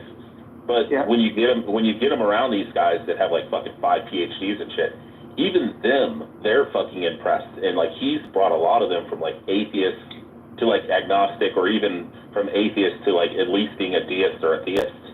Like, I mean, it's wild. I'll make a statement. Hopefully he's not listening, but I would imagine that John, future Congressman, is among the top 1% highest IQ on this app. Nobody wants to talk about that though, because they're so mad at him for. Yeah, I mean, he's a graduate of the Citadel. I mean, he served in the Army. He also worked for the Central Intelligence Agency. Then, I mean, now he's got like fucking mental health issues, and that's unfortunate. But I've told him all that. I've told him right to his face he does. Yeah, you don't have to all that. That's yeah. I don't know.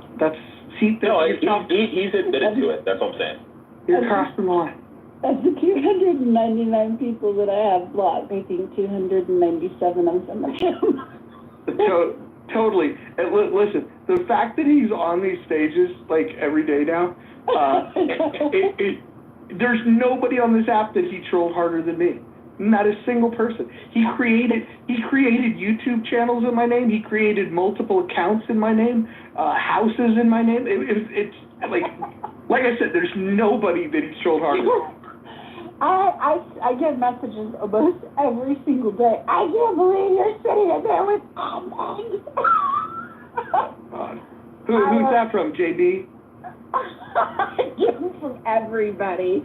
Joe B, for whatever reason, maybe because of her days at the NSA, she does not like John.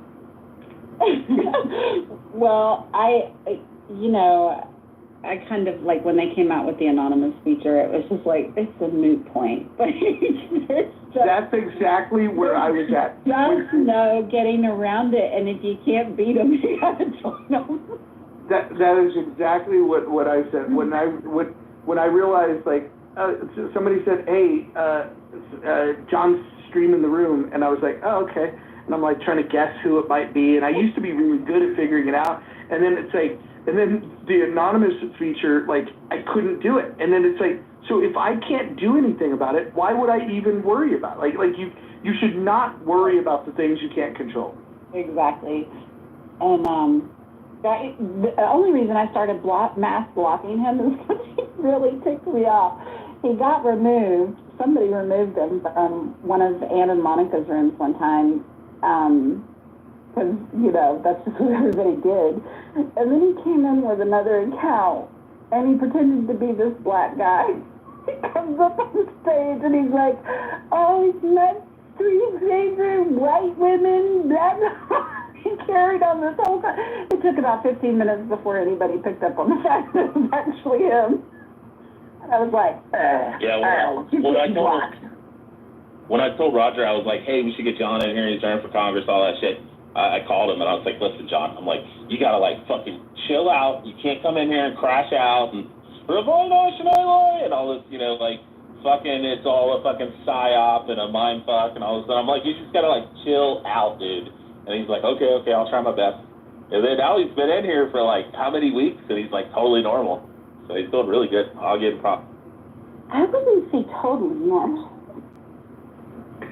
My favorite room was earlier today when Anson and Moose have mod badges and John's crashing out and fucking Anson trying to be patient because he doesn't want to kill the vibe of the room, so he let him go longer than he wanted to, and then he's just like, okay, we got to move on, you're off topic.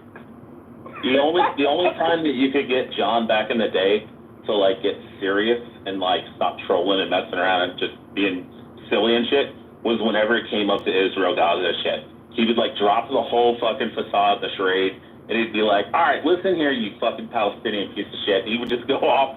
And we're like, oh, wow, this is like normal, John. This is amazing. But, yeah, he's one of the sweetest guys on here. Well, there were two things that won me over. The first was the acceptance that I couldn't do anything. The app, they created these rules where, I've had these conversations with him privately as well as publicly on the app. Like, hey, I don't put on replays. People, will open up more when they're not being recorded, and like you're violating their privacy and their desire to not be recorded. And so, like, I had a problem with it because I was going out of my way to make sure that this was a room that didn't have replays. So once Clubhouse made that a moot point, it's like, oh, okay, well, I can't be mad at that. So then once I accepted that, I started looking at some of the stuff he was doing. People started sending me shit, and I was looking at what he was putting on YouTube with the Mirrors room. And I'm telling you, I think there's a legit possibility that if a security agency, whether in this country or somewhere else, were to listen to a Mirrors room, I think like arrests would be made. And like, I don't want to overstate this, but I think that there's a world in which the streaming of audio on Clubhouse onto YouTube, he may end up, as much as people might not like the tactics, he may end up becoming the hero of this story. MGK, you're on the spectrum too, right, brother? Shit, probably. Like slightly. You got a touch of the tisms, right? I've been thinking about it lately, and I think it seems likely. It's a little bit of a three things, which is like maybe a little bit of autism. I'm not so sure about that. Definitely ADHD and a little bit of, you know, a flavor of OCD too makes, you know, that's pretty much it for me though. So yeah, a mix of all those, that's sort of, but to me, for me, they're like definitely a superpower to the point where it just helps me, they actually help me think through things as clear as possible. I'm very OCD about sort of, logical consistency and things like that. So, yeah, I definitely, use it to my advantage. Do you guys remember Tommy? Serendipity, you gotta remember Tommy. Yes, I do. So that would be an example of bad autism, where it's just like the record skips and it's on the worst song.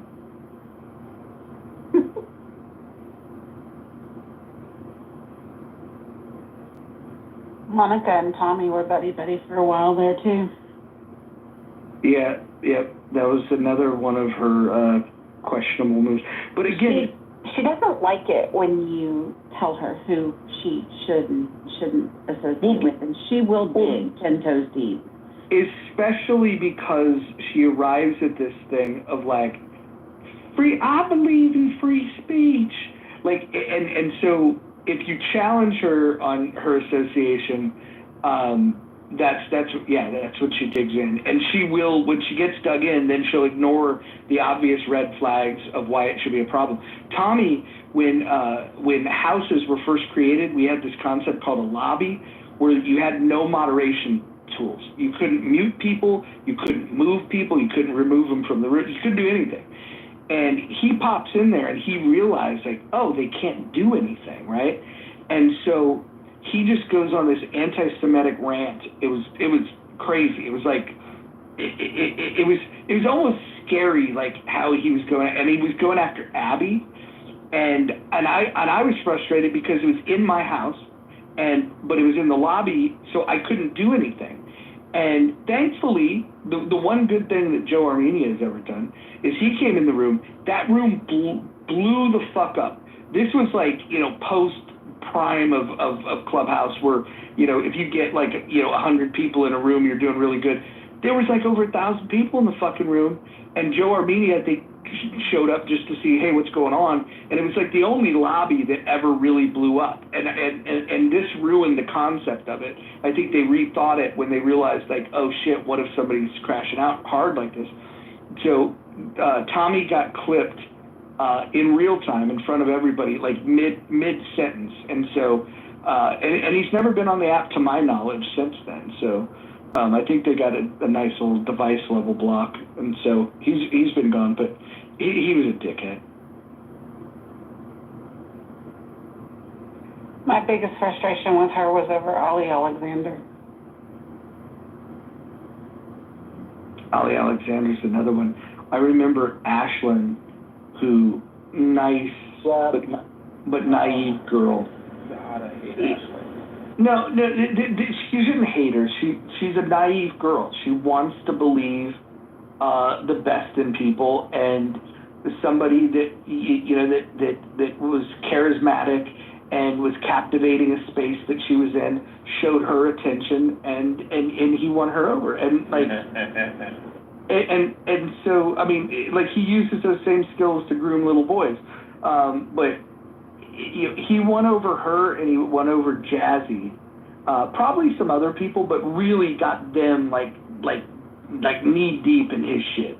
And that was kind of sad, because Ashlyn was, I genuinely think she was a nice person, but she was very easily led, and she's super nice, Roger. I'm not saying that. Yeah, when I say I hate her. She's just so naive.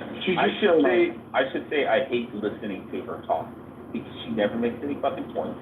She doesn't really know what she's talking about. She just kind of buys into all the shit, like you're saying, the naivete, and she just buys it hook, line, and sinker, and just runs with it, and then just rambles on for like fucking, and people let her ramble for like 30 minutes, and I'm like, God, when is she gonna shut up so somebody can like read the facts? Rich, I don't know if you want to share, but like, your oldest kid, how old? 7.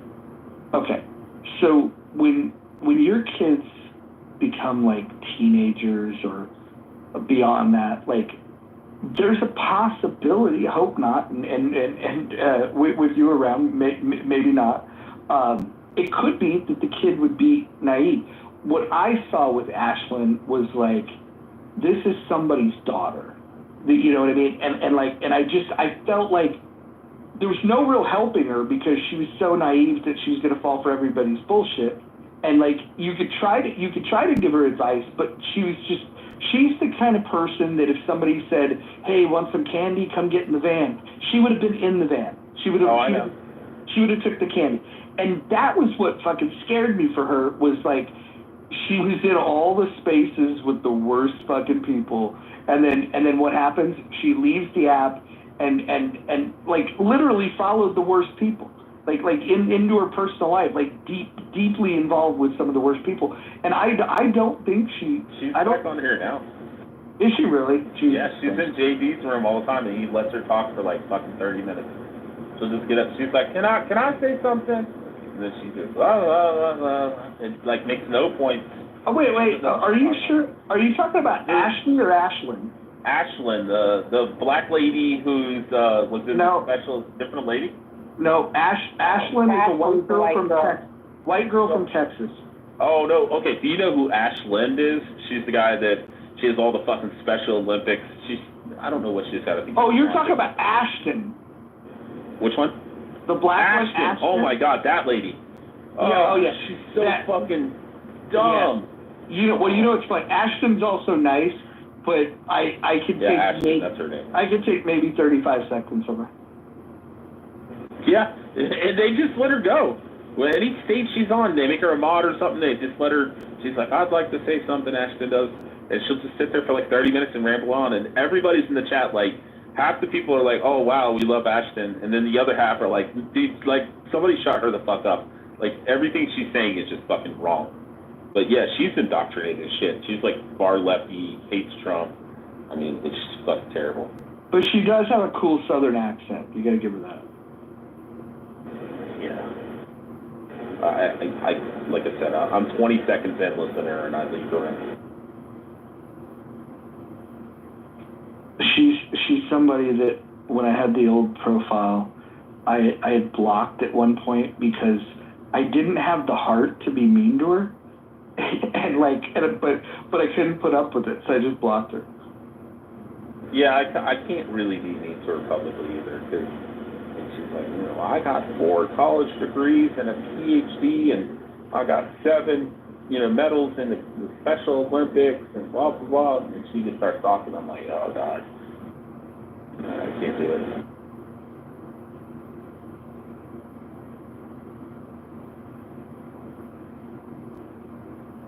What do you guys want to talk about on Monday in the rational discussion group?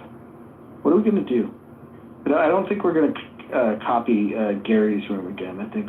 But we will do it at the same time. Just to make sure that people have an alternative to that space. What's the topic you think we should do on Monday? Daniel said, "Oh no, Ashton." What do you guys want to talk about? What's something spicy? You can have John live stream Amir's room and talk about that stuff. You want it spicy. I don't know how to frame it in a title, but I do think this Epstein thing is very weird. The observation that I have is the cognitive dissonance where Democrats will look at the Epstein thing and go, yeah, we need to get into the files because we need to show that Donald Trump, he was on the Epstein list. And then Republicans are just like, we don't really care that Donald Trump knew Epstein, but man, that fucking Bill Clinton was sure good friends with him. And like, is both of them want to weaponize the Epstein list for their political enemies, but nobody wants to accept that their political heroes are also there. And so it's like, it's pretty funny when you see the dueling photographs of like, you the Democrats will show Trump with Epstein, and then it'll be, the photo of Clinton with Epstein. Why can't we just say that they're all a bunch of fucking weirdos? I don't get why we can't say that. Well, let me ask you a question. Like, if anything does come out of Trump being on the Epstein list, you think it's like Trump, like, being all weird, like, the rest of them that were probably into, like, fucking 13-year-olds and shit? Or do you think maybe they got a girl that was, like, 17 and a half, and they're like, yeah, she's 20, Trump, or 19, and then he had fucked her, and then they're, like, holding it against him and shit. Like, I get that. Here's the thing, right? I just can't picture Trump with, like, a 13-year-old little girl and be like, yeah, 13-year-old. Here's the thing. Clearly, whatever's happened on that island, it was designed to be like Fantasy Island for the rich and famous, right? Like whatever you wanted, this is the place that you could go and you'd be away from everybody and you could do what you want to do. I don't think that means that everybody was diddling kids. I think that they probably sex trafficked adults in there too.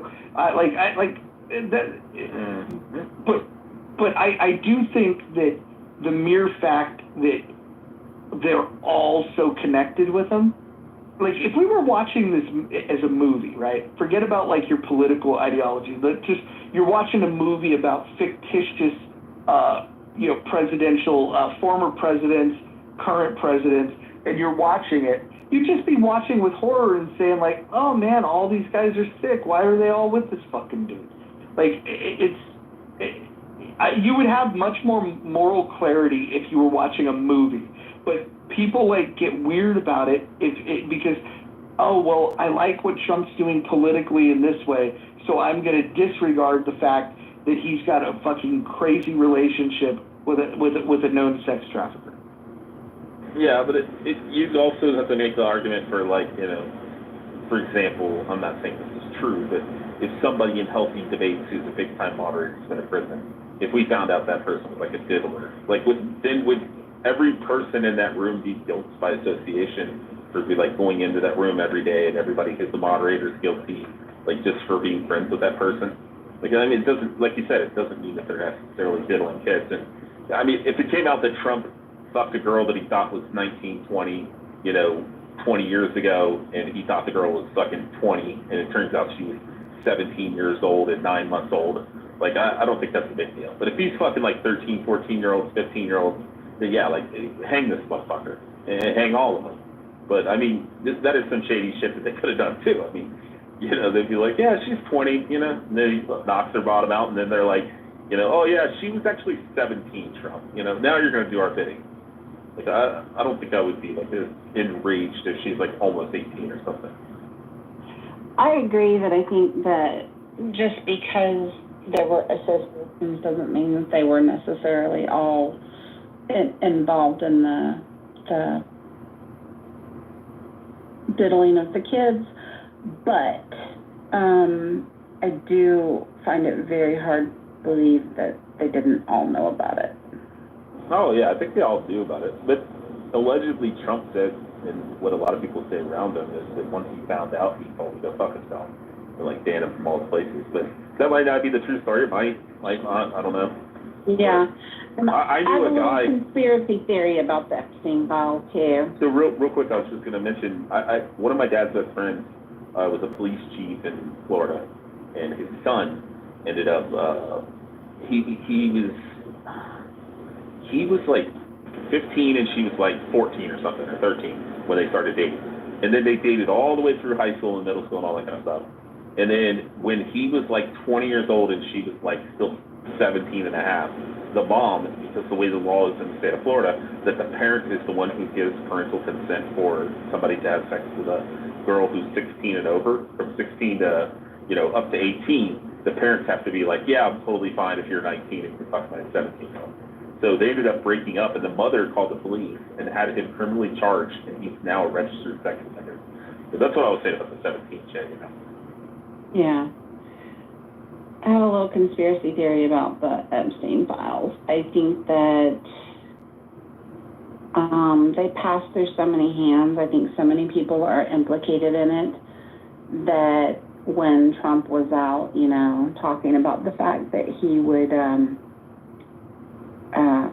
declassify them and share them. I think that they wanted to ensure mutual destruction if he released it on all of them. And I think there's a good likelihood that they potentially maybe embellished some of the information in there that included him, because I don't know. I don't get child pedo vibes from him. I don't really care for him on a lot of personal levels, but I just don't get the child pedo vibes. And Trump also kind of contradicted himself. The story about Mar-a-Lago kicking out Jeffrey Epstein because they got reports from, one of the residents there that he was being a little weird around one of the younger kids. He came out relatively recent, I want to say within the past week or two, recounting that story, but it was different. He mentioned that it was because Ghislaine was stealing staff from, I guess, his massage area within Mar-a-Lago, and it happened twice, and I think one of the individuals that was apparently taken from the Mar-a-Lago staff was Virginia Gouffre, the girl that came out as the accuser later on. So could it have been one or the other? Could it have been a compilation of the two things happening?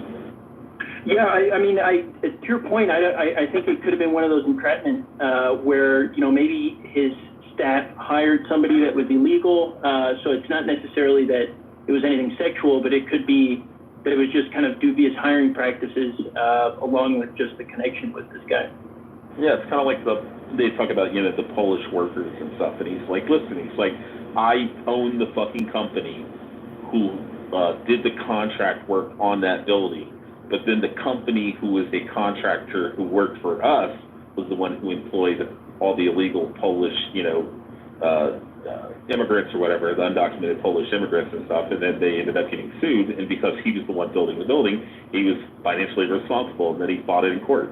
So I mean, it's like, just because you hire a contractor and they have a bunch of fucking illegals working for you, I mean, yeah, you are technically liable for it, but I mean, it's not like Trump was sitting there going, yeah, bring in a bunch of fucking illegal Polacks, Yeah, and I think he's also worried about, I think the bigger angle is just the public opinion, and then, what that will mean for his power going forward.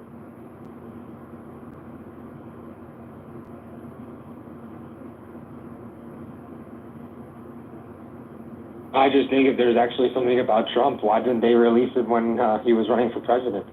Why would they hold it back until now? Like, it's going to make a difference. Why take him to court, put all these charges against him for something completely different if you guys had beef on Trump? Oh, Harry, when you first started talking, you sound like Marshall there initially. I was like, I don't see Marshall. Hell no, bro. I do not sound like Harry. You did I'm not a rhino. You initially started, yeah, I know, you're not a fucking GW fan, like me, you and I. But, yeah, I initially thought it was fucking Marshall.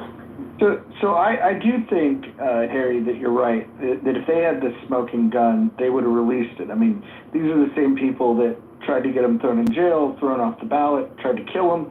Of course, if they had this smoking gun, they would have released it. That being said, Trump being uncomfortable releasing it means that one of two things. Either there's some association that he's uncomfortable with sharing, probably not, enough to hang himself, or there's friends that he wants to protect, right? He's either protecting himself or protecting others. And by the way, I don't think there's going to be enough to prosecute anybody. The burden of proof of what you would need to prosecute powerful people like that is just, it would be crazy. And I just don't think any of these people would ever go to jail. And that's the thing that we should change, is that politicians should not be above the law, especially when it comes to this kind of shit.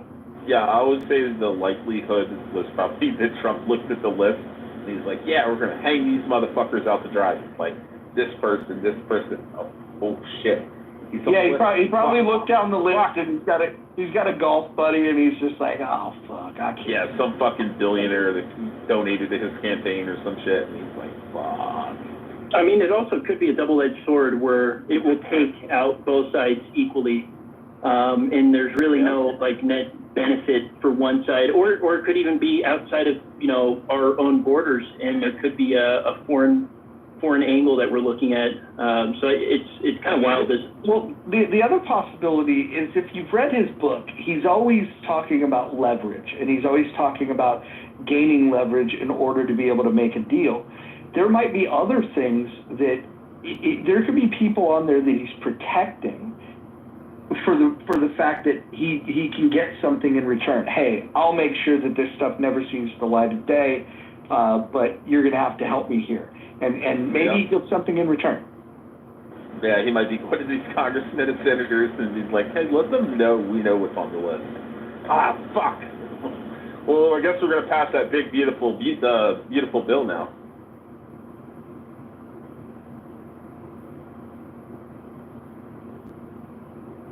All we know is that they're part of the royal family was on that list, or had ties to the island. Like you said earlier, Bill Clinton, other high-ranking people as well. People in Congress and Senate that, like you said, probably doesn't want to hang them out to dry. And I think honestly, I think he looks at it as the best interest for the country, because if he was to put some of these people out to hang them out to dry, it could cause, who knows? I mean, it could cause turmoil here, on both sides. Well, you also have to take into consideration the handlers, whoever the fuck controls the Clintons, is able to fucking kill whoever the fuck they want. I mean, how good is the Secret Service if you hang Bill Clinton out to fucking dry? Donald Trump might end up on a park bench with clean fucking socks, shooting himself. Actually, I don't even think that's the worst of his worries.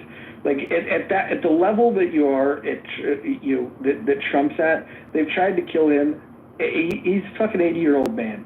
I think the thing that he's got to worry about is that if he really fucks around, they could go after his kids.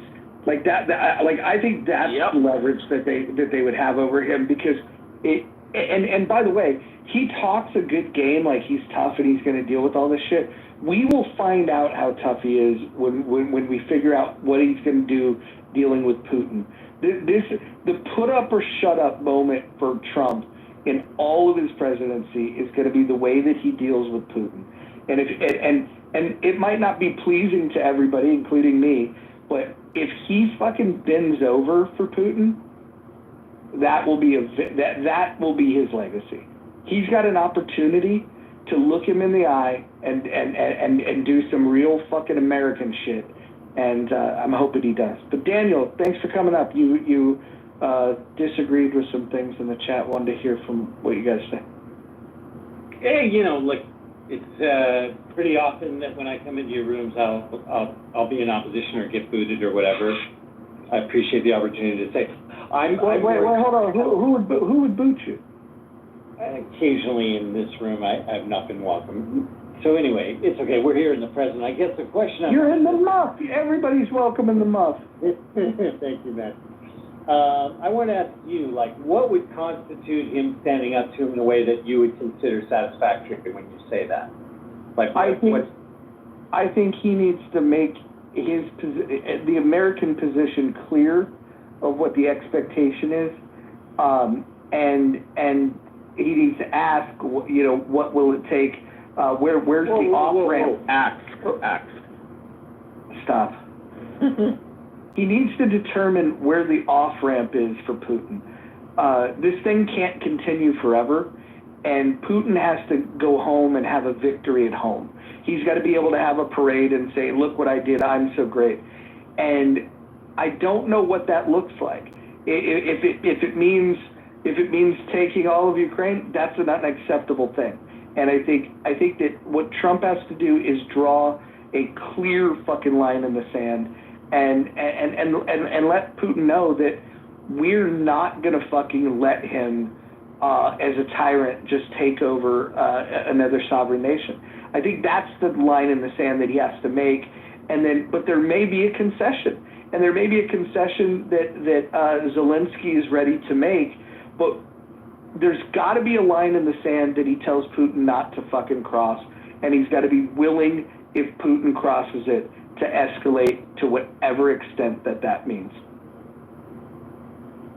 Okay, so, you know, obviously national sovereignty has to be respected in some way with a little give and take. So like you'd be okay with a little bit of Crimea, let's say, and everybody go home, something like that. I think at this point, even if they were to take away the, take back the breakaway provinces that have Russian loyalists, but there'd have to be some crazy security assurances. There would have to be, there would have to be some things, because here's what has to happen. In order for this thing to end, Zelensky needs to be able to, well, actually, Zelensky will leave, but whoever comes to power has to be okay with whatever the deal was from the Ukraine side. Putin has to be able to go back home and not have people say, wait a minute, you killed all these Russian soldiers and this is all you got. So everyone's got to get their fucking, to be able to save face. Like the Japanese are famous for this, right? They could surrender, but they had to save face. And so they got to, what Trump needs to do is figure out what does that look like, where Zelensky can look like he put up a good fight, and like, wow, Ukrainians should be proud for we stood up to the Russians, and Putin's got to get a similar victory, and then Trump has to be able to have his victory lap, at least with his supporters. They all have to get that, and if you don't have that, then you have no deal.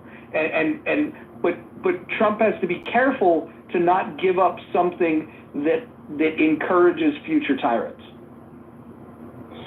Has anybody, in all the time you've been on Clubhouse from Ukraine, ever been in any of your rooms, by any chance?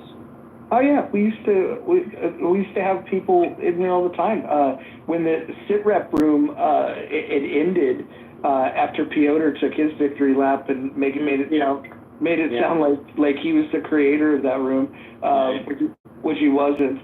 No, a lot of the people that were highly plugged in. In fact, the best information that came out of Ukraine, I don't know if you guys remember Denny, but Denny was the guy that was piping in all that up to the minute information, and so that Denny was the reason that room was good. And then you had a couple other moderators that didn't have their head completely up their ass, like Piotr. So, I'm sure you've got this impression. I work with Ukrainians on a weekly basis.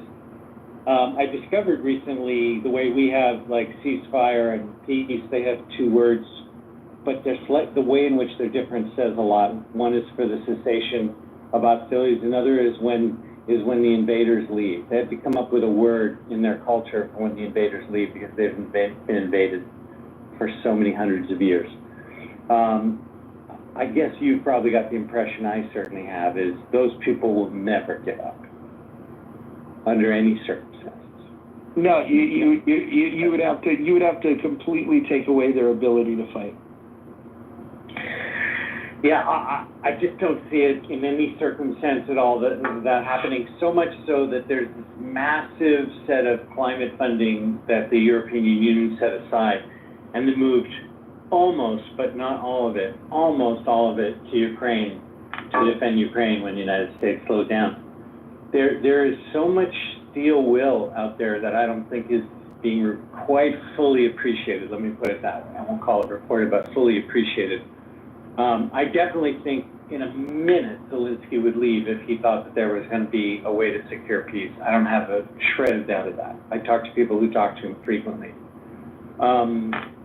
The thing more, though, that I'm stricken by is when I've met people from there is this core of, they are going to fight to the last person to keep their land. I think they would compromise on Crimea at this point, though, if they had to, which would be very painful for them, but I think they would.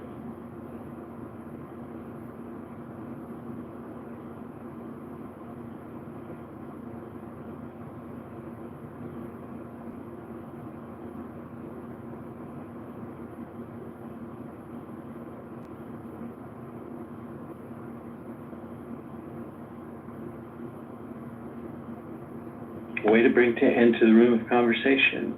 I don't know what we just did, but we'll see. We'll see what he stands up for.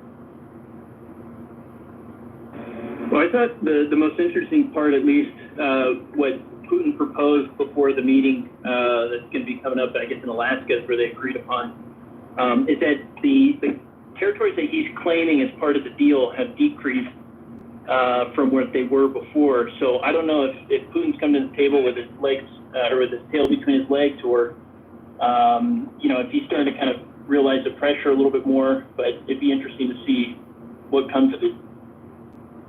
There is one other sticking point besides the territory, though, guys, which is whether they can make the deal requiring or not requiring Ukraine and NATO to agree never to be part of NATO.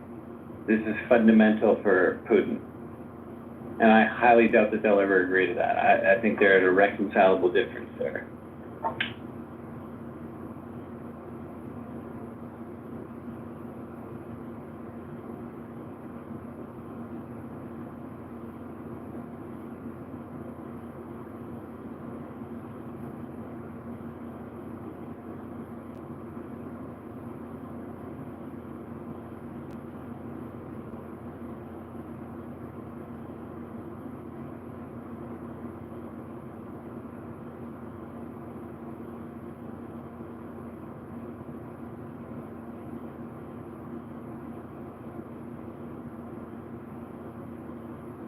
Sorry for my silence. I was creating a poll so we could get our thoughts out there.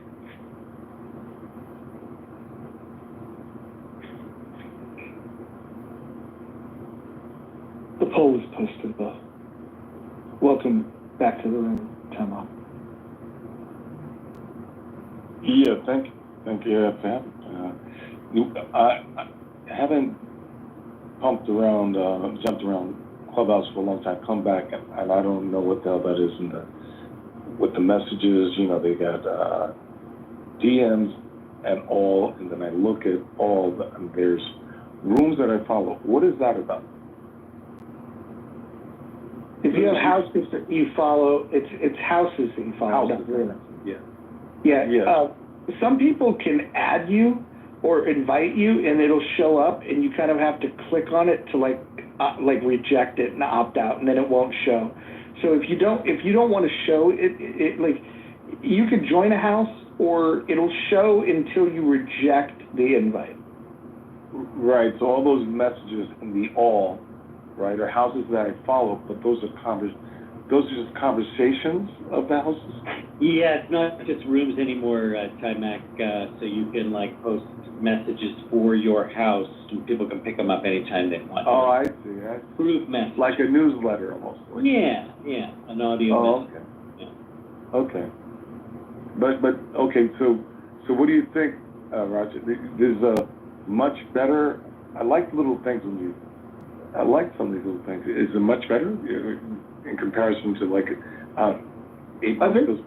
I think the poll feature is an advancement, but I don't like the fact that, for example, Daniel selected Russia troop withdrawal, and I could see it. It should be a secret ballot. This would be better.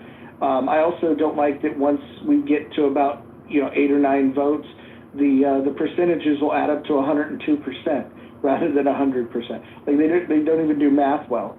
I don't like that when you give the choices, you have to have at least 5 characters in the choices you give. So you can't even set up a simple yes/no poll. I also don't like that when you respond to the poll, the poll response will sit on your profile. I think there's a lot of people that would be responding to this, especially questions like, hey, what's your favorite sexual position?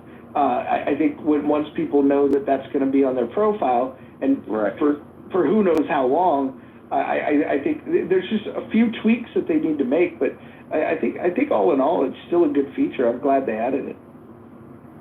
Right. Everybody's brain stops when you said sexual position. Everybody's thinking about the wall.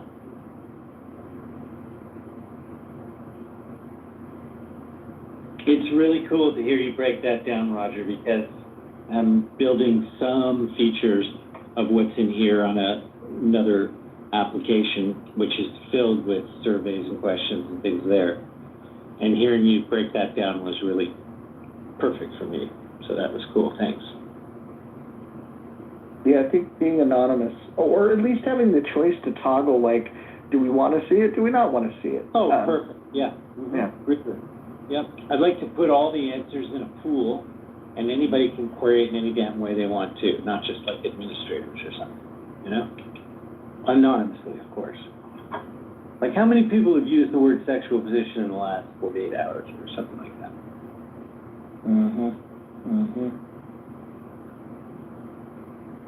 It's been used in this room quite a bit in the last 48 hours. There you go. See, I don't need the artificial intelligence when I have Roger. T-shirt.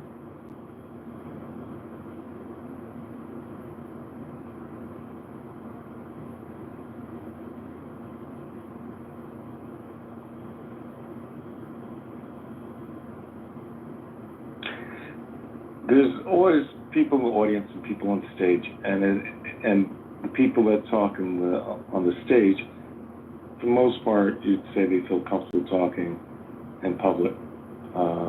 Do you think the people in the goo or in the audience are shy, or do you think they're just? What do you think? Well, it depends on who we're talking about. Like Jimmy, for example, he's not shy. He's actually, I disagree with him on a few things, but he's like a smart guy and not shy at all. And if he were awake or the conversation grabbed him, he would be in this for sure. Christy, once upon a time, was not a chat warrior. Christy would get on stages, and I think Christy is one of the folks that, and I don't want to put words in her mouth, but I'm guessing that if she were in a room and felt it was, I don't know, felt comfortable enough, she will raise her hand when she has something to say. But one of the powers that Christy has is she doesn't get paid by the word. For some reason, some people think they're getting paid by the word here. And so if Christy's got something to say, she'll add it to the chat. If she really wants to jump in, she'll raise her hand and she'll do that. But I think there's some spaces where, rightfully so, people don't feel safe. And like this room, if we're being 100% honest, sometimes we could get a little obnoxious, and there's a little more leeway for trolls and things like that. And so Christy doesn't suffer fools. She doesn't put herself in a situation where somebody might be rude to her. Like, why not stay in the chat so she doesn't have to deal with that kind of crap. So, but I think if she felt super safe and it was a small room and it was a topic that she wanted to add to, like I've heard her add. She's brilliant, by the way. And she's one of the more well-read people that I've seen on this app. So maybe you should do a poll, real quick, Dan. Maybe you should do a poll when the room's larger, more people in the audience, and say what would make you come on stage. I'm a little bit more like what Christy's. Sometimes I'll go in a room just to listen. I think there might be 50% are like that, and they're just not in the mood to go up on stage. And if they wanted to, they could. But then I think there's 50% people that just are, don't want to get into any conflict and this kind of thing. So it'd be interesting when you have a big room to do a poll about that. That's a good idea. Maybe we'll do some fun polls on Monday when we bring back the Rational Discussion Group, which starts at 2 p.m. Pacific Time, 5 p.m. Eastern. So why would Ukraine give up territory is a question. So we just asked. So, I've been producing performers for a long time. Time mock. It's okay. It's time mock. Yeah. Ah, thank you. Sorry for that. You should have. We should. You don't. Yeah. You're right. I should. Thank you for the reminder. Say it one more time, please. Time mock. Don't say it wrong again. All right, buddy. Just kidding. Dude, I get your line in the sand. Your identity's intact. So I've been producing performers for a long time, and I've noticed something on Clubhouse through the whole history of Clubhouse. There are really remarkable examples of people who never found any stage that they could be on, but they could be on Clubhouse, and now in real life they can. That's happened a lot. There's something about the audio-only thing that creates, for some people, this amazing sense of safety. And we all have our stories of people who've done, amazing things from the relationships they've made on this app. And I think there's a certain kind of safety, intimacy, something, familiarity, some weird thing I don't really know how to describe. Just noticing it.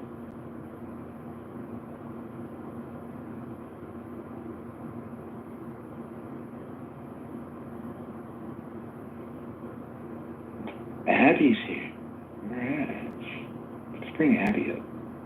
Abby did I would love to know if Abby thinks it's a good idea to hire into the FBI people who were convicted for January 6 crimes and pardoned. I'd like to know if she thinks that's a good idea by any party. Well, hold on. But convicted of what on January 6th? There was all kinds of individual crimes that happened on January 6th. Which crimes are you concerned about? Any of them on January 6th that would end up in the FBI that you would be approached to. Any of them? Like what? Like so what if you were at a protest for the first time in your life, and the crowd was moving forward, and you follow the crowd, and you find yourself now caught up on trespassing charges? You think that person should always have this scarlet letter? How about this? Rather than that hypothetical, how about we look at the real example of the person they did actually hire and actually put into those jobs, and let's compare, and you and I can look at it and see whether you think if that was done by the other party, you'd be considering that okay. I think that's a good point, but that's also a deviation from your first question. Well, it isn't. I'm the one to ask the question, so maybe right.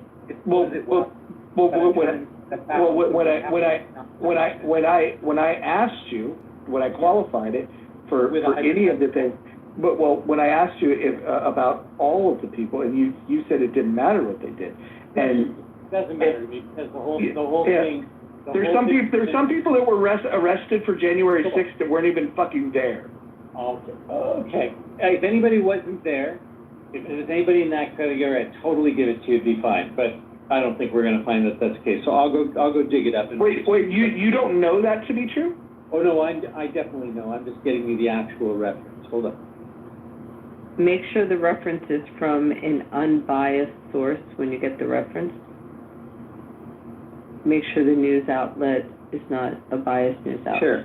I'm going to make sure I get it from more than one, actually. Which is but more than one, as long as you're not getting it from, start with MSNBC. Just don't go there. Try to get one from an unbiased source. Sure.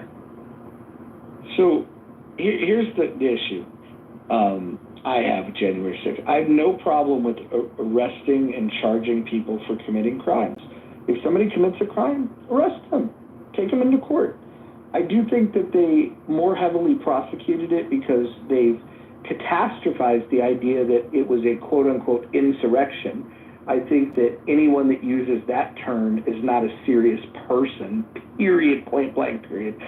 They're exaggerating the point.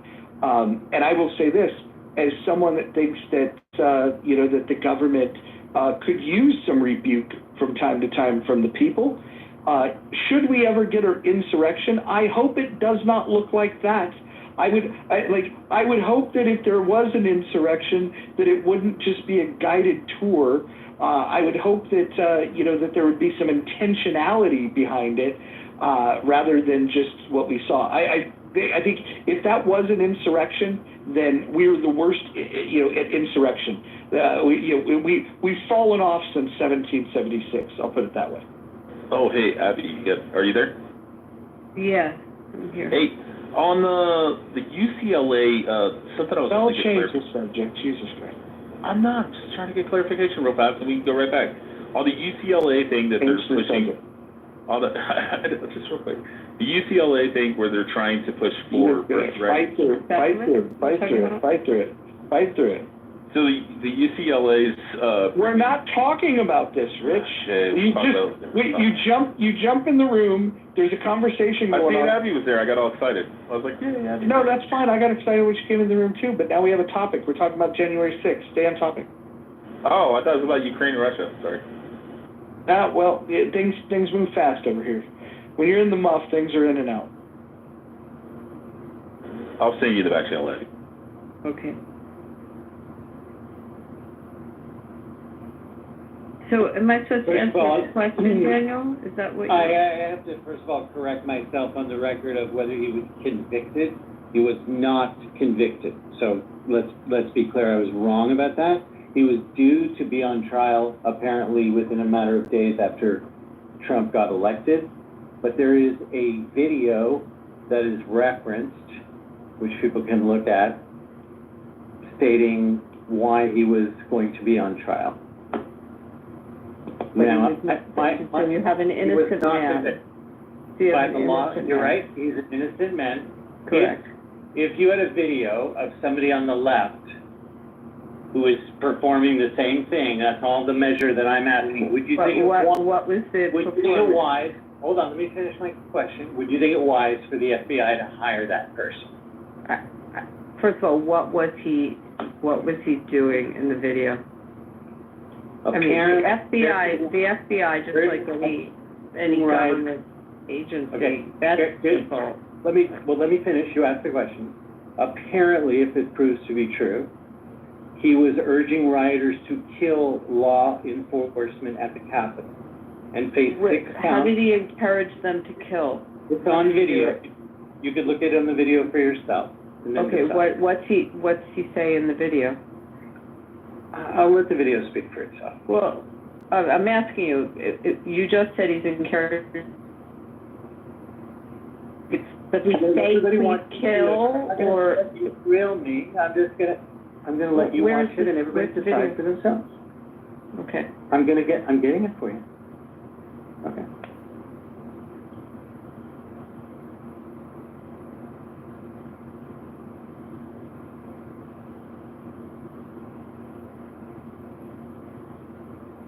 The person hasn't been convicted of anything. No, he is innocent in the eyes of the law. There is no doubt about that. I'm just not sure that you'd want somebody to put this on their resume, this video. I just put it in the chat. I don't know. We got a shit ton of people that the Biden administration hired that have like videos of some pretty outrageous protest moments. We also have a guy that's about to be elected as the fucking mayor of New York on video saying and doing some pretty outrageous things. Like really hateful, outrageous things. And he's going to end up as the next mayor in New York. So, pretty vulnerable for a population. I do, and I think one of the things you're referring to is by vote, and one is people you're hiring. That was my question. Is it a good idea when you see that video? When you see that video, should that person be hired by the FBI? That's my question.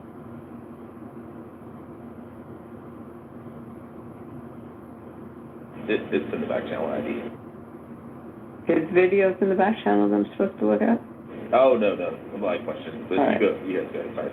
Hey, I got a question for Daniel. Daniel, what do you think of charging somebody for let's see, seditious conspiracy to obstruct an official proceeding, obstruction of an official proceeding, conspiracy to prevent an officer from discharging duties, destruction of government property, to charge somebody, to convict them, and to sentence them to 22 years, despite the fact that the person was not even in D.C. that day.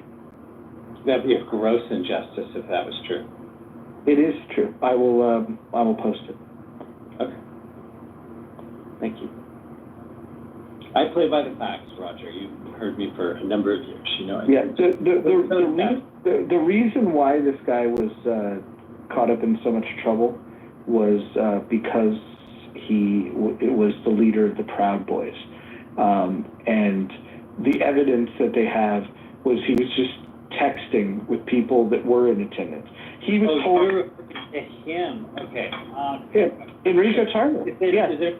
So you believe that there was a gross injustice perpetrated on Enrico Tarver? Massive. Massive. And that's not me defending him. I think the guy's a dipshit. But he was told that he couldn't go, and he abided by that. And the only thing that he was that the court trial showed was that he was communicating with people that were in his group, his friends group, right? And he was communicating with them via text. As far as coordinating, go over the documents. He was persecuted because of who he was. Okay, and let me just ask you this question. Is your evidence of that, because you mentioned this specifically, of him not even being there, right? Is that where your conclusion is that he's unfairly targeted because he wasn't physically present? Well, you can commit crimes when you're not physically present. The problem is the case itself. Not only was he not there, the evidence against him that he supposedly was orchestrating, where the only evidence that they presented was he was exchanging text messages with people. There was no planning. There's no evidence of that. And then by the way, when they convicted him, because again, I think that he was unfairly treated. They sentenced him to 22 years. Go look at the case. Go look at the facts of the case, and tell me if any human being should spend 22 years in prison for the facts of that case. Oh, I can imagine there being a whole bunch of lawyers who'd want to argue that for you, yeah, that he would deserve to be in that based on the evidence. And for you to say that there isn't any evidence, I mean, there were 12 jurors there clearly decided that there was, right, by the law. Like, when we say, oh, the guy I presented with the video is actually innocent under the law, he is innocent under the law. I was wrong. But in the case of Enrique Terrio, he was charged, he was prosecuted, and found guilty. That's a fact.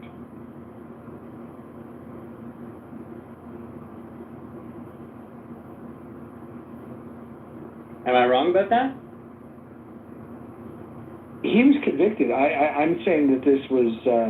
I think the prosecution was targeting somebody simply because he was the leader of the Proud Boys.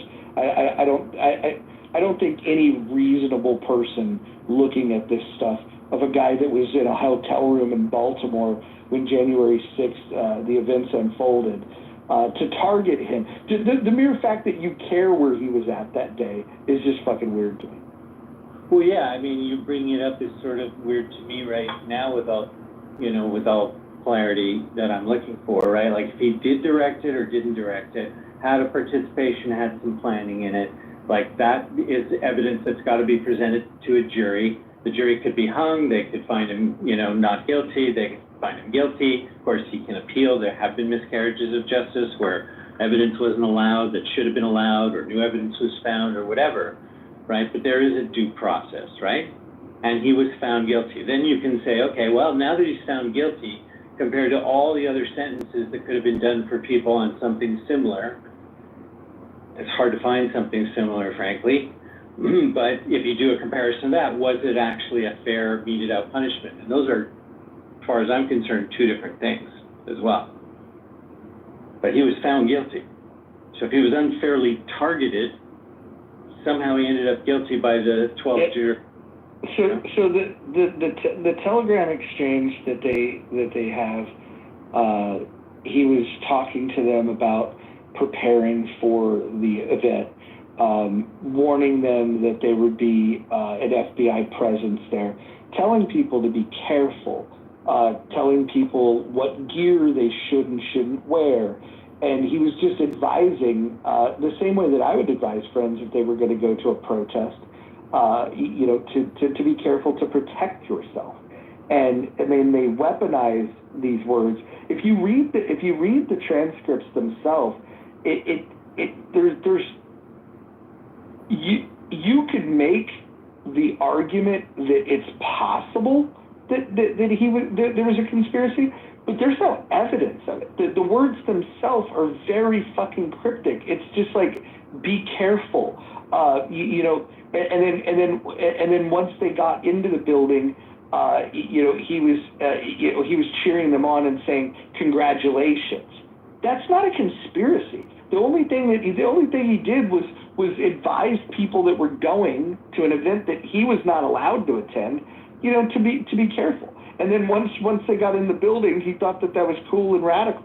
Now, again, you could say that him cheering it on is distasteful, but I don't see the conspiracy at all. I've never thought of this until having this conversation with you tonight. When you talk about the justice system, when people do being weaponized and targeting and so on, and it's absolutely true for the prosecution thing. But I haven't seen any evidence of being able to weaponize the jury system. It's a pretty damn good system and very hard to break. And if the evidence finally comes in there, I mean, you got a, preponderance of evidence, that whole thing. At that point, you got to look at the reality. Is there was a case made about him directing that? That's where the default starts, to prove that they got false evidence at the trial, or stuff wasn't included, or something of that nature. But I get the targeting in the first place. You want to make a case target. Yeah, but Daniel, how would you find an untainted jury for something on January 6th for the leader of the Proud Boys? How do you find people in D.C. that are not familiar with January 6th coverage? No doubt.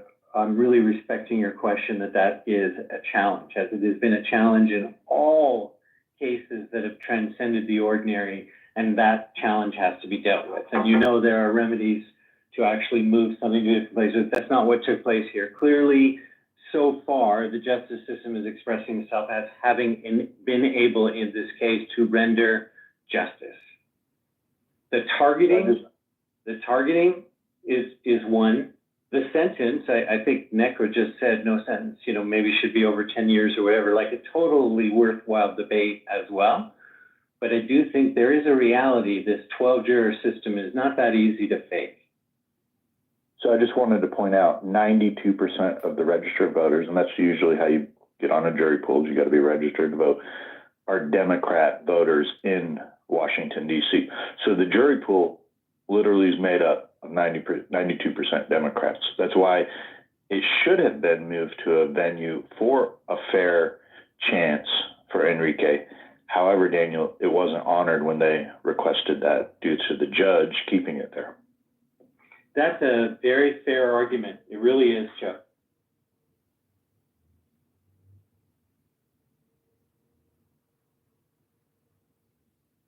Do you think a Republican can get a fair shot in a jury pool that has 92% when it's such a highly politicized issue?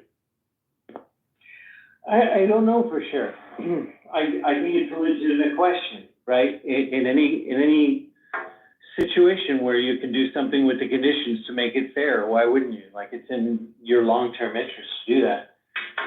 The one thing, take a broken system and build it. You don't tear it down more.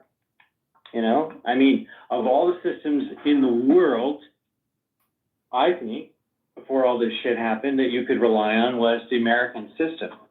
I'm a Canadian saying that. Love America. Deeply love America. And I just think, there's a lot failing about it, but you can make it a lot better. And I just think you start with the stuff you probably can rely on. It's very hard to break elections. I don't care what people say, especially in America. Of all places in the world, it's very hard to break America's elections. To turn people against each other, that's actually really super easy. But the actual vote itself, no. Same thing with this.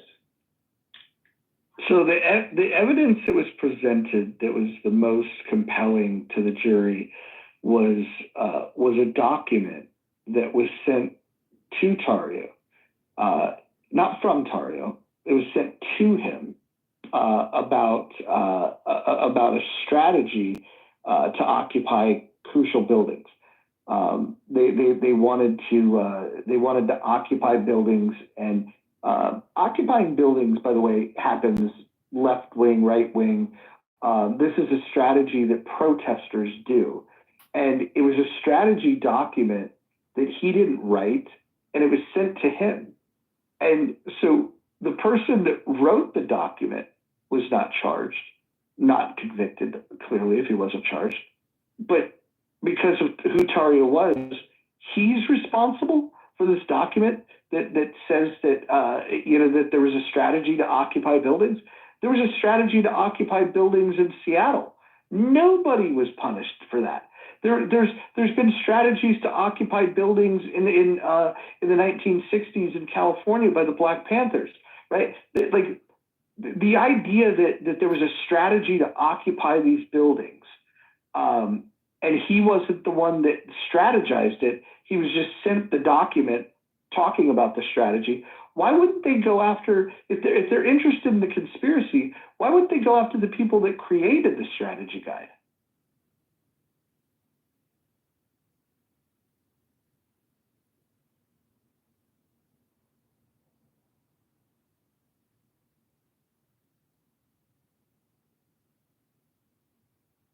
Well, one reason might be that the strategy guy is a war agent and they're sure to make money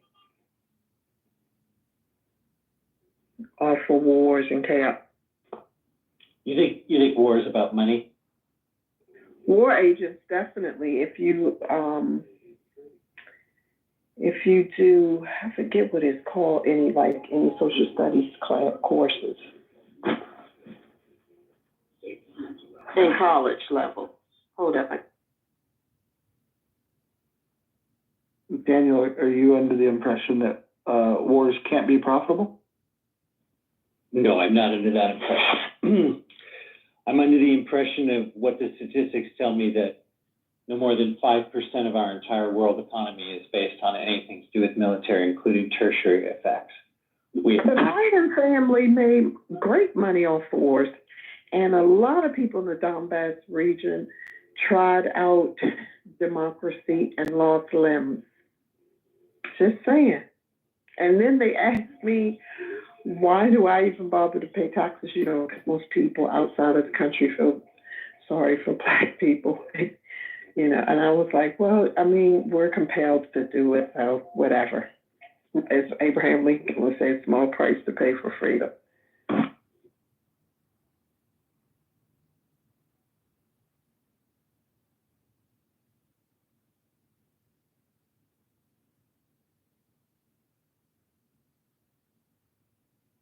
Yeah, but I don't remember what course that was, but yeah, war agents are people who like what's it called, Blackstone or something like that. They make money off of war, and they make tons of it. Not just your contractors, but yeah, they make tons. They make tons of money off of war.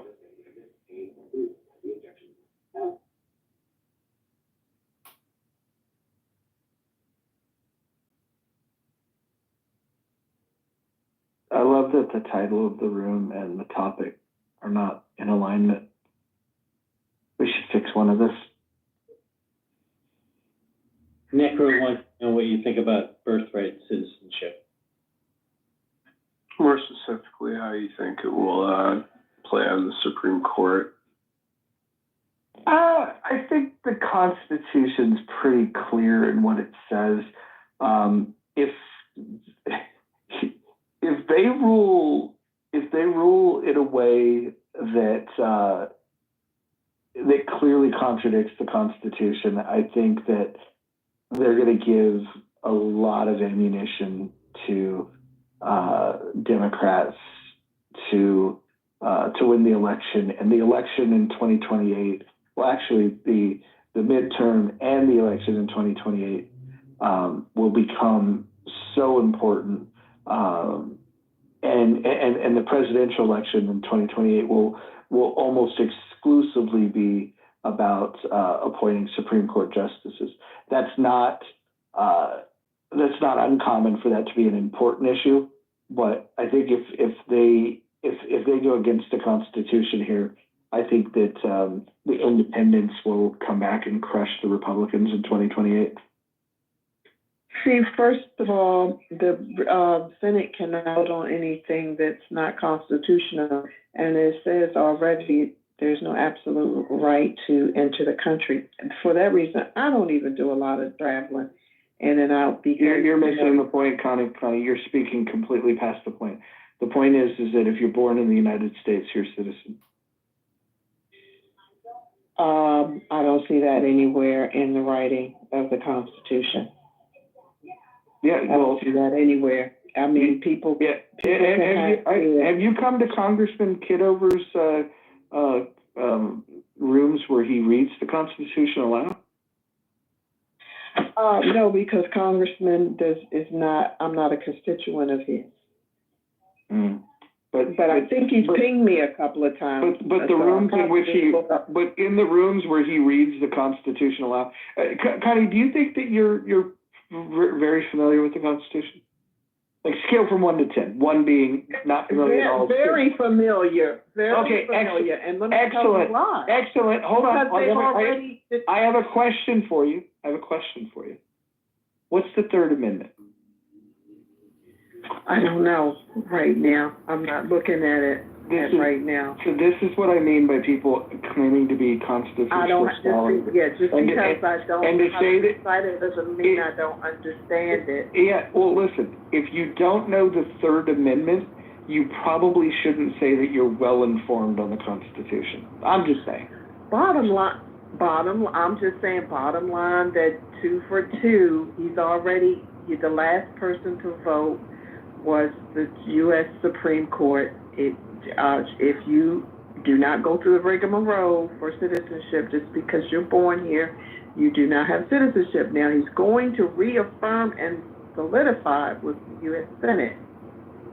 And no one's acting outside of Article 3 or Article 8 or any of that. They're following civil federal regulation rules. And I understand that, this puts a different position for you. But the bottom line is that you, just because you have a child here, it doesn't mean, just like someone told me that with my kid. I was like, well, wait a minute, all this military background we have and the sacrifices we made, and I had to go to rigmarole, and then I got a Social Security card the same day and left. And that's in the Constitution, nothing's absolute. And it's already been, honey, it's already been. Forgive me, Tony, no, hold on, listen. Forgive me for saying this.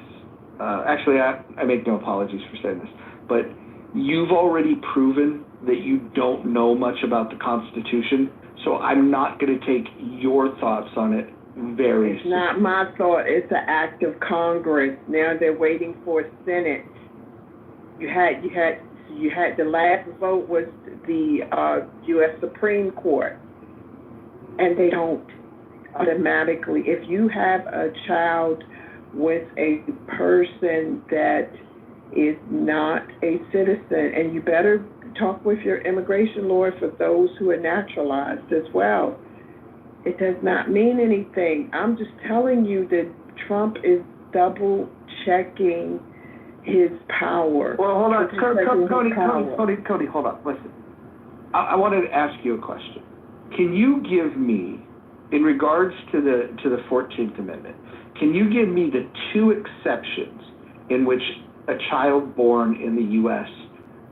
Is not guaranteed citizenship? Can you give me the 2 exceptions? There is no 2 exceptions because that there are. Hey, Coney, listen. Formerly enslaved people. Coney, listen. You're not. In the month of July, in the 1800s. All right. I wanted to have a conversation with you, but you're not even on planet Earth. I'm asking you a question, and you're just saying words. You're not familiar with the Constitution. I asked you a basic question, what's the Third Amendment? You didn't know what that was. And then when I asked you about the issue that pertains to this, I asked you about the 14th Amendment. I asked you what the exceptions would be, and you didn't know what those were. In fact, you said that there are no exceptions. You don't know what the fuck you're talking about, and I think it's high time, that Clubhouse starts calling people out when they're saying shit that they don't, like, look, if you don't know this topic, just shut the fuck up. There's no crime in learning. You know what you could have done? You could have said, you know what, I don't know the answer to this. Maybe I'll go Google it. Maybe I'll read a book. Can you point me to a reference where I can learn about this? There's so many she things. left the room, right? She left the room, right? I don't give a fuck at this point. At this point, it's the mere fact. I'm gonna block that dumb bitch. That's what I'm gonna do. Listen, I just can't deal with it anymore. People are so fucking stupid. Like, all you have to do, if you're asked a question that you don't know the answer to, there is no fucking shame in saying, I don't know. Maybe there's another idea for another poll, right? Like, if you come up here and ask me a question. Yeah, I mean, literally, I asked her the same question about, and like, she went on to the same thing about, there are people who are not here, not legally. I'm like, it's irrelevant. Like, Wait, hold on, Necro, hold on. I want to talk to Christy for a second. Christy says, LMAO, smiley face, yet people wonder why I don't bother getting on stage. Listen, if you're worried that I would go at you like that, then that would mean that you believe that if I asked you a question that you didn't know the answer to, that you would try to just make up an answer. Now, in that case, I would be in the right for pointing out that you don't know what you're talking about. I don't think you would do that. I think you would be wise enough if you were asked a question that you don't know the answer to, you would simply just say, I don't know the answer to that, or I'm not sure of my answer to that. Maybe I need to do some more research. Can you give me a moment? I'll come back to you. There's so many ways that you can handle that, honestly, and that woman chose to just talk. Like, she just decided to say words when she had no clue what was correct. Yeah, people are confronted when you address things in a direct way and get to the truth of things. So that's a little bit of a problem with people going to come up on stage in your room because you don't let them get away with that kind of distance. Well, here's the thing. I actually think she's a nice woman. I don't think she's a smart woman. And again, that might sound like I'm talking shit. All she had to do is just say, hey, this isn't my expertise. This isn't my area of expertise. Or that ain't going to happen, Ron. You know what else she could have done? She could have said, I believe this to be true. And if she would have said, I believe this to be true, I would have been much more gentle with her. But if you're going to be on the stage arguing with me about the Constitution, I haven't read every fucking book. Shit, I got books on my bookshelf I haven't read. I got books that I've bought that I've never even opened. But there are certain things that I fucking do read. And there are certain things that I'm knowledgeable about. Pro wrestling is probably the most knowledgeable, poker strategy, specifically for ring games, very knowledgeable about that. I could talk to you about films made in 1985, as you might be aware, Timok. But I would never answer a question the way that she did, where if I was completely clueless on the topic, I'd just tap out. I'd be like, fuck, I don't know.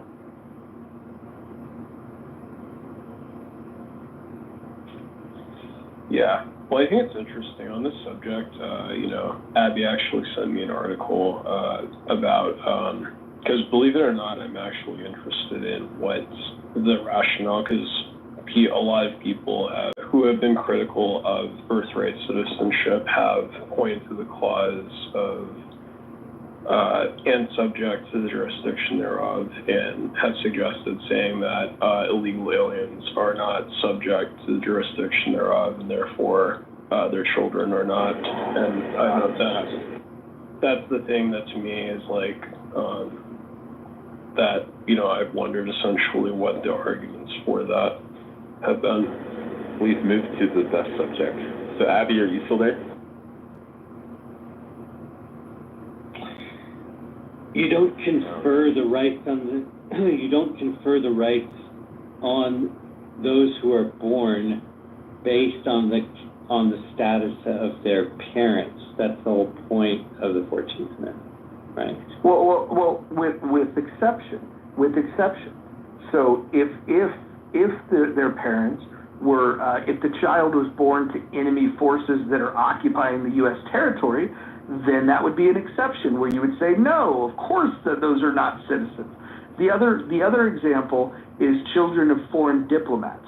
If a foreign diplomat is here that's pregnant, they're here in official business, that child is not necessarily, that can be challenged. So, vice versa also, I think there was a challenge, or there was at some point a challenge on whether McCain could run for president because he wasn't born in America, but he was born under diplomatic status of America from his parents. So that's why. Right, but he was he was born in Panama on a U.S. base, and a U.S. base is considered U.S. territory. So yeah, exactly. But it's interesting though. It's like I think also what would also be the other exception to children born would be born to Native Americans in their own territory, because technically they have their own laws and so therefore don't have the same jurisdiction. I think there's two conversations that could happen around birthright citizenship. There's what does the law say, and then there's the question of, now that we have this evolving threat, that I would call it that, of people coming across the border in very large numbers, at least they did when Biden was in office, where we should always rethink, like, hey, when this was written, what was the logic behind it?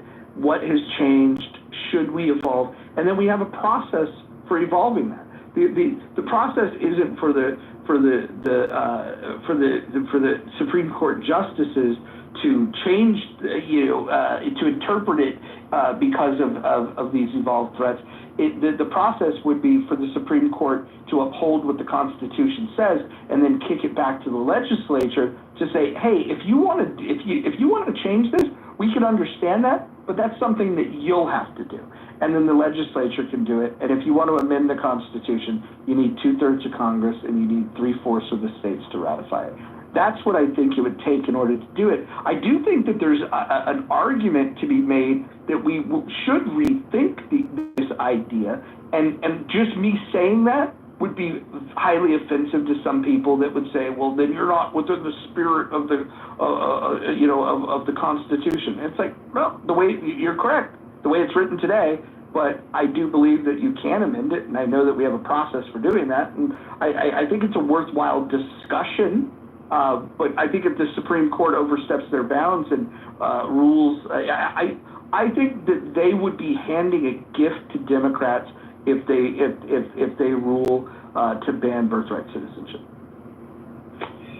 Yeah, I mean, in general, I know that, like, it's something that divides America on the issue of birthright citizenship, because you have almost half of Americans who are against birthright citizenship in spite of what the 14th Amendment says.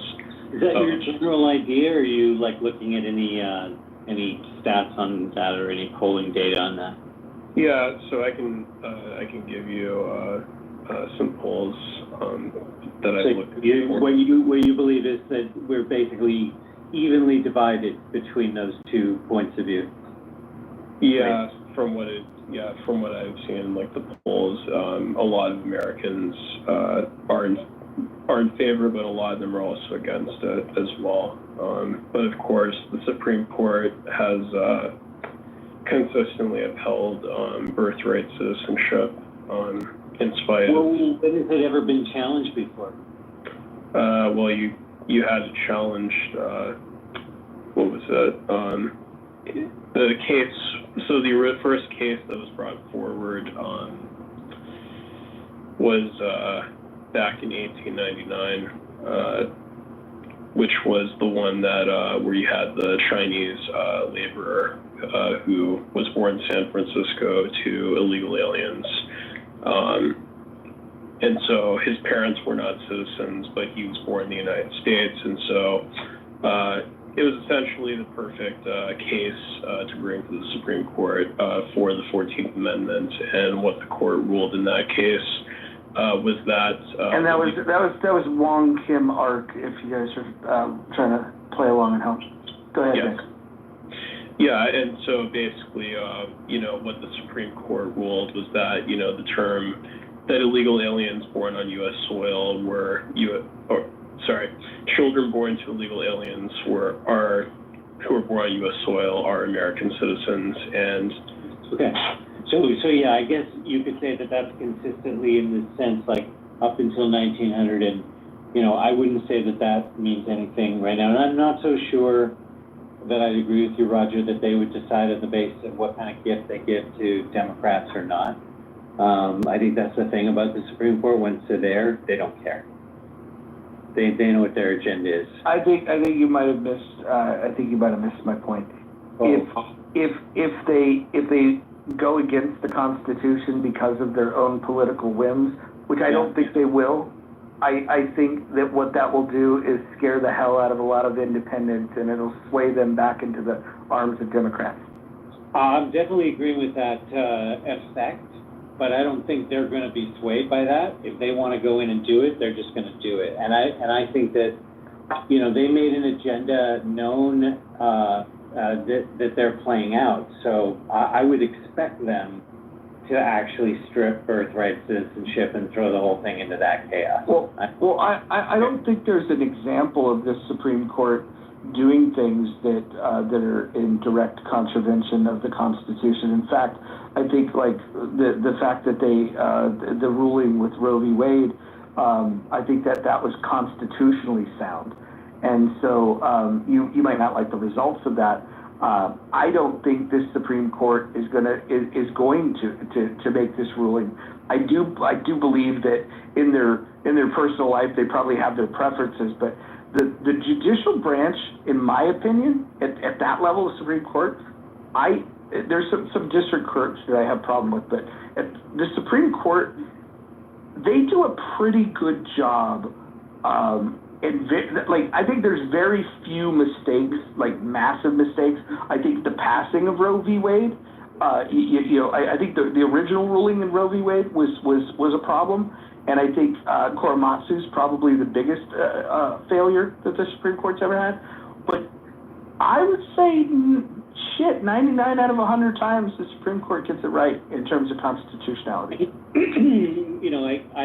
I think you're, optimistic about that. I'm usually playing that role, but I think in this case maybe I'm preparing myself for that fact, but you are probably right, and I hope that you are right. I think it would be a disastrous effect to have that ruling if it did. So anyway, I hope you're right. It's interesting though. It's like it's one of the things I agree with Roger on. The Supreme Court, in spite of, how we feel about Congress, the judicial system, it is the only system I'd say I have more confidence in the government than any other branch.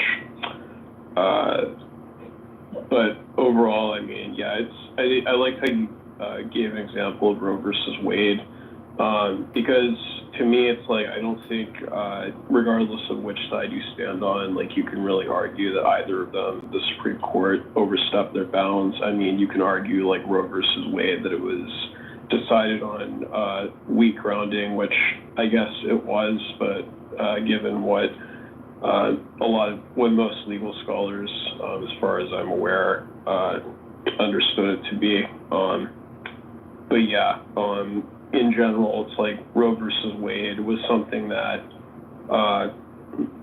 regardless of how you felt about the decision, it's kind of difficult to argue that the Supreme Court overstepped their bounds on either issue. With the decision. Are you done, Necro? Go ahead and finish it.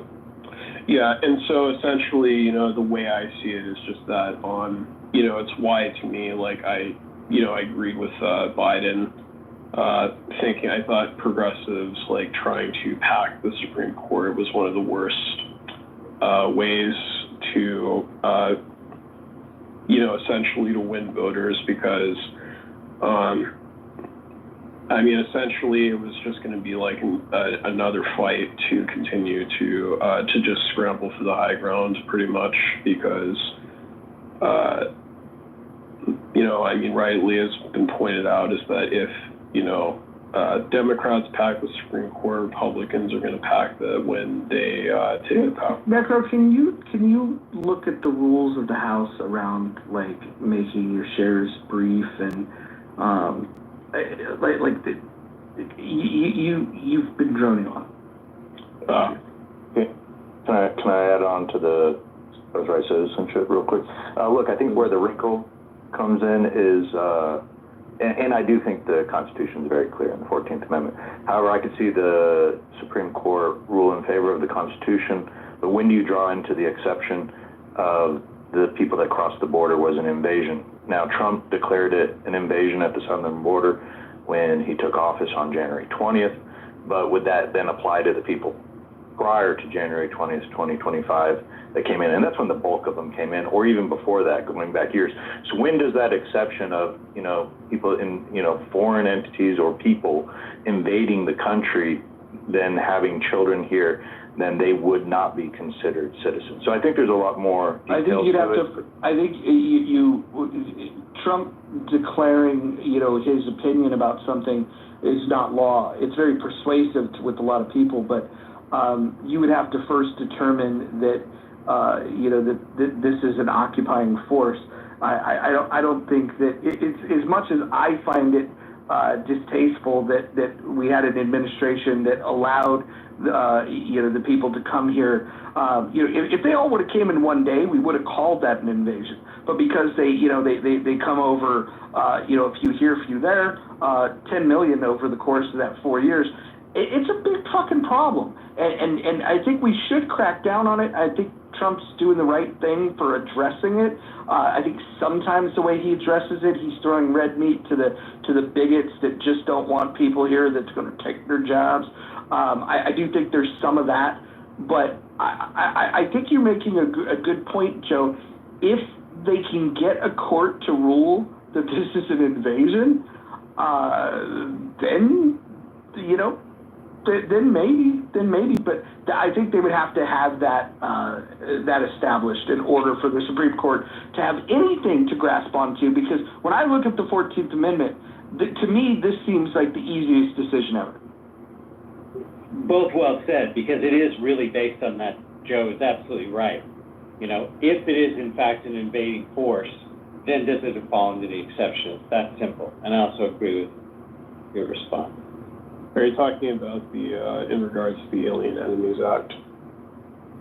No, we're talking about the 14th Amendment, the exceptions. If the 14th Amendment does not apply to children born of an occupying enemy force. Gotcha. Yeah. I just wondered because I know the Alien Enemies Act was... So it's basically as if the soldiers, in addition to fighting, are fucking and having children. Yeah. Or they just have their wives with them, like... Right. Yeah, that's very common in war, that they'll rape the women as they invade, going back hundreds of years. Yeah, that is not used as a way to produce children. It's used as a way to enslave people. It's part of the enslavement process. It's the dehumanizing process of the enemy. It's not about having children. It's exactly the opposite.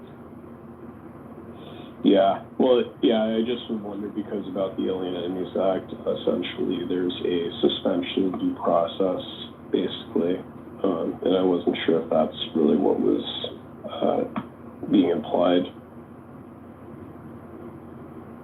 But hey, yeah, if they can be legally declared an invading force, then you might have a legal case. Yeah, well, I guess we don't really have who defines it when it does. Trump signed an executive order. Will that, on January 20th, when would that apply or however? I mean, these are the details that will be argued. So it'll be interesting. I do not think, I'm against in what your belief is, Daniel. I do not think the Supreme Court will rule against the plain language of the 14th Amendment. It's pretty clear.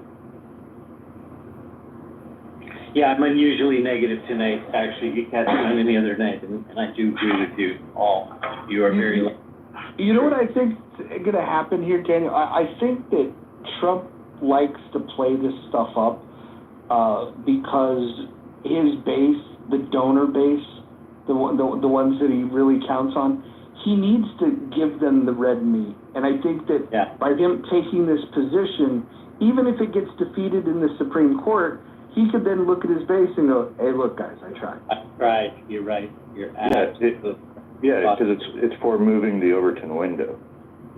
So in facing defeat, there'll be more people then that will support preventing, illegals coming here and having children, and then that children being automatically citizens. So it's adding to future political capital. Hopefully, that's the goal. Gotcha. Yeah, it's interesting though. It's like, it's one of those things. I definitely think even Trump's own judges would rule against him on this issue. Just because I don't know. It's like if they had the opportunity to go against him, I don't see why they would have delayed it in their previous one where they ruled about the district courts. I can't remember the exact ruling, but they, it was in regards to his birthright citizenship, but.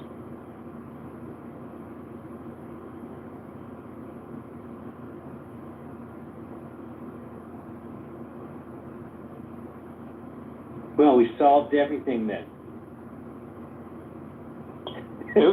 I wonder if there'd be like a legislative, even if the birthright thing gets shut down, if there'd be some legislative sleight of hand they could do where they'd say like, okay, if you don't have status,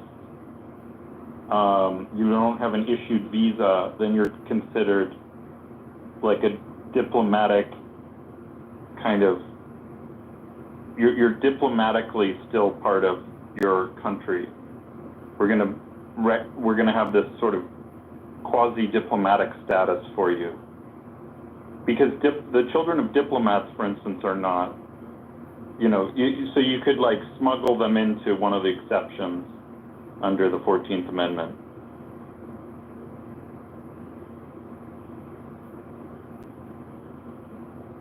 What does that mean? Are you The point is just legislatively reclassify people so that then they would no longer qualify for birthright citizenship. Right. So people who are born in America would not be considered citizens, and no. If you have status, if you have legal status, like you have a visa issued, or you're, or obviously if you're a citizen already, then of course your children are citizens. It's for the illegals. You would reclassify illegal people under one of the categories where already under the 14th Amendment their children so like don't. If somebody had a green card, somebody had a legit green card by what you're saying, then the children would be American citizens. Yeah, and furthermore, I mean, I would go further and say one of the conditions of visas, depending on the, basically you should decide maybe there are people you want here, but you don't want their kids permanently here. You want them temporarily, so then you would say like, okay, it's illegal for you to give, even though you have status as a worker or temporary person in the country, it would be illegal to give, but like you have to report your whatever pregnancy status, and then once you reach 6 months pregnant, you have to leave the country. Sure. I hate to interrupt you. I just wanted to know if you get the irony that if you saw a scene in a movie about 1984 that had the statement you just said, it would look perfectly in sync with that world, right? I don't think so. I think 1984, I think it would be disjointed. Immigration was not a theme of 1984. Sure. No, not immigration, but any condition in which some sort of governmental body of any kind, anywhere on the planet friggin' Earth, that people would have to report into about whether they're allowed, while they're in a period of time in a certain place, to have children or not, and have to report that. That is a pretty significant thing you're suggesting. It's not if there's implications to someone's permanent attachment to a country, or the permanent obligations that the people of that country have to you or your offspring. Then there's a sort of a social contract. It becomes the government's business once you become a permanent liability for that government. Liability. So you think a citizen is more of a liability than an asset, it seems. It's really, whatever it is, it's both an asset and a liability potentially, but then it's up to that government. It's a responsibility either way. As soon as the person has status. Isn't it good for the country? Especially if a person has lifelong status, then there's an interest that government or that people group, that nation has in that person and in that person's offspring. Sure, and that offspring is also an asset, maybe generally. You might see them as, I mean, what are you talking about?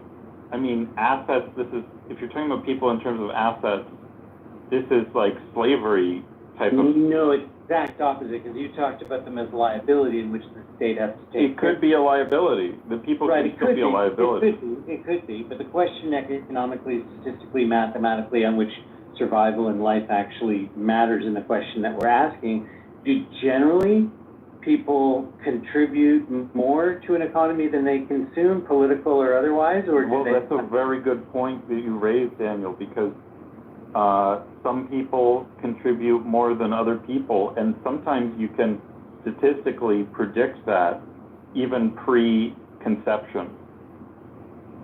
Okay, so we at least agree it's an open question whether on a prorated basis do people contribute more than they consume is an open question.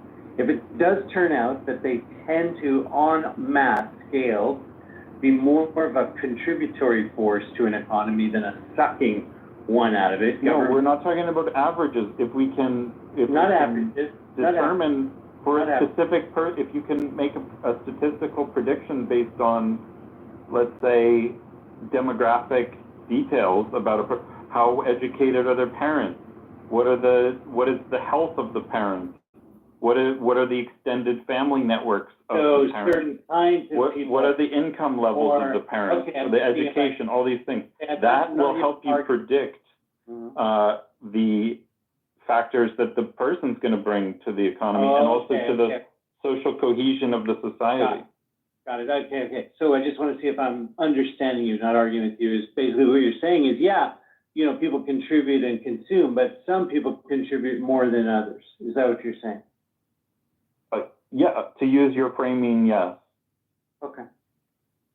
So what do we do about that? We then set out to figure out who the contributors are and who the consumers are and keep out the consumers and keep the contributors.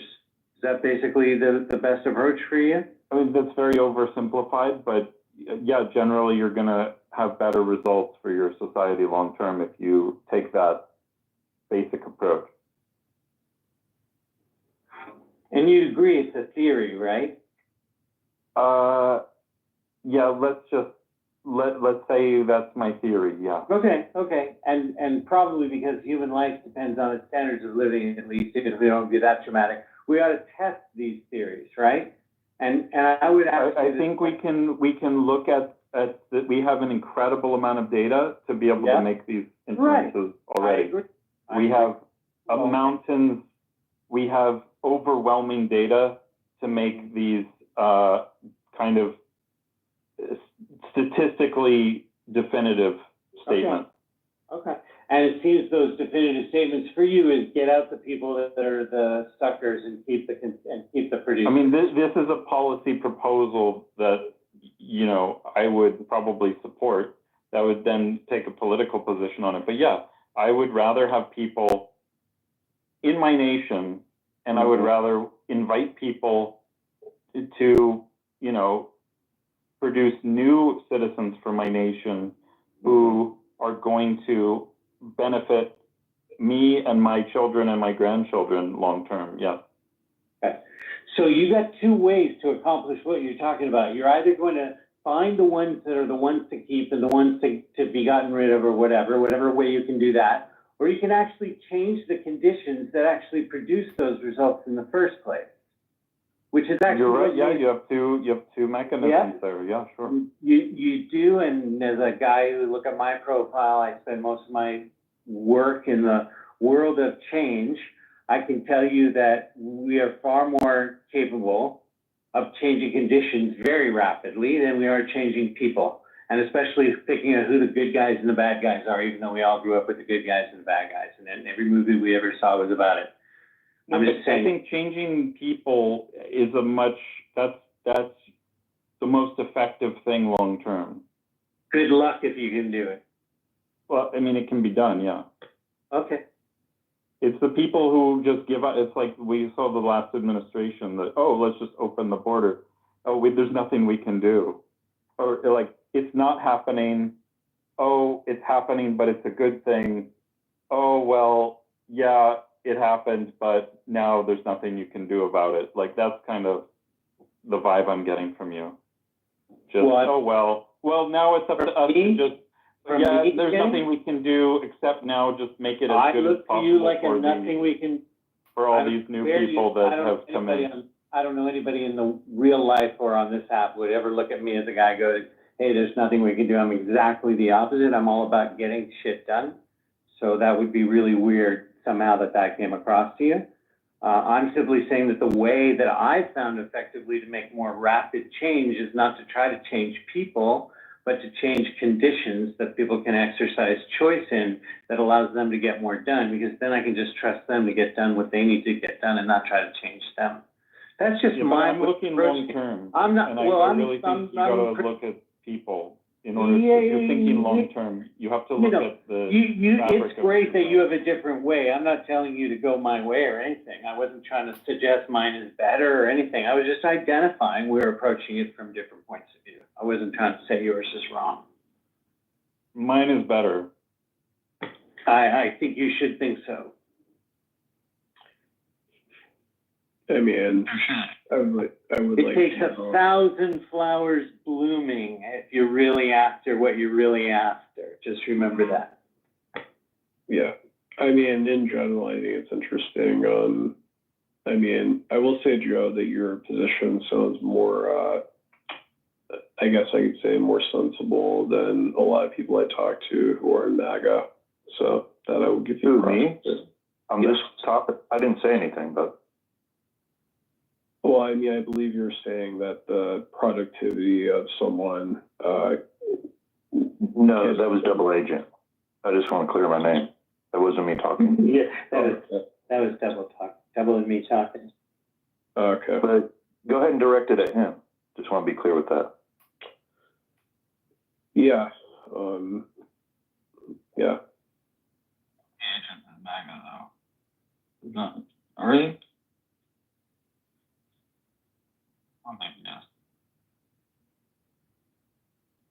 Yeah, excuse me if I'm trying to do two things at once, so I apologize.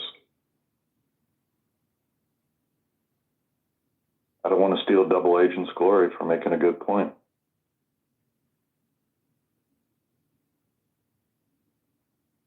About selecting who's the people who should be here and the people who shouldn't as an effective way to address it. Well, we kind of do with immigration already.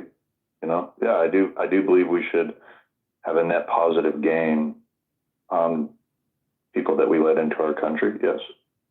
I mean, I guess really my question to you, Daniel, is like, does any country, I mean, that has sovereignty, don't they have an election about who comes into their country?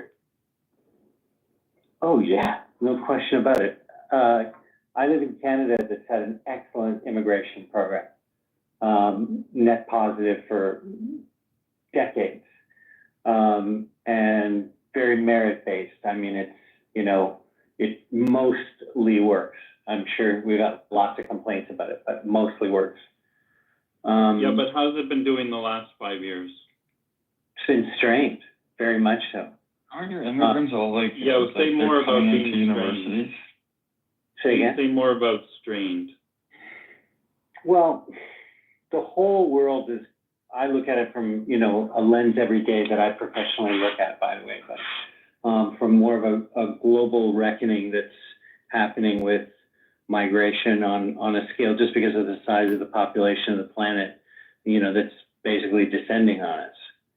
And I think absolutely, like, just as I think Canada's mostly done a good job of, and I think America has failed to do, is create an immigration system that I believe recognizes that on a per capita basis, and I don't think you're ever going to be effective at deciding who is and who isn't, even though you can do merit-based stuff, but the economy is based on people. People are the assets.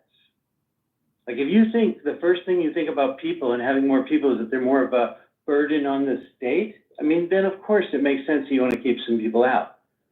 But I haven't seen in a few hundred years of analysis any migration in human history that people weren't opposed to, and yet not too long after made that area that they came to after they got over the cultural upheaval led to a growth in the economy.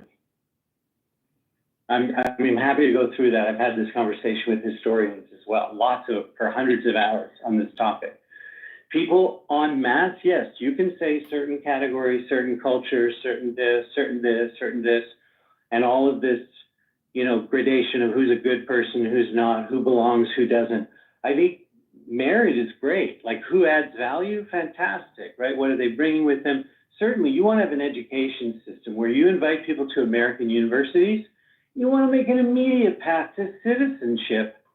They're learning in your country at their most formative time. They're developing relationships, especially in this kind of economy in the 21st century, right? Where they're building business. Where do you think the Googles and all that stuff came from? Like, America's innovation, not its military power, has been its secret sauce. And all that international stuff, as if it's like taken from this limited pie that was like invested and leveraged around the world for, some wrong things, some right things, whatever it is. America is like the world power by the economic currency, and it ought to still remain that as innovation. And when you create all these borders and walls to this point, you create people being afraid to come to the country. You ought to be pro-people. You ought to be pro-people first, not just American people. America itself should just be pro-people first. And then you start to figure out how to put the boundaries around that. So Daniel, are you done your thought? Yes, I am done my TED Talk.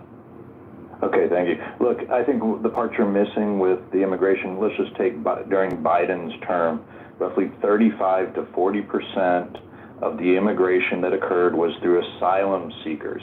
So we had nearly, 10 million people that came across our southern border, and 4 million of them were just claiming asylum. They were going around our rules we already have in place of how much immigration we're allowed to take in on a given yearly time frame. And it's overburdening our system as it is. Yeah, I agree with you, Jeff. First of all, Joe, I wholeheartedly agree with you. You have an immigration problem and everything you just described. My thing is about the response to it. First of all, whether you and I agreed or not, and it doesn't matter if we do, because here we are right now in 2025. But we might not agree with the fact that there was an attempt to actually pass legislation that would actually have some kind of fix on immigration that was bipartisan, which Trump tore down. Yeah, pause. Can I pause for a second?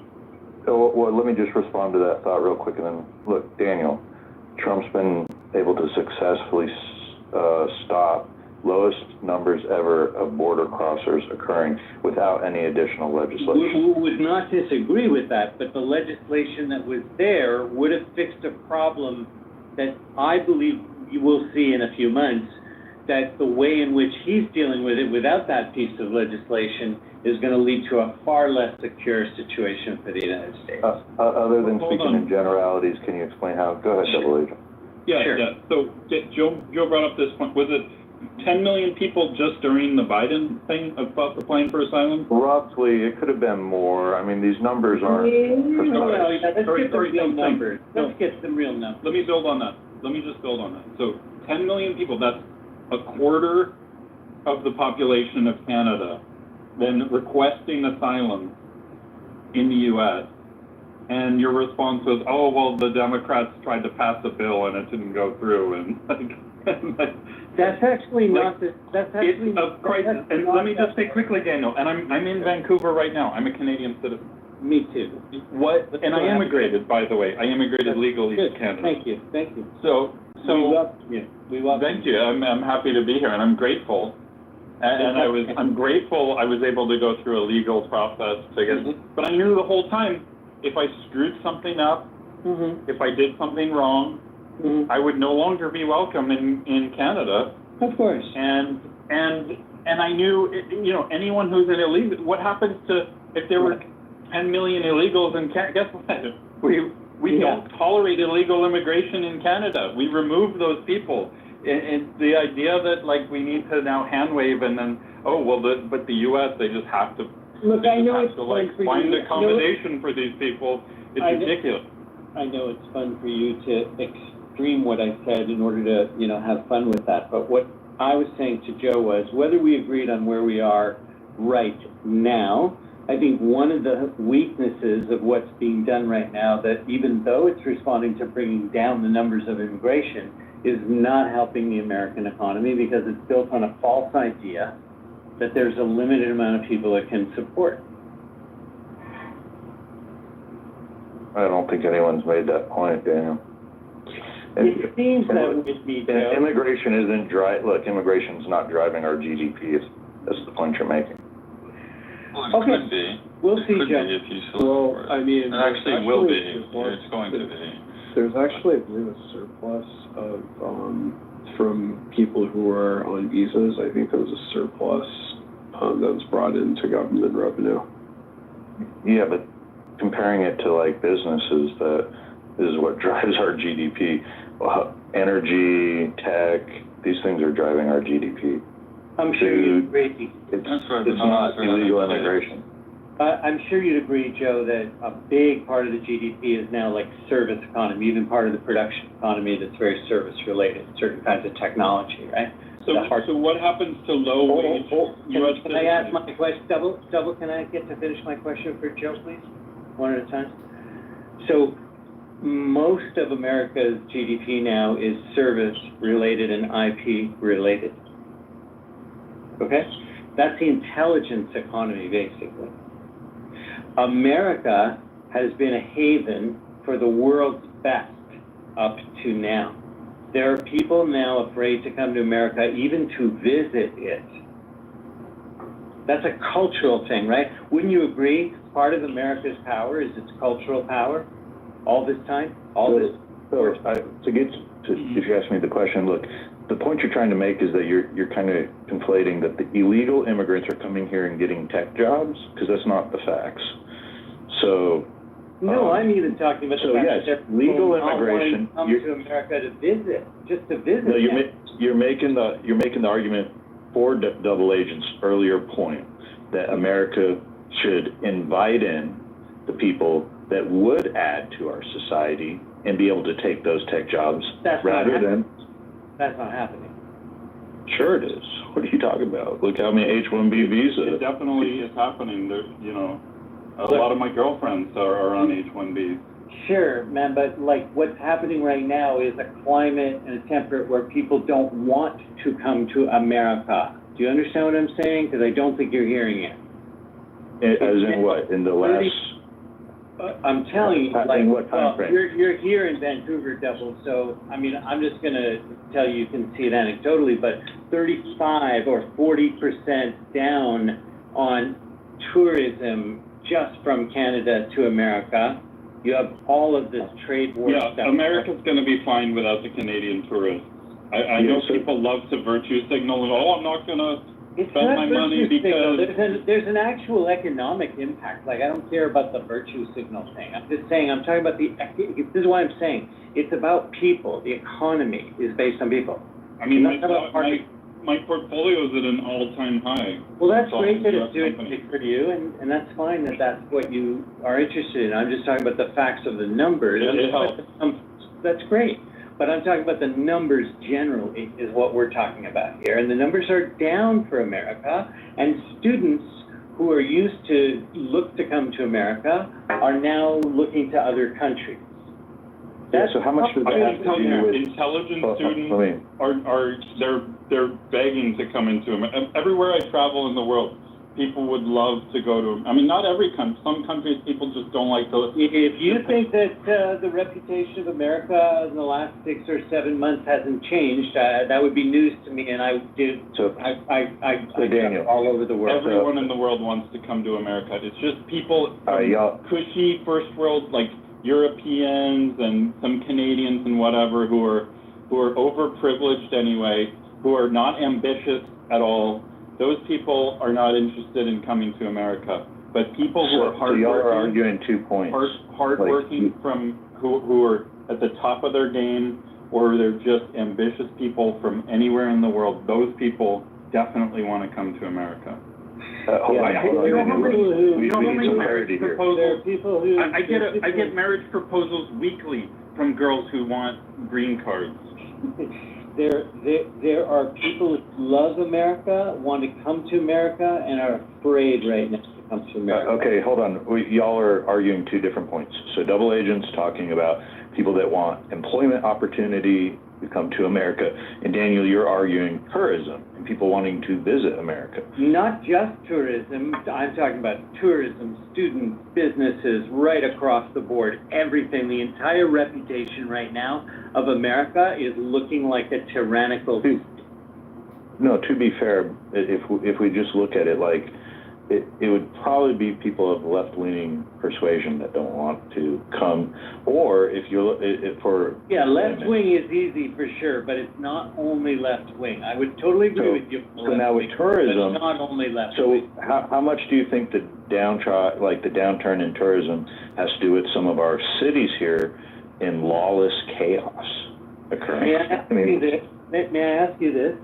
If what you're saying was central focus, let's take something more important economically than tourism itself, which is a massive sell-off going on in Arizona and in Florida. Canadian snowbirds, you know that term, like they spend 6 months of the year, right? Those guys are selling when they come down here. This is a drop in the bucket. Like you're staring at your own navel, thinking that Canada's impact on their boycott, this fake boycott of Canadians. I don't know what you're in the has camp any for. real Why impact. do you keep shutting me down? I'm just reporting. I'm just telling you, it's like Canadians do this, and they're just so. He's asked me a question. You don't need to interrupt me. I know you know you're right about everything, but Joe asked me a question, right? So I'm just giving you indicators behind the not only tourism, people owning real estate that are selling off that real estate. I know people, yes, in Europe who probably, because they come from academia, are probably left. Most academia in the world is left. And then, they're afraid to come and all of that. Students are afraid to come. I have conversations with people all over the world who have concern about coming to America, who are highly ambitious and actually doing big shit in the world. And are saying, maybe for a while I'll still steer clear of it. I just don't think that's a good thing. All of India wants to come to the United States, all of China, all of Persia, anyone intelligent in the Middle East who isn't just some, prince or something. Anyone in North Africa or all across Africa, all of Africa wants to come to the United States. You name it, yes. Norwegians, they're all millionaires by birth anyway.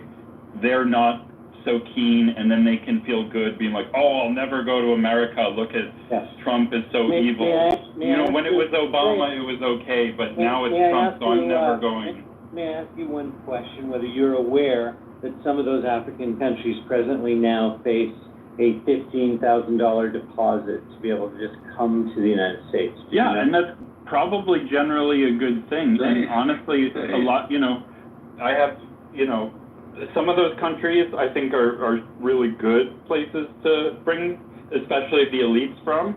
And I can tell you, we made a big mistake with certain countries in East Africa by letting way too many people in who hate America. And their children absolutely hate America and want to undermine and destroy the country. And you don't think that does anything to America's reputation in terms of like putting fear out there to cause that $15,000 barrier just to come to the country? It sounds like you want like a higher end people. They're happy to pay it. They're happy to come up with the money. If they even get the opportunity to come, yes. We've also got stricter immigration policies, travel bans, heightened enforcement created through fear. Like there's all kinds of problems under the Trump administration right now. Why people don't want to come to the U.S. It's not just one reason. And it's intentional. There are plenty of people. Anyone who's at the top of their game, they want to come. Entrepreneurs. Anyone who actually wants to make money and isn't just like a peasant. Like, yeah, they want to go to the You're US. thinking of like aspiring entrepreneurs who want to work in the tech business or something. Double, do you want to be Silicon Valley. If you want to be a high-end surgeon, if you want to be, if you want to start a tech company, if you want to be a CEO of a Fortune 500 company, you're not going to move to Canada. You're not going to move to France. There's all these places you're not going to move to. You're going to move to the United States if you're entrepreneurial. Canada is a much better investment right now. Canada is good for some people. True. It's good for some people, but most of the immigrants I know, the young students and so forth, they're like, yeah, I'm here in Canada. Hold on, because double. I have to interrupt. Hold on. I have to interrupt. It's mod privilege here. I've got a poll that I would love for you guys to all respond to. Thank you. It's already at 100%. We're good. So I just want to say, as an American, I'm the guy who does art, and one of the things that I've been told is that Canada is the place where I can have the best place to find jobs right now. And what field are you in? I actually just want to say, like, I do business in multiple countries right now. I operate in multiple jurisdictions. I look, as part of my criteria of where I don't want to do business, is places where I see political instability. I do not see more stability now than I did see 6 months ago. I see game risks all over the place that put doubt into basic facts and truth, and see manipulation that looks exactly like every authoritarian government I've ever seen in human history. That does not make for corruption levels are very low. It is very robust. It is very robust. I think it will be resilient. Doesn't mean that the reality of what I said can also be true, right? And I'm betting that it will be. Like, I operate a nonprofit, I operate a for-profit in the United States. Like, I love America, and I want it to be successful in every way. I just think that right now, what we have is not stable. That's all. It's not a big deal for me to say that. David, what do you think of my double? Hold on, David. What do you think of my concern? My concern that MAGA's biggest threat to the U.S. is that they're anti-capitalist. I think what you're bringing up is one of the most important. Was that to me? Yeah, that was to David. That was to Daniel. Daniel. Oh, yeah. I think you're bringing up the most important question, because what's happening outside of somebody's got off their mute. Can you on your mic there, Vesper? Sure. Thanks. No? Oh, I think it's Harry. It's Harry. Somebody come off their mic there. Okay, very good. I think you're bringing up the most important question, because most of the solutions that are out there to implement are based out of entrepreneurial culture, not out of labor or government culture. And I really mean that. Like an average, ordinary human being in 2025 I believe, has more realistic power to implement a good idea than a 1%er did of 20 years ago. That's after the turn of the century.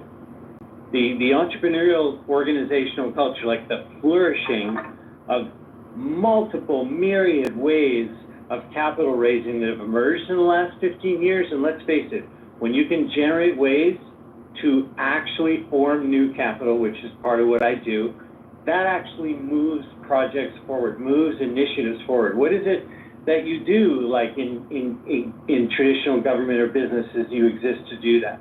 You have, I don't know, like entire institutions types that didn't exist 20 years ago, a decentralized, autonomous organization. It's not a nonprofit, it's not a for-profit. People make decisions on it, but they don't own it. Like, who thinks of this shit? And it's like, I'm headed on a trip as it is for 10 days in Ghana with a whole like culture of thousands of young entrepreneurs in Ghana, not all technologically aligned, some of them are, but all about just how do they make jobs for themselves, not how do they look for jobs as their predominant thing. That doesn't mean they're not going to work for each other and all that kind of stuff, right? It's not like one size fits all. But there's this wave happening. I don't see it anywhere in the news. Let me tell you something you don't see in the news that tells me this, okay? Last week, a group of countries and a project called TreeGens, which is led by a guy who is the Guinness World Book record holder, the most amount of trees planted by a single individual in 24 hours. His name is Jimmy Cohen. He's a wonder. And they set out to do 1 billion trees about a week ago on one day to get that record, and they failed. They only got 787 million in 24 hours. That was their failure. But more important than that is 29 plus million people were involved in that effort, all on mobile phones. Those things have been a huge failure too, right? No, please hear this, Messi. In 24 hours, 29 million people participated in something, anything. Just understand. They created a forest desert. They've actually done studies on it. So No. You're not hearing the news. Yeah, no, I get the entrepreneur. No, you're not hearing the news. People motivated together, work together. You're not hearing the news. Guys, hold on. Let me finish my point. Nope, everyone's gonna hold on because you guys are violating room rules, and so now I'm gonna have to intervene, and I'm gonna have to read the rules of the room to you guys. So the rules of the room are, number 1, no threats of violence. Number 2, no doxing. So far, you guys have done pretty good. We've only had one person threaten anybody, and that was somebody in the chat that threatened me. I dealt with that. No doxing. We're doing pretty good. Staying on topic. Yeah, we're doing okay. Keep your shares brief. I think you guys are doing a terrible job at number 4. Do not interrupt speakers, especially mods. I think you guys were doing a good job, but now you're getting a little sloppy with that. Mods may interject when appropriate. That's what I'm doing right now. The N-word is forbidden on stage and in chat. Don't spam the chat. You guys are doing well on those things. Do not bring drama here from other rooms. You guys are doing okay with that. And English only, please. And I get questions about, well, why do you say English only? That's racist. No, it's not. It's a language, has nothing to do with race. Very little to do. The reason English only is a rule here is because I only speak English, and so therefore I can't properly moderate what I don't understand that you're saying. And so we're all just going to use one common language. If you don't speak English, if you don't write in English, this is probably not the right room for you. Anyways, those are the rules of the road. I think the 2 rules that I need to point out to this group at this time is keeping your shares short and not interrupting. But let's go back to Daniel. With the spirit of all those rules in mind, let's get the conversation moving. Yeah, I'll keep it very brief. When in human history does anybody know of any army of 30 million people that did anything in 24 hours? That's my point. Those people are expressing something they have the capability to do, to organize, that they have never had before. We could argue whether their time was used appropriately for those 24 hours, Messi, or not. That's fine. But Oh, that's, Okay, well, like, I agree. 150 million people are gonna go to work tomorrow morning. Like, you could say this, if it's not used appropriately, okay, like, what's the because point? those people believe they did something together, not just going off to work. They believe they did Well, something together. believe Well, a good that's thing, but but that's belief all is- it is. Sure, okay, if you think that's all that is, but I think actually that's what capital is made from, is agreement, and it's what people believe in their values and what they share together and identify together that actually makes power in the world. Oh, Roger, can I address the moderator for just a second? Are you there? Yeah, go ahead, what's up? Oh, Abdallah is a Hollywood supporter. I didn't know if you had any questions for him. No, that would take us off topic, but thank you, Let's bring it up. that would take us off topic. But if we swing around there, then we swing around there. Look, if we're gonna get off topic, I'd be more interested in, Vesper, who, in his bio says utilitarian Gnostic atheist. I would have to imagine that this is the mother lode of stupidity, but I don't want to change the subject. That's not changing the subject. Yeah, Daniel, I would just say those 34 million people ruined the fucking environment. It's terrible what they did. They should repent, because, like I said, they've done studies where they literally walk through these forests where they plant all the same fucking trees, and then nothing lives there. I mean, none of the fucking animals. They wonder, they're like, wow, it's so quiet in here. There's like no birds, no squirrels, no animals. Like, it's just a fucking desert. But thank you to those people for organizing and doing it. I thought there was a question about whether MAGA was anti-capitalist or not. I'm wondering what. Hold on. There's no question about it. They are absolutely 100% anti-capitalist. Trump is a huge economic interventionist. He doesn't believe in capitalism. His supporters don't believe in capitalism. In fact, they believe in nationalism and populism, and all of those things. Nationalism is collectivism, right? Populism is demagoguery, and at the end of the day, the economic interventionism is in complete contravention of capitalism. But go ahead. Not all, Roger. Yeah, I'm hearing it described as like neo-feudalist, techno-feudalism, kind of neo-reactionary kind of movement. But people like Peter Thiel, this whole dark enlightenment movement. That's Peter Thiel. Thiel, yeah. I think it's the mostly part that really counts, not what the all is. I think mostly what Roger's saying is spot on, right? And I think like where power is shifting is in the entrepreneurial culture around the world. That's all there is to it. And I think that's, MAGA is going to come up against that reality. That's where power is being made on. That's what I'm seeing. Yeah. Because there's other entrepreneurial startup destinations for people like Wait, hold on. Singapore, Berlin, and Paris. Vesper. If you were to take Singapore, if you were to take the UK, if you were to take Israel, if you were to take all of these places and add all of their investment dollars, I can give you a 12-mile stretch of Menlo Park and Palo Alto, Mountain View, that has more investment dollars in a 12-mile radius than all of those countries combined. But that doesn't necessarily, you're right, Roger, but that doesn't necessarily mean that America can't blow that, too, Of course they could. Look, here's the real issue, right? If you're going to be an economic interventionist, the question would be, why would we invest here? I think things like tariffs, right? Things like tariffs, the idea of picking and choosing winners, the only people that like this are the ones that were chosen to be winners, but it's all completely anti-capitalist. The entire thing is anti-capitalist. And that's the thing that I think is the most dangerous and needs to be pointed out, is that these folks, first of all, most of the people that support Trump, the people that helped to get him elected, the people that really helped to get him elected, they're not interested in old Republican values.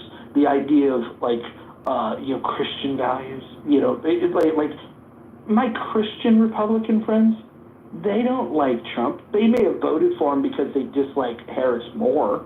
That could be true. But they don't see him as a good guy. They don't. The capitalists at the circles that I swim in, they don't see any value in this guy. What he's done is he's completely rewritten the book, and now you have two parties in this country, the only two major parties, right? The only electable parties that are both anti-capitalist. And it would be crazy for us to throw shade on Democrats for their economic interventionism and then not be willing to do it when the Republicans are doing it. Where is the alternative? Where are the free market zealots? Where are the people that believe in individual rights, that believe markets should be free? They come up with these terms. Democrats, talk about markets should be fair. We want fair trade, not free trade. And then you want protectionist policies. If you're protecting a business, let's think about the definition of protecting a business, right? If you're protecting an industry, let's say the steel industry. The steel industry is no longer beholden to please the customers. They're only beholden to please the government and the people that are giving them this favor and protecting them.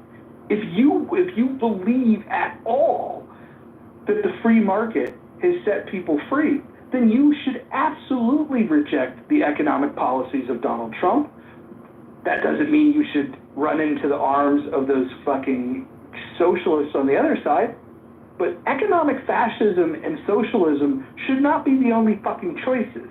And I would just say that for those of you that think one is better than the other, for those of you that are going around saying that you're pro-tariff because the leader of your party said that it's a good thing, go pick up a book, man.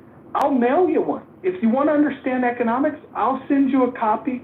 Anybody back channels me, I will send you a copy of Henry Hazlitt, Economics in One Lesson. That's a good starting point. After you've gotten through that, you'll probably have more questions. I've got additional reading material for you. But start with that. Understand why the free market is such a beautiful thing. You guys have accepted now that both major parties offer you no alternative for free market capitalism. And I think that that's the worst development in my lifetime in U.S. politics. Can I respond, get in the queue to respond? Why don't you respond now? Roger, I think I at least was indoctrinated into your way of thinking. My university days, I was almost, I considered myself a libertarian. I was actually president of a couple of the libertarian clubs in my university. But I think so there was this it's even part of the neoliberal consensus, is the idea that free markets are, we need to make goods flow with as little barriers as possible between nations. There was less consensus around the movement of labor, which, like the extreme libertarians, are open border libertarians, because they just see everything. They just see everyone as individuated economic agents with no real ties or loyalties or dependencies or whatever to their nations, and to the extent that maybe those things do it, they just figure, well, the free market will sort it out. And that never became the world we live in. You could argue whether or not that's the world we should live in. But I think we lived in some hybrid version where we had this movement of little barriers. We do live in a hybrid version. We do. Right. I'll acknowledge that. But the problem is it's getting worse, because right now we have $37 trillion worth of debt. We have a 2-year annual budget shortfall of $2 trillion every year. $2 trillion. It's crazy. And you guys have accepted this, and then when you look to the parties of like, what's your solution? They're both running away from free market capitalism, and they're running into their own tyrannical forms of economic policy. And we should be afraid of those things. We should absolutely reject these things. And I think the way that you reject them is you have to point to, well, when was the U.S. at its best? And when you hold on. When you think about when the U.S. was at its best, you could define that in a few ways.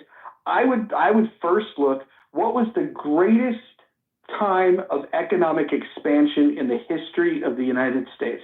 And it was from 1870 to 1900. So then I say, oh, well, what was going on at that time that made things so prosperous? And by the way, during that 30-year period, there was booms and busts during that, because that's what a free market allows for, is the booms and busts. The best part, the most glorious part of that is the fact that you have the booms. When you put your hand on the scale, you don't quite get the booms. And so when you look at that, deregulation was the key to why 1870 to 1900 was the biggest expansion, not only in U.S. history, in world history. But go ahead. Well, I got a question. Yeah, you could be right. I need to look more. I mean, I believe that period of time was called the Gilded Age. And I think... Yeah, you could call it the Gilded Age. I would call it, fucking America, fuck yeah. And what we need is we need a Gilded Age 2.0. You could be right, and I think we're heading there one way or another. I think there's certain technologies that will allow, holders of capital to be, gilded once again, and maybe there's nothing that governments can do about it. But I just wanted to say, Roger, I think the thing that back to like what should the U.S. be doing now?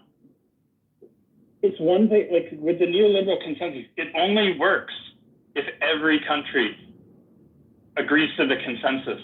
I think what we had in the last 40 plus years even was certain countries being preferenced. Like if you were considered a developing nation, then you got all kinds of, oh yeah, you can protect your economy in all these ways. You can run mercantilist games where you're trying to accumulate as much manufacturing capacity and as much capital into your economy while kind of draining that capacity from other countries as possible.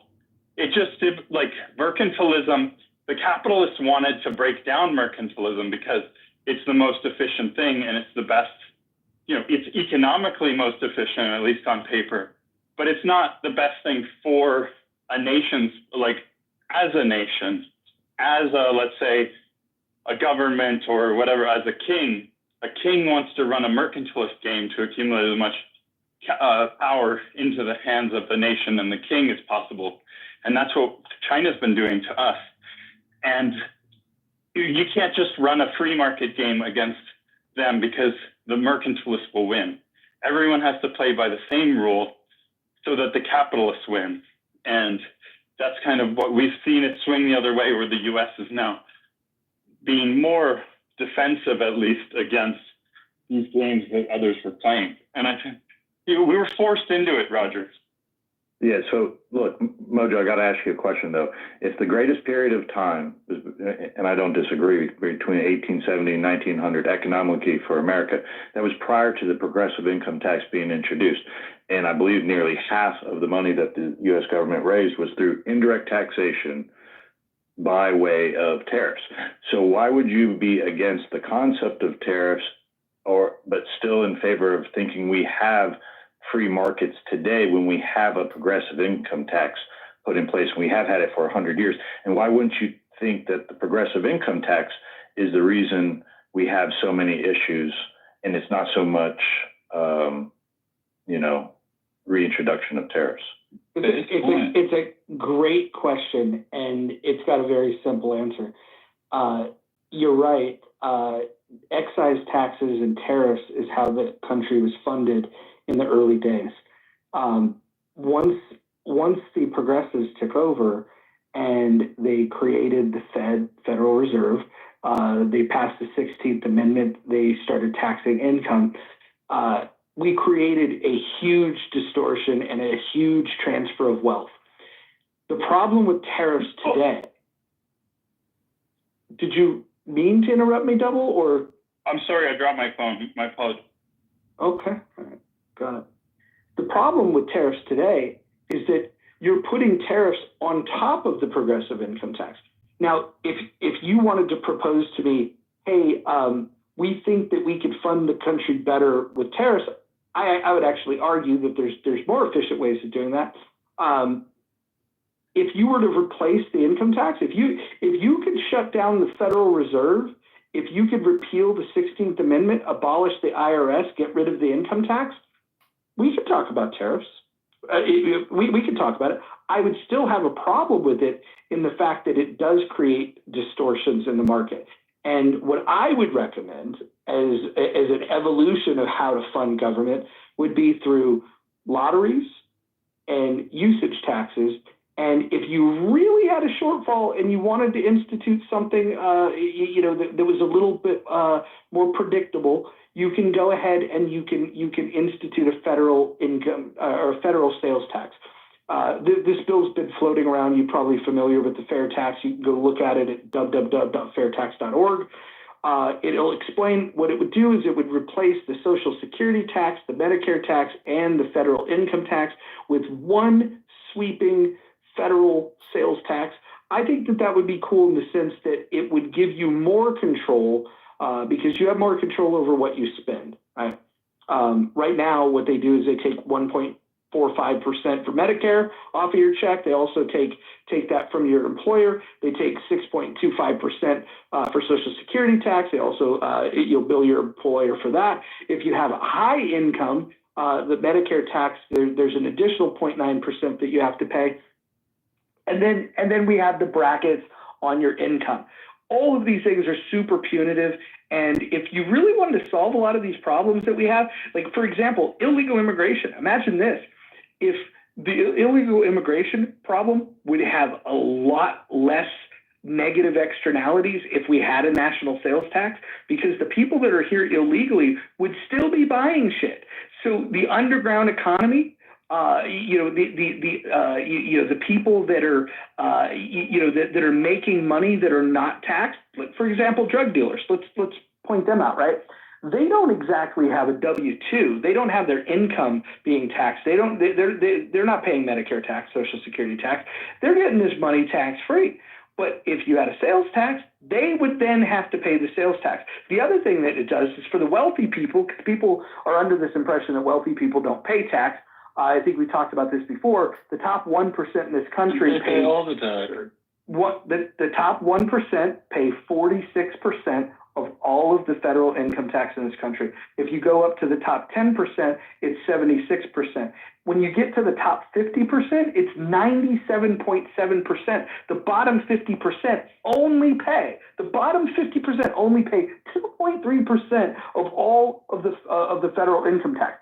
I think that instead of saying eat the rich and say that we need to tax the rich more, I think we need to get honest with ourselves and we need to say that we need to tax the poor more, because the poor are getting a free fucking ride. And I think we need to end that ride. And I know that that's a controversial statement. People say, oh, well, if they're poor, how can they pay tax? Well, if they're so fucking poor that they can't contribute, right? Right now, they're paying 2.3%. I think they need to get off their duff and go do something. They need to figure out a way to contribute. They're also the most likely to take advantage of services that we pay into, which we should absolutely be cutting into some of these services. Vespa, you are going to have to mute yourself. This is weird. The last thing I'll say is that for those that say that the rich don't pay a fair share, they're wrong now. But imagine if you had a sales tax for people like Bezos, because people will say, the whole thing about Warren Buffett will tell you, oh, I paid less in taxes than my secretary. He's lying, first of all. But secondly, if the big spending rich guys like Bezos likes to buy yachts and then he buys yachts for his yachts, like he's got one yacht that he likes to travel on and then he's got another yacht with a helipad, right? If you want to tax those guys, all you have to do is institute this federal sales tax, and if he wants to buy 17 yachts, he's going to pay a 23% tax. I'll go ahead and yield now. I know there's a few people that want to jump in. Probably Daniel, probably Vespa, probably Lou, probably Double. Joe, you probably want to jump in. But let's take it one at a time. I would love for somebody to tell me where they think that I got any of that stuff wrong. The rich don't pay a disproportionate amount of the income tax. Sorry, I got okay. a random. Hold on, Double, you're gonna have to, So Vespa, let's pretend that 100 people go to dinner, okay? 100 people go to dinner, and of those 100 people, let's say the wealthiest person says, "Hey, I'm gonna pay 46% of the bill today." I would say that the other 99% of the people would say, "Man, that's pretty fucking generous." Now, if you were to break it down and say the top 10 wealthiest people, if they said, "Hey, we're going to pay 76% of the bill," the rest of you, the 90 of you, all you have to do is come up with 24%. But imagine the top 50 wealthiest paying 97.7% of that bill for dinner, and then telling the other 50% of the people, the other 50 people that are at this expensive dinner, "Hey, you guys, the 50 of you, you only have to chip in to pay 2.3%. So if you want to challenge me on my math, please go ahead. But don't tell me that the rich are not paying a disproportionate amount, because what you have to acknowledge is that the bottom 50% are paying virtually nothing. Which is appropriate. That's the proportion it should be. Excuse me? On a progressive tax rate system, that's what you would expect. Why would that be appropriate for the bottom 50% of the country to only pay 2.3% of all of the federal taxes? Please make it make sense. The rich can afford it and the poor can't. It's pretty simple. Pretty damn simple. Well, hold on, Vess. Let's talk about the tax code. Do you know what the tax rate is if you make $10,000 or less per year? Not off the top of my head. Yeah, it's nothing. They pay nothing. They're completely tax exempt. When you start factoring in the standard deduction, and you look at these rates, you should look at tax brackets before you have these conversations. Well, we got to look at effective tax rates, right, across all taxes. Not just income. Okay. So you want to talk about when payroll, consumption, right? I addressed the consumption thing. That I want to roll back all income tax, all Social Security tax, all Medicare tax, replace it with capital gains. Yeah. So you think capital gains tax is a fair tax? I think we need a higher corporate rate tax. Wow. Why would you want that? Why would you want to punish business? My God. Why would you want unfettered corporatism? No, I don't want that. See, this is what this and monopolization. No, so first, okay, so perfect. I'm glad that you brought all of these misunderstandings to the table, all in one. It's amazing that you brought all these misunderstandings to the table. I am not for corporatism. In fact, if I had it my way, we wouldn't have corporations at all. I think that this idea of corporatism that Benito Mussolini really loved and Trump supporters are jumping on board with, I think it's a very, very bad idea. And I think the government distinction of a corporation is a bad fucking idea. I don't think that we should have favor for corporations at all. I don't think we should have subsidies for them. I don't think we should bail them out when they fail. The idea of too big to fail, I think, is a joke. I don't think that we should do a wealth transfer from individuals to companies. I think that that's a very bad idea. And when government is in cahoots with corporations, that's a bad thing. Would you agree with that?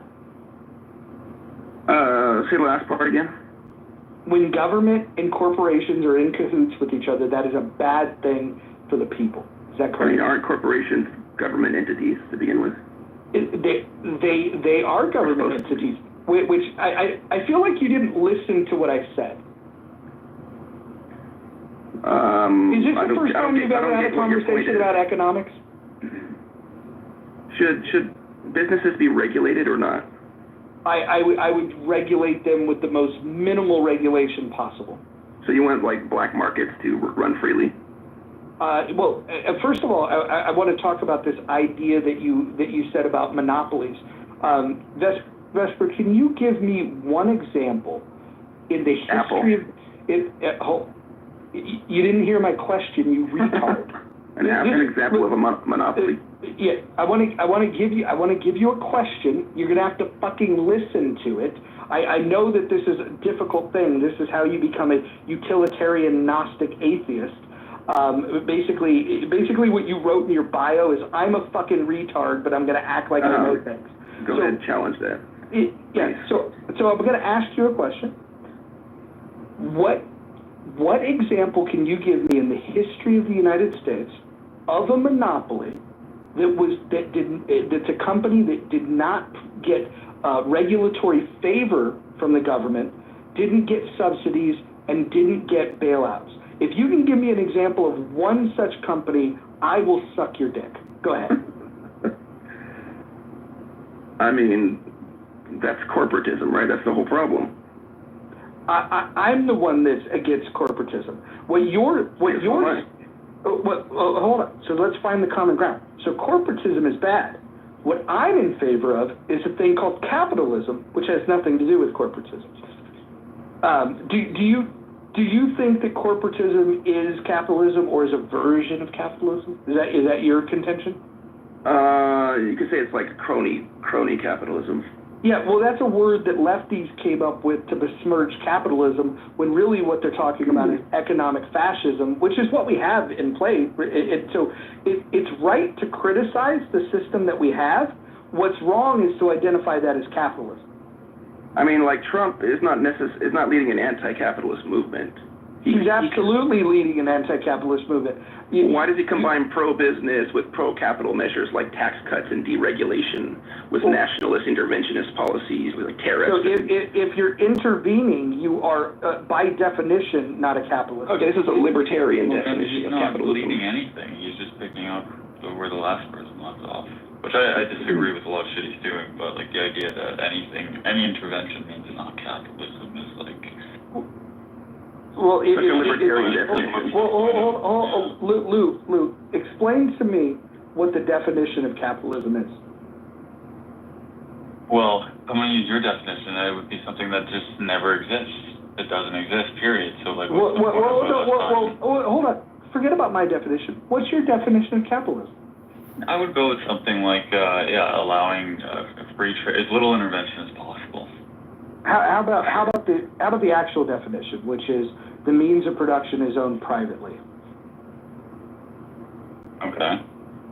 So if the means of production is owned privately, why would we want government agencies to be in cahoots with these companies? Why would we want to do a wealth transfer of the public funds to these companies in the form of subsidies and in the form of bailouts? Why would we do that?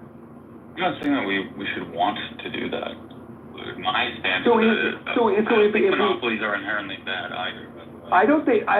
Listen, if a monopoly could organically form, if somebody came to market with the best fucking mousetrap ever, and everybody said, why would I buy any other mousetrap? This is the best fucking mousetrap. Yeah, 100% of the mousetraps are going to be sold by Lou's Mousetrap Company. I would be perfectly okay with that. The problem is there's not a single fucking monopoly that's ever organically formed. Ever. Because organically formed companies in a free market have competition. And by definition, they would never experience a monopolization. The way that you get a monopoly is with protective policies. Protective policies like saying, hey, we're going to limit competition from other countries in the form of tariffs. We're going to limit competition in the form of protecting these U.S. companies. If you're protecting U.S. companies and you're putting penalties on foreign entities, now you can say that you want to advocate for doing that. You just can't advocate for doing that and then look me in the eye and say you're a capitalist. You just can't do it. It'd be a lie. Well, I mean, and that's what I'm saying. Like, this is why I do think, like, there needs to be, I don't know if it was Agent, or someone said earlier that you don't want to have, there to be an ability to influence, or I forget the word that someone used, it might have been you, Roger, to be able to like basically influence a market. But look, I think to an extent you do need someone to be able to have that influence, because someone will have that influence. If it's not at home, it's going to be abroad. Got it. So what you're saying is like, hey, look, man, if Trump wasn't there, the fucking socialists would put their hand on the scale. No. Okay, then say what you say and say what you mean. He's giving the Iranian argument. No, I'm saying that like a government, like you have to have some. This is sounding like a Randy McDickerson argument. Yeah. Oh, no. It is something like, dude, what do you do if you have no control over your currency? Which, like, this would very much likely happen to all but, like, one country, potentially. I shouldn't say that. I don't know economics well enough to say really anything confidently. But it's, like, the idea that you could just allow your money to just be freely... I mean, shit, if you sell something in the States and another country wants to just come in and just purely just undercut the fuck out of everyone just to kill them off with that intention only and then leave, like it's like, why? What's the point of that? Well, let's think about that. Why right? wouldn't they do that? Let's think about that. So because do you believe that people are capable of operating in with self-interest? Do you believe that's a concept? Yeah. Okay. So let's say if China, who has cheap, crappy steel, for example, right? There are people that will opt for the cheap steel. That is true. But then what happens is they go and they build a bridge with cheap Chinese steel, and then it's not up to code, and then they have to go and buy U.S. steel anyways. Shout out to the Bay Bridge that was built about 15 years ago. This is part of the problem, is you need to let the market decide. You need to let the producers and you need to let the buyers decide. When you put your hand on the scale, what you're saying is that you don't believe in the market. There's a lot of people that don't believe in the market, right? To self-regulate. Do you have Tourette's? What the fuck was that? I was talking to Lou. Vesper, why don't you mute yourself? We don't have time for utilitarian, atheist, Gnostics. Lou. Yeah. You guys are all over the place. What a sloppy conversation. Could I just welcome Autumn to the stage? I haven't seen her in a long time. Autumn, you might remember me as Roger Mayhem, but I've got a new name, a new photograph. But welcome to the stage, Autumn. Thank you. Hi, friends. I'm just a friendly person. Feel free to ask me about anything. I like to talk about topics. And also, someone mentioned libertarian viewpoint earlier. Feel free to ask me about libertarian viewpoints, because I'm actually an elected official within the party. Oh, I'm sorry. You know Steve Nicalia is driving. I got elected, but I got elected in January. And I didn't plan to watch, but even Kieran Ann Harless has had enough with these nitwits. I have mixed feelings about Kieran Harless. Well, mutual and friendly, but like I enjoy some of her stuff, but like a lot of the stuff, I'm like, shut up, policewoman. Sometimes I love her occasionally, but like I have. Automate. Huh? You're gonna be a delegate at the convention in 2026. I don't know. It's just like location-wise, it's usually an issue for me. It's gonna be in Grand Rapids. Yeah, it's very hard for me to travel across the country, so I probably won't be there unless I can find like a libertarian friend nearby that I can like pay for the gas or something. Or the excitement around the Grand Rapids convention, which John, hopefully you'll attend. That would be fun. We can set up a booth there. That would be fun. It looks like Justin Amash might run for chair of the National Party. It's in his home state of. He did that sometimes, but didn't. But it wasn't the right time. But the convention being there, and now that Michael Heiss is kind of ran back to the Republican Party, and the Mises Caucus is kind of fallen apart. I think now is the time for Justin Amash. I'm kind of post-partisan now. I no longer believe that the Libertarian Party is a force for good. I think that I think they're woefully unorganized. They don't know how to fundraise, and if they had money, they wouldn't know what to do with it. The last two things that they've done that made an impact in any way, the party itself, was getting Marshall Byrd elected in Wyoming, and then the 2021 efforts when we got 150 libertarians elected in the state of Pennsylvania. But now, pragmatism is like a bad word. It's the only party in the United States where if you say that you're a prag, they will shit on you and tell you that somehow that being pragmatic is a bad thing. So I have no love for the party, but the movement, I just don't think that the movement is through the party. I'm adamantly against the LP now. I'm a libertarian principal, and I am technically active. I'm elected into office technically, and I do my best to do what I can to make it better. You know, there's libertarian inside, and unfortunately prohibits me sometimes. The treasurer, cough. Yeah. But I also don't judge libertarian principal people who choose different methods of trying to make things better.